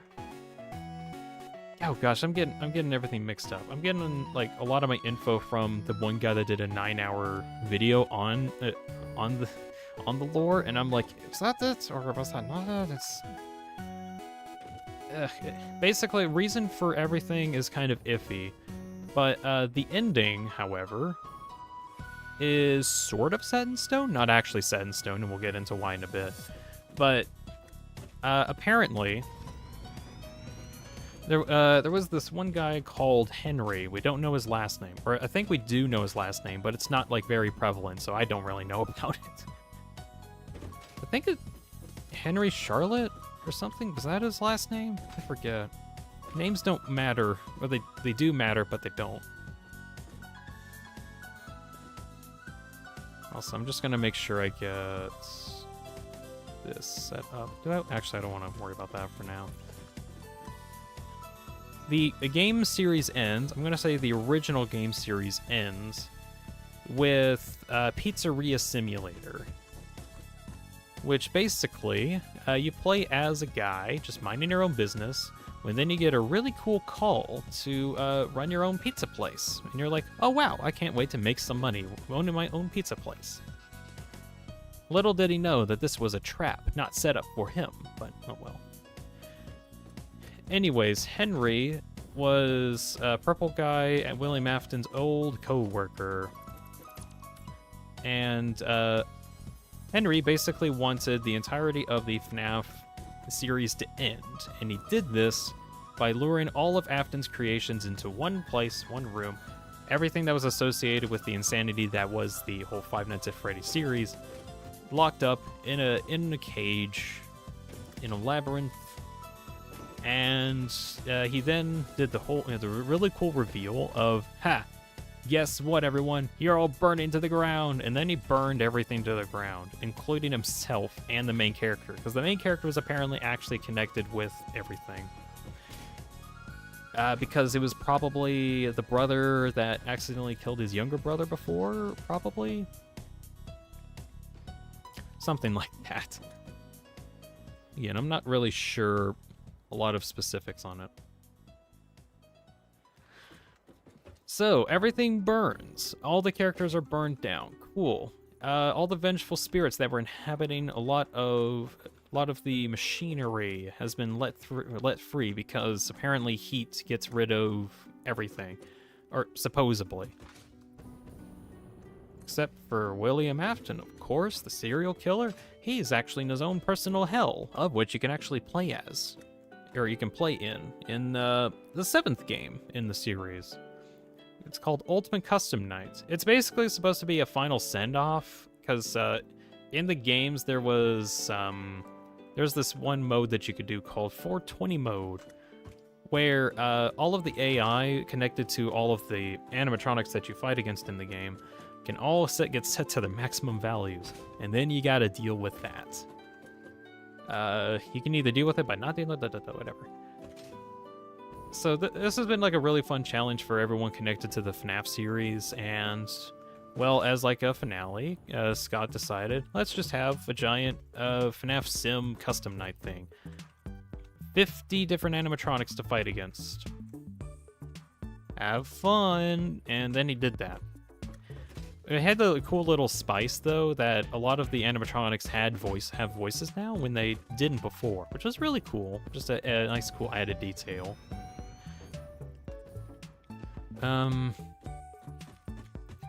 But there's also like bits of Easter eggs that you can find that basically say that you're playing as William Afton in your own personal hell. And the person that's keeping you here is Golden Freddy. That was actually the vengeful spirit, or the one you should not have killed, whoever that is. We presume it's like one of his original murder victims that ended up becoming Golden Freddy for some reason. But again, like most things, we're never given any confirmation. Just theory bait, pretty much. Theory bait as in like, hey, this is stuff that we're not going to answer and there won't be an answer. Figure it out. I don't like that style of storytelling. It just feels kind of like a cop-out. Anyways, the original 7 games were pretty good. I think that they ended off pretty well. But you know, would it be cool if there were more games in the FNAF series? Would it be cool? Maybe. So, they got a VR game set up where you get to play Five Nights at Freddy's in VR, and it's called Help Wanted. But the problem is, where does it go in the timeline? Is it a reboot? Do we just start over from scratch? No! we continue on. The 7th game is finally at the end. Doesn't matter actually. It was all just a hoax. The entire series that we from the 1st to 7th game, a hoax made by a crazed developer. Crazed developer Scott Cawthon. They actually talked about how the crazed developer was Scott Cawthon. And so it turns out all the games were a lie. Or were they? Apparently they weren't, because some of the beta testers left tapes for us, the players, to find and try to decipher and figure out. If you find all the tapes, you basically you find out that the entire thing was actually a cover-up. The entire game itself was a cover-up. The games were made as a hoax, but it was actually because the developer knew about some stories and wanted to share the stories that actually happened at Five Nights at Freddy's, but he was supposed to keep it a secret. He's now working. No, he's working with Fazbear Entertainment, the people that were running FNAF or the whole series in general, working with them in order to make the first through 7th games, in order to like capitalize on the story of Five Nights at Freddy's, as in like the murders actually did happen, or did they? Those were all rumors. Maybe they did, maybe they didn't happen. They ended up making games in order to kind of hide the fact or make fun of it. Something like that. It's really confusing.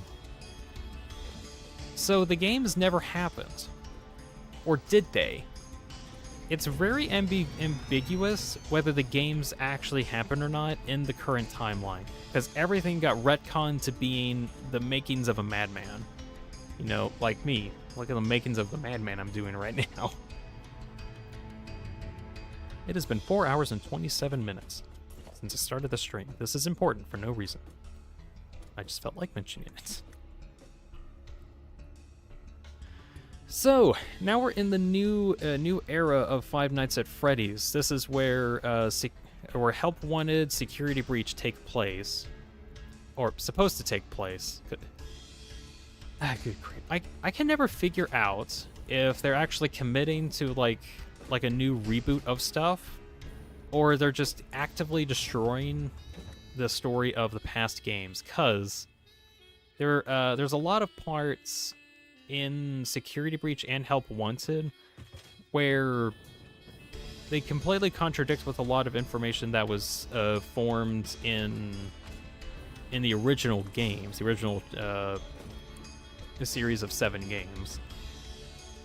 Like, if the murders happen, or no, if the pizzeria simulator happened where Henry burned down everything, it's a question of if that actually happened or not. Because in Security Breach, you do actually find the pizzeria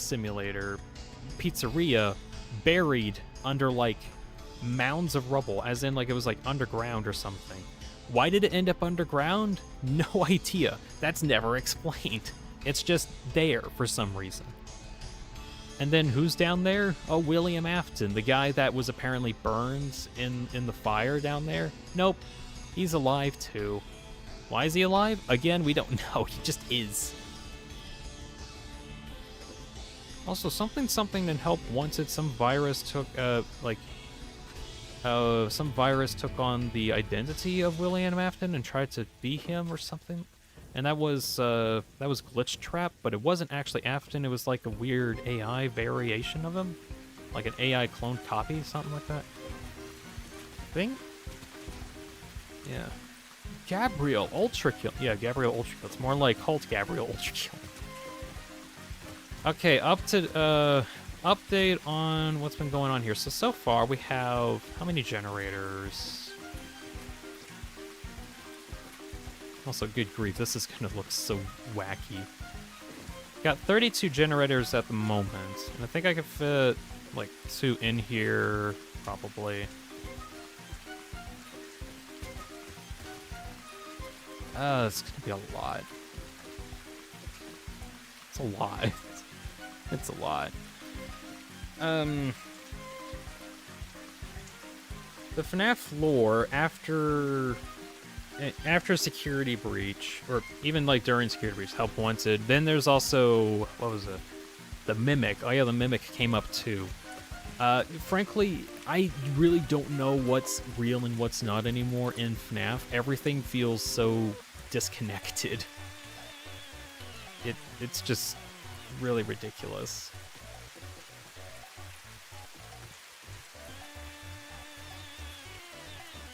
It's about all that I can really talk about for the FNAF series, because, like I said, there's only so far I can go before I'm just like, I don't know. I don't know. I don't know. I don't know.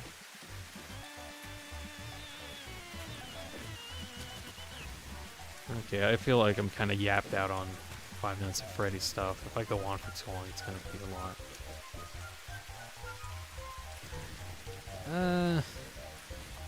What's this? I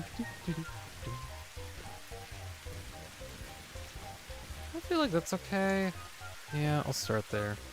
Long story short, Freddy Fazbear's evil, and so is Purple Guy. Yeah, it's pretty close. Power's good to hear this. You're dead? No, there's a lot of powers, though. There's a lot. We only found, like, a few powers. So you're gonna talk about Silksong next? How can I talk about Silksong when I haven't actually played it enough to talk about the lore? I barely even know the lore of Hollow Knight. I know you play as a bug spider, like an insect bug spider hype. No, wait, no, that's the Hollow Knight character that you play as in Hollow Knight. I do know Hollow Knight isn't it. How could you? What do you mean? How could you? I don't know enough about Silksong. I know enough about FNAF because I followed it for 10 years. Same with Undertale and Deltarune. I got a good idea of like the story on those games. Although I actually don't know if I want to even talk about Undertale Deltarune. Mostly because if I do, I feel like I'm spoiling a lot. And I actually care a lot about the story, and I don't really want to spoil it too much. I know there's like everybody here that's played it, but I just... Or played or know about it, whatever.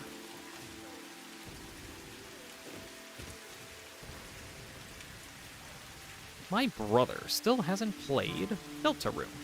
This upsets me because I want to talk to him about it, but he hasn't played it yet, and I vow to never talk about it to him until he's played it. And I sit there, suffering, waiting, and waiting for him to do anything with this game, and he just doesn't.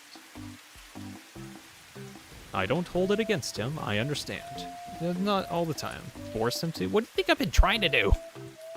What do you think I've been trying to do? I've been trying to force him to play it for like months, and he just doesn't want to. Oh wait.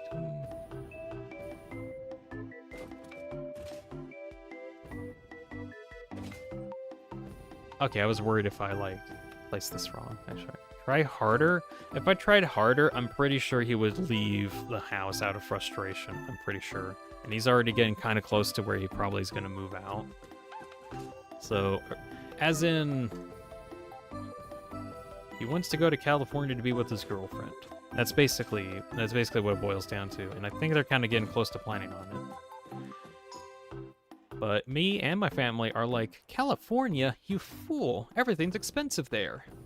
And we're right. It is expensive there.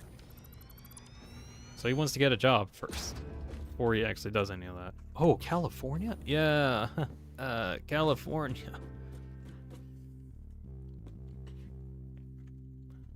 I only have issues with California in that it's just expensive to be there. That kind of worries me. Ooh, expensive. Yeah, expensive. Like $1 million for a house that we already have, basically. Gas pricing's also kind of high.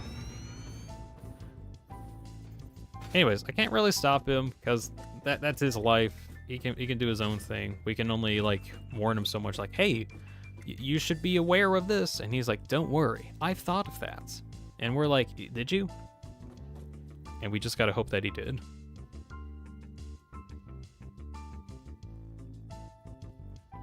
Sonic says, as I've stated before, lock him in his room with Spamton G. Spamton with Deltron on his computer until he plays 1 through 4. Maybe.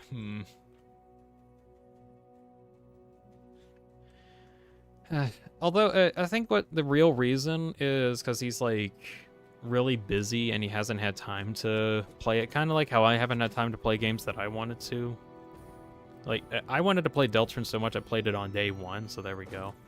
Although I think I get kind of frustrated when he was like, yeah, I'm going to play it. And then he plays chapter 1 through 2. But he doesn't do 3 and 4! What do you mean he doesn't do 3 and 4 after he played 1 and 2? He was, like, so on about playing it, too, and then he just stops. Was I pushing him too much? Was it too much or something? Did he get overwhelmed and he decided not to play it out of just, not out of fear, but just out of, like, I can't live up to expectations? Or because I said, hey, yeah, it's going to be, like, this long. You should probably get ready for it to be long. And then he's like, oh, yeah, I'll make sure that I'm ready for whenever it's long, because I'm going to sit in there and doing it for 1 whole session. And then the 1 whole session doesn't come because he's playing too much Roblox with his girlfriend. They met on Roblox, by the way. They're happy together, like actually actively happy together. One of those rare, actually Roblox did good kind of moments. But this was long before Roblox did weird stuff.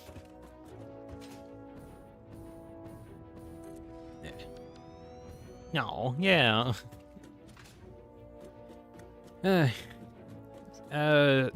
So most of his time at the moment is like either playing some of those Roblox games that he wants to, or like childhood games that he just doesn't want to leave behind, or hanging out with his girlfriend. He's actually oh, don't tell his girlfriend about this, but he's actually trying to make like a D&D adventure one-shot, not really a one-shot, but just like a whole campaign for them to play, because they really like playing D&D and role-play games. So, like, he's actually trying to make a whole RPG adventure just for them, which is really cute. He made little scribbles, he made like a whole storyline for it. He's dungeon master material. She's gonna find out if she watched these streams. I'm pretty sure she doesn't. Like, I'm pretty certain.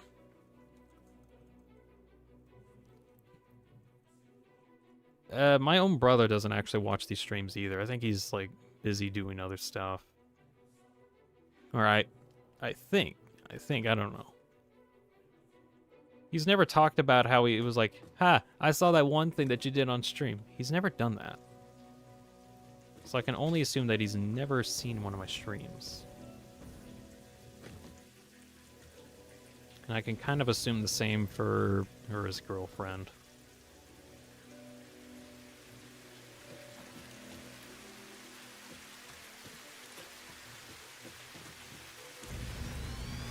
Oh, gosh. Just, oh gosh, in general. Do I need to put one more? No, I don't think I need to put one more down. This is looking so ridiculous. I like it. Well, you never know. Well, I'm pretty certain. I'm fairly certain.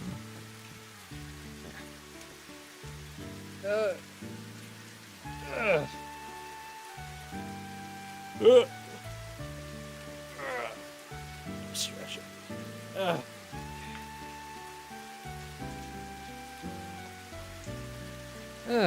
Yeah, right.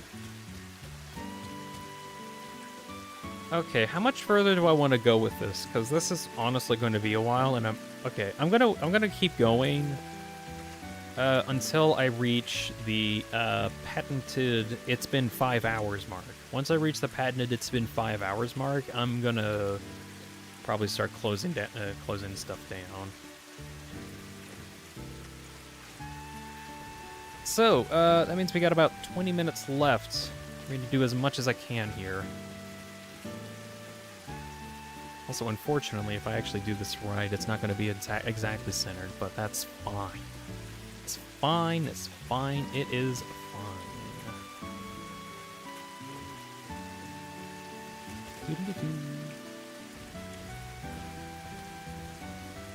Right, so 20 minutes left. I kind of want to talk about some stuff. So, status update. I'm gonna make a status update video, or not video, what the hell? No, post. I'm gonna make a status update post, either some point tonight or tomorrow. Expect it within the next day or two. Next week, I am not going to be streaming. I'm going to be spending that time making videos or working on other projects. I really want to work on some video projects, of which I've talked about every now and again. Basically, there's 2 at the moment, and that is not in the correct height. Hold on. There we go.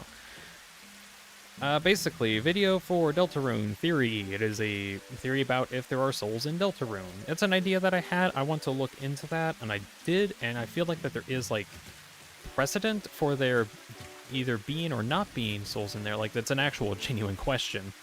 But not enough information to concretely say one way or the other, because we just don't have enough information. Like, main hitches at the moment is we don't know when Chris got their soul. Did they always have it when they were born, or did they get it recently? Because there's like some hints that it could have been recently, but there's also like hints maybe they had it this whole time, and it's not anything weird and nothing strange about it. But then I did some research and I found out no one says soul like ever. Like, there's only a couple people that do say soul, and that's Ralsei, Spampton, and the Roaring Night group chat. And those people all know about the soul, but like no one else does. I mentioned because anytime that someone would, in normal circumstances, call the soul or say like the word soul in reference to like the heart-shaped object that we play as, they say heart instead. Like genuinely, they just call it a heart. One big example over in Chapter 4, when you're in Noelle's house, you can interact with a bunch of these heart-shaped pillows. And Noelle says, oh yeah, my mom just loves collecting heart-shaped objects, or something. But in that conversation, she never calls them, like, souls or anything. Let's see, during that bit... There's a part where she talks about a childhood story where Chris supposedly chased around Noelle with one of those heart-shaped pillows. Now, us being completely normal, we're like, huh, that's funny. Chris ripped out their soul and pretended it was one of those pillows. What if it was actually just one of those pillows? As in, it actually could be likely that it's actually one of those pillows and not that there was a soul. And also, again, if Noelle knew that Chris was chasing Noelle around with their soul, she would call it a soul, but instead she calls it a heart. So there's precedent for, like, them calling it hearts and not souls. Why is that distinct? Because that means souls probably aren't something that they say a lot or that they know about. So maybe they just don't know about souls. There's one case where Susie also says to Chris, "Hey Chris, what was that red heart thing? Was that your?" And then we don't get to know what Susie says after that. That was at the end of Chapter 4, after defeating the final boss. And Susie doesn't get to finish her sentence, but I think a lot of us assumed, especially me too, that she said, probably was going to say soul, but never finished. I just remembered something too while I was like figuring that out. She probably thought about the soul as an object, or the soul as like, she would definitely have said soul. Yeah, probably, but we don't know for sure. And again, she called it a heart and not a soul. If souls were actually known in Deltarune, they would like see the heart-shaped object and be like, "Hey, is that a soul that you got there? That's weird. Why is it out of your body?" No, they say heart, like every time. Anyways, the prophecy does actually talk about a human soul and parts. So I'm kind of assuming Susie probably assumes that the soul thing that Chris uses was actually the human soul that was mentioned in the prophecy. Like, she only called it out as being a heart after that. That is not lining up. Why are you not lining up?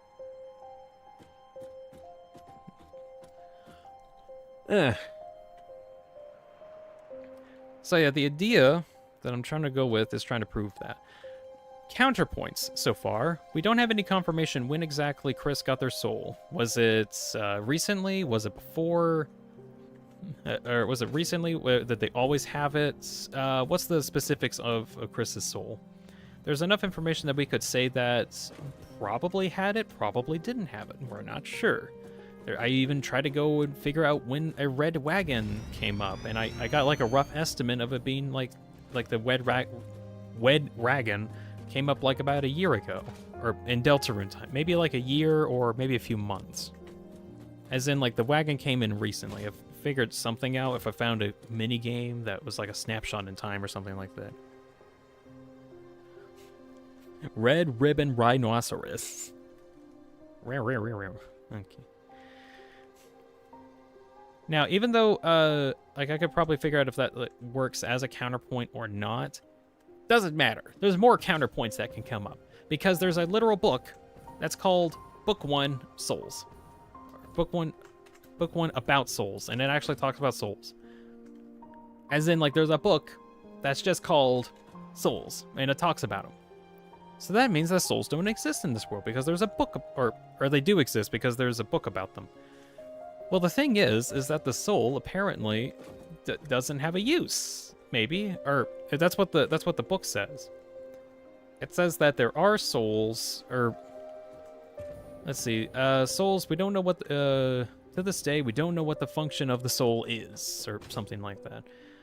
So either there are actually souls in Deltarune, and they're actually just significantly weaker than souls in Undertale, or there are no souls. It's one or the other. Why am I on about this? Because of the human-monster war that happened in Undertale didn't happen in Deltarune. Why? I'm trying to figure that out. My assumption is that it was because there was no souls, and because if there's no souls, the humans can't wage war on the monsters. Because they can't wage war over something that is an existential threat in Undertale if it doesn't exist. Because the human-monster war happened in Undertale specifically because the humans feared the power of the monsters. And that's why the war happened. So the idea that there are no souls in Deltarune stems from like a reason as to why the human-monster war didn't happen. And that was like supposed to be my explanation for it. Anyways, I'm gonna try to see if I can get a video on that up soon so people don't have to go to this part of the stream every time I want to talk about it. I want to get that done. And that's gonna be like my next process. I have the recording done, I have the script writing done, I just need to make the video. So that's the main thing. Oh, just like Mom used to make. What do you mean just like Mom used to make? I don't know the reference of that quote. I need context. How much time do I got? I got 12 minutes to see how many more of these I can put down. Good grief. Good grief.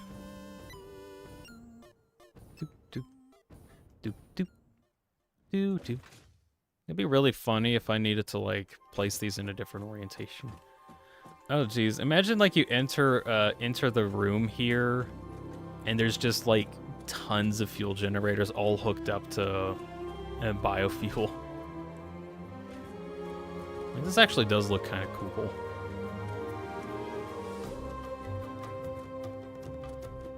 Like honeycombs.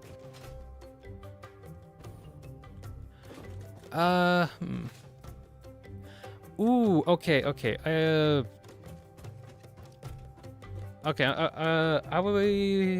I'm not sure what to do here. So I've thought about trying to do like an entire oval over here, but I'm kind of wondering if I want to just have like a straight line over instead.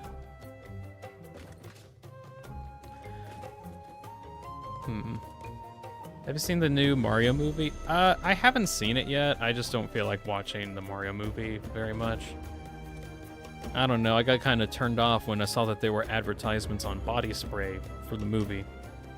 And every time that there was a movie like that, I would know, okay, so it's going to be a really good-looking movie, but it won't be very interesting. I don't know. I don't think it's worth my time. Not to say it's a bad movie or anything. It's just there's other things I'd rather do. Okay, so I need to think about this. Do I want to have the rest of it be straightened out, or do I want it to continue being curved? Like, I could still have it, like, somewhat straighter. Like, it doesn't have to be exactly curved onto this point over here. What point? This point. Let's see. Sonic says, I mean, the movie's pretty short anyways. Yeah. I mean, also, can't they, like, spoil everything really easily? Not, like, really, really easily, but just kind of.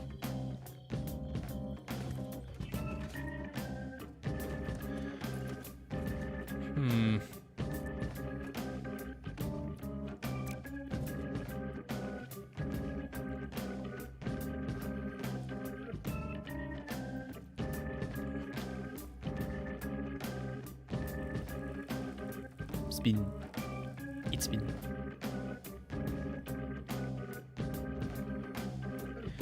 Okay. Do I want?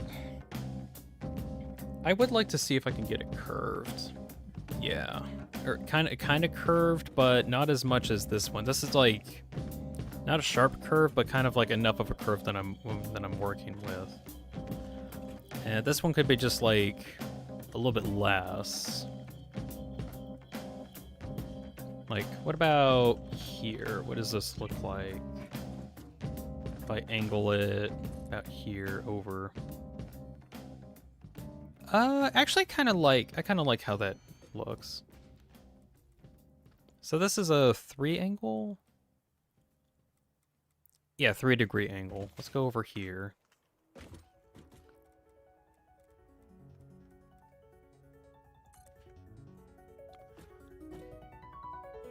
This is just to get a rough estimate. It's not going to be exact. Yeah, it's not going to be exactly exact, but we'll work with this. Because I just need to have something for the generators to plug up against.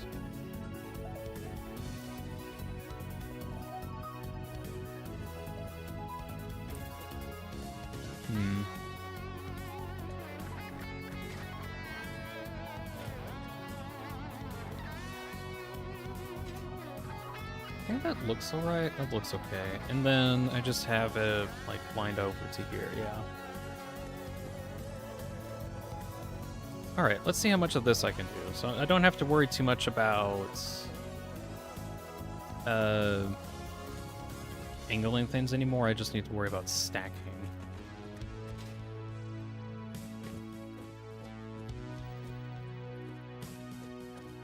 There we go.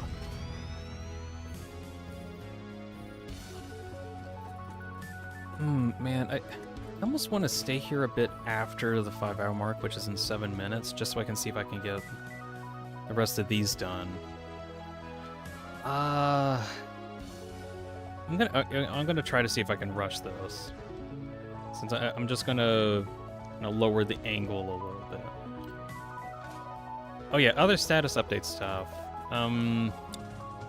So while the Solus theory or Deltarune theory video is definitely going to be a big focus on the next couple weeks in terms of what kind of stuff I do, I'm still thinking on checking out like Flowey the Flower a bit, see if I could clean up that avatar profile some. I'm honestly arguing if I want to like do anything with him anymore. I definitely do want to check him out, so I want to see if I can clean him up.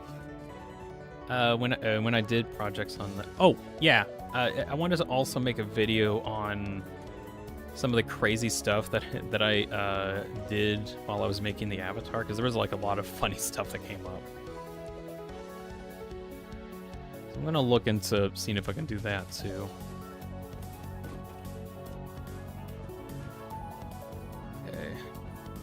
Is that correct?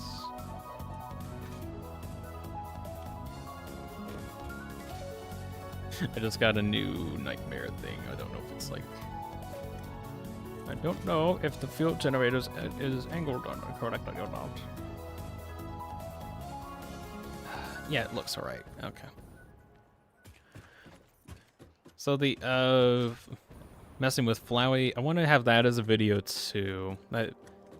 That's not going to take a ton of priority, and I definitely I just want to see if I can get that done, because there's a lot of funny stuff that happened there, and I want to see if I can do that. And...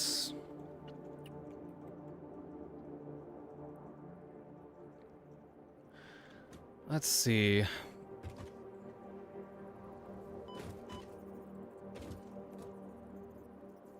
So working on Flowey, do I want to work on the Tenna avatar some more? Kinda. I've got an idea for that, but I just want to make sure I can actually focus on making the video first. Yeah, it's going to be the main priority. Other than that, in terms of working on Satisfactory, I'm going to make sure I can work on this. So today definitely was worthwhile because I got like the rough outline for what I need, and also working on getting the heart built, which most of it is kind of done. Most of it is just placing stuff, of course. Hoping to, over my break, see if... you good? You look good. Over my break, try to see if I can get the fuel generator done, as well as get more framework set up for the whole build. So, like where the legs are, I want to see if I can get... Also, why do you not want to be here? Oh, that's why.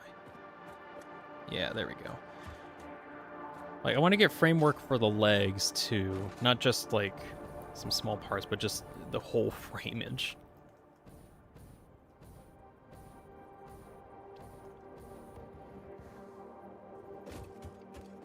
Is this a little too far out? No, I think it's okay. Why does this one feel like it's too far out?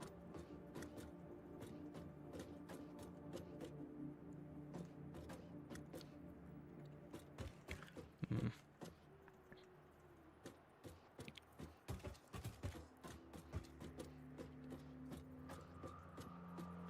Yeah, it's okay.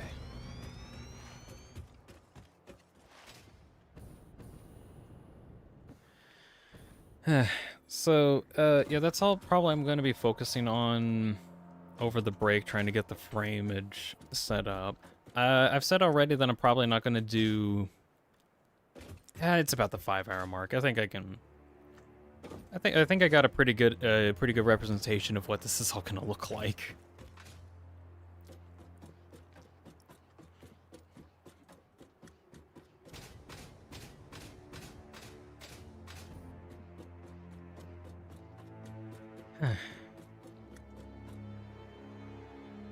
Oh, let me see if I can get one more. 'Cause apparently I missed that.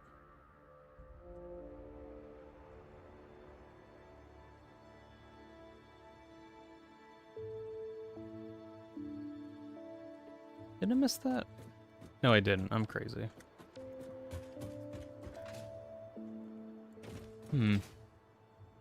This is definitely really big. I could have gone a step further and tried to have like a bloat curve, but I think that'd be a little much. As in, like, some of the generators in the middle would be a little bit further out, but I think that actually would be a little much, especially when trying to like math that out.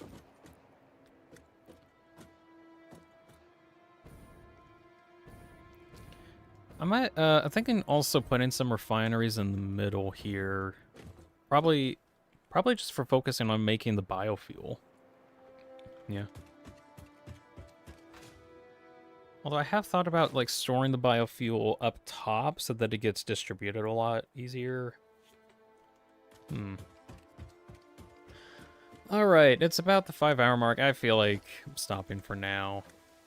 So, final count on the amount of fuel generators that we got in here currently. This is not going to be the final amount, per se, but it is, like, a good idea of, like, how many we got.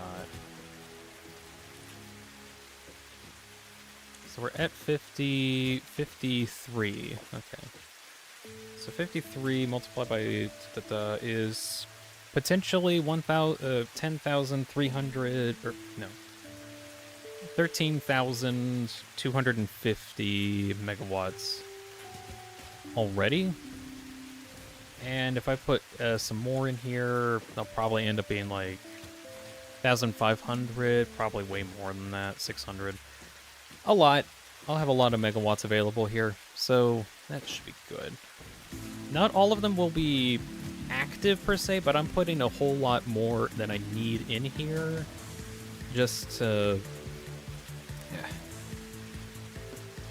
make sure I have room for expansion, because as soon as I build this giant generator room, I'm not going to be able to add to it anymore in terms of spacing.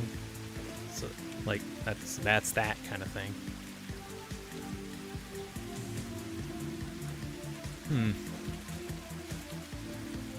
Definitely a huge core.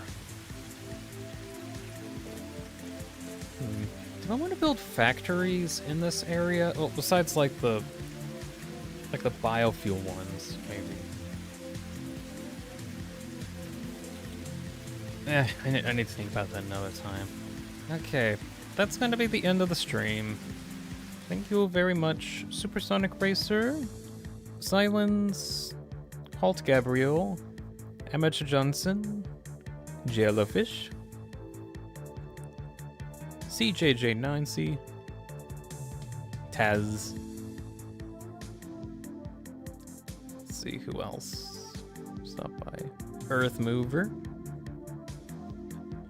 Alexa, suggest some stuff. There was more, hold on.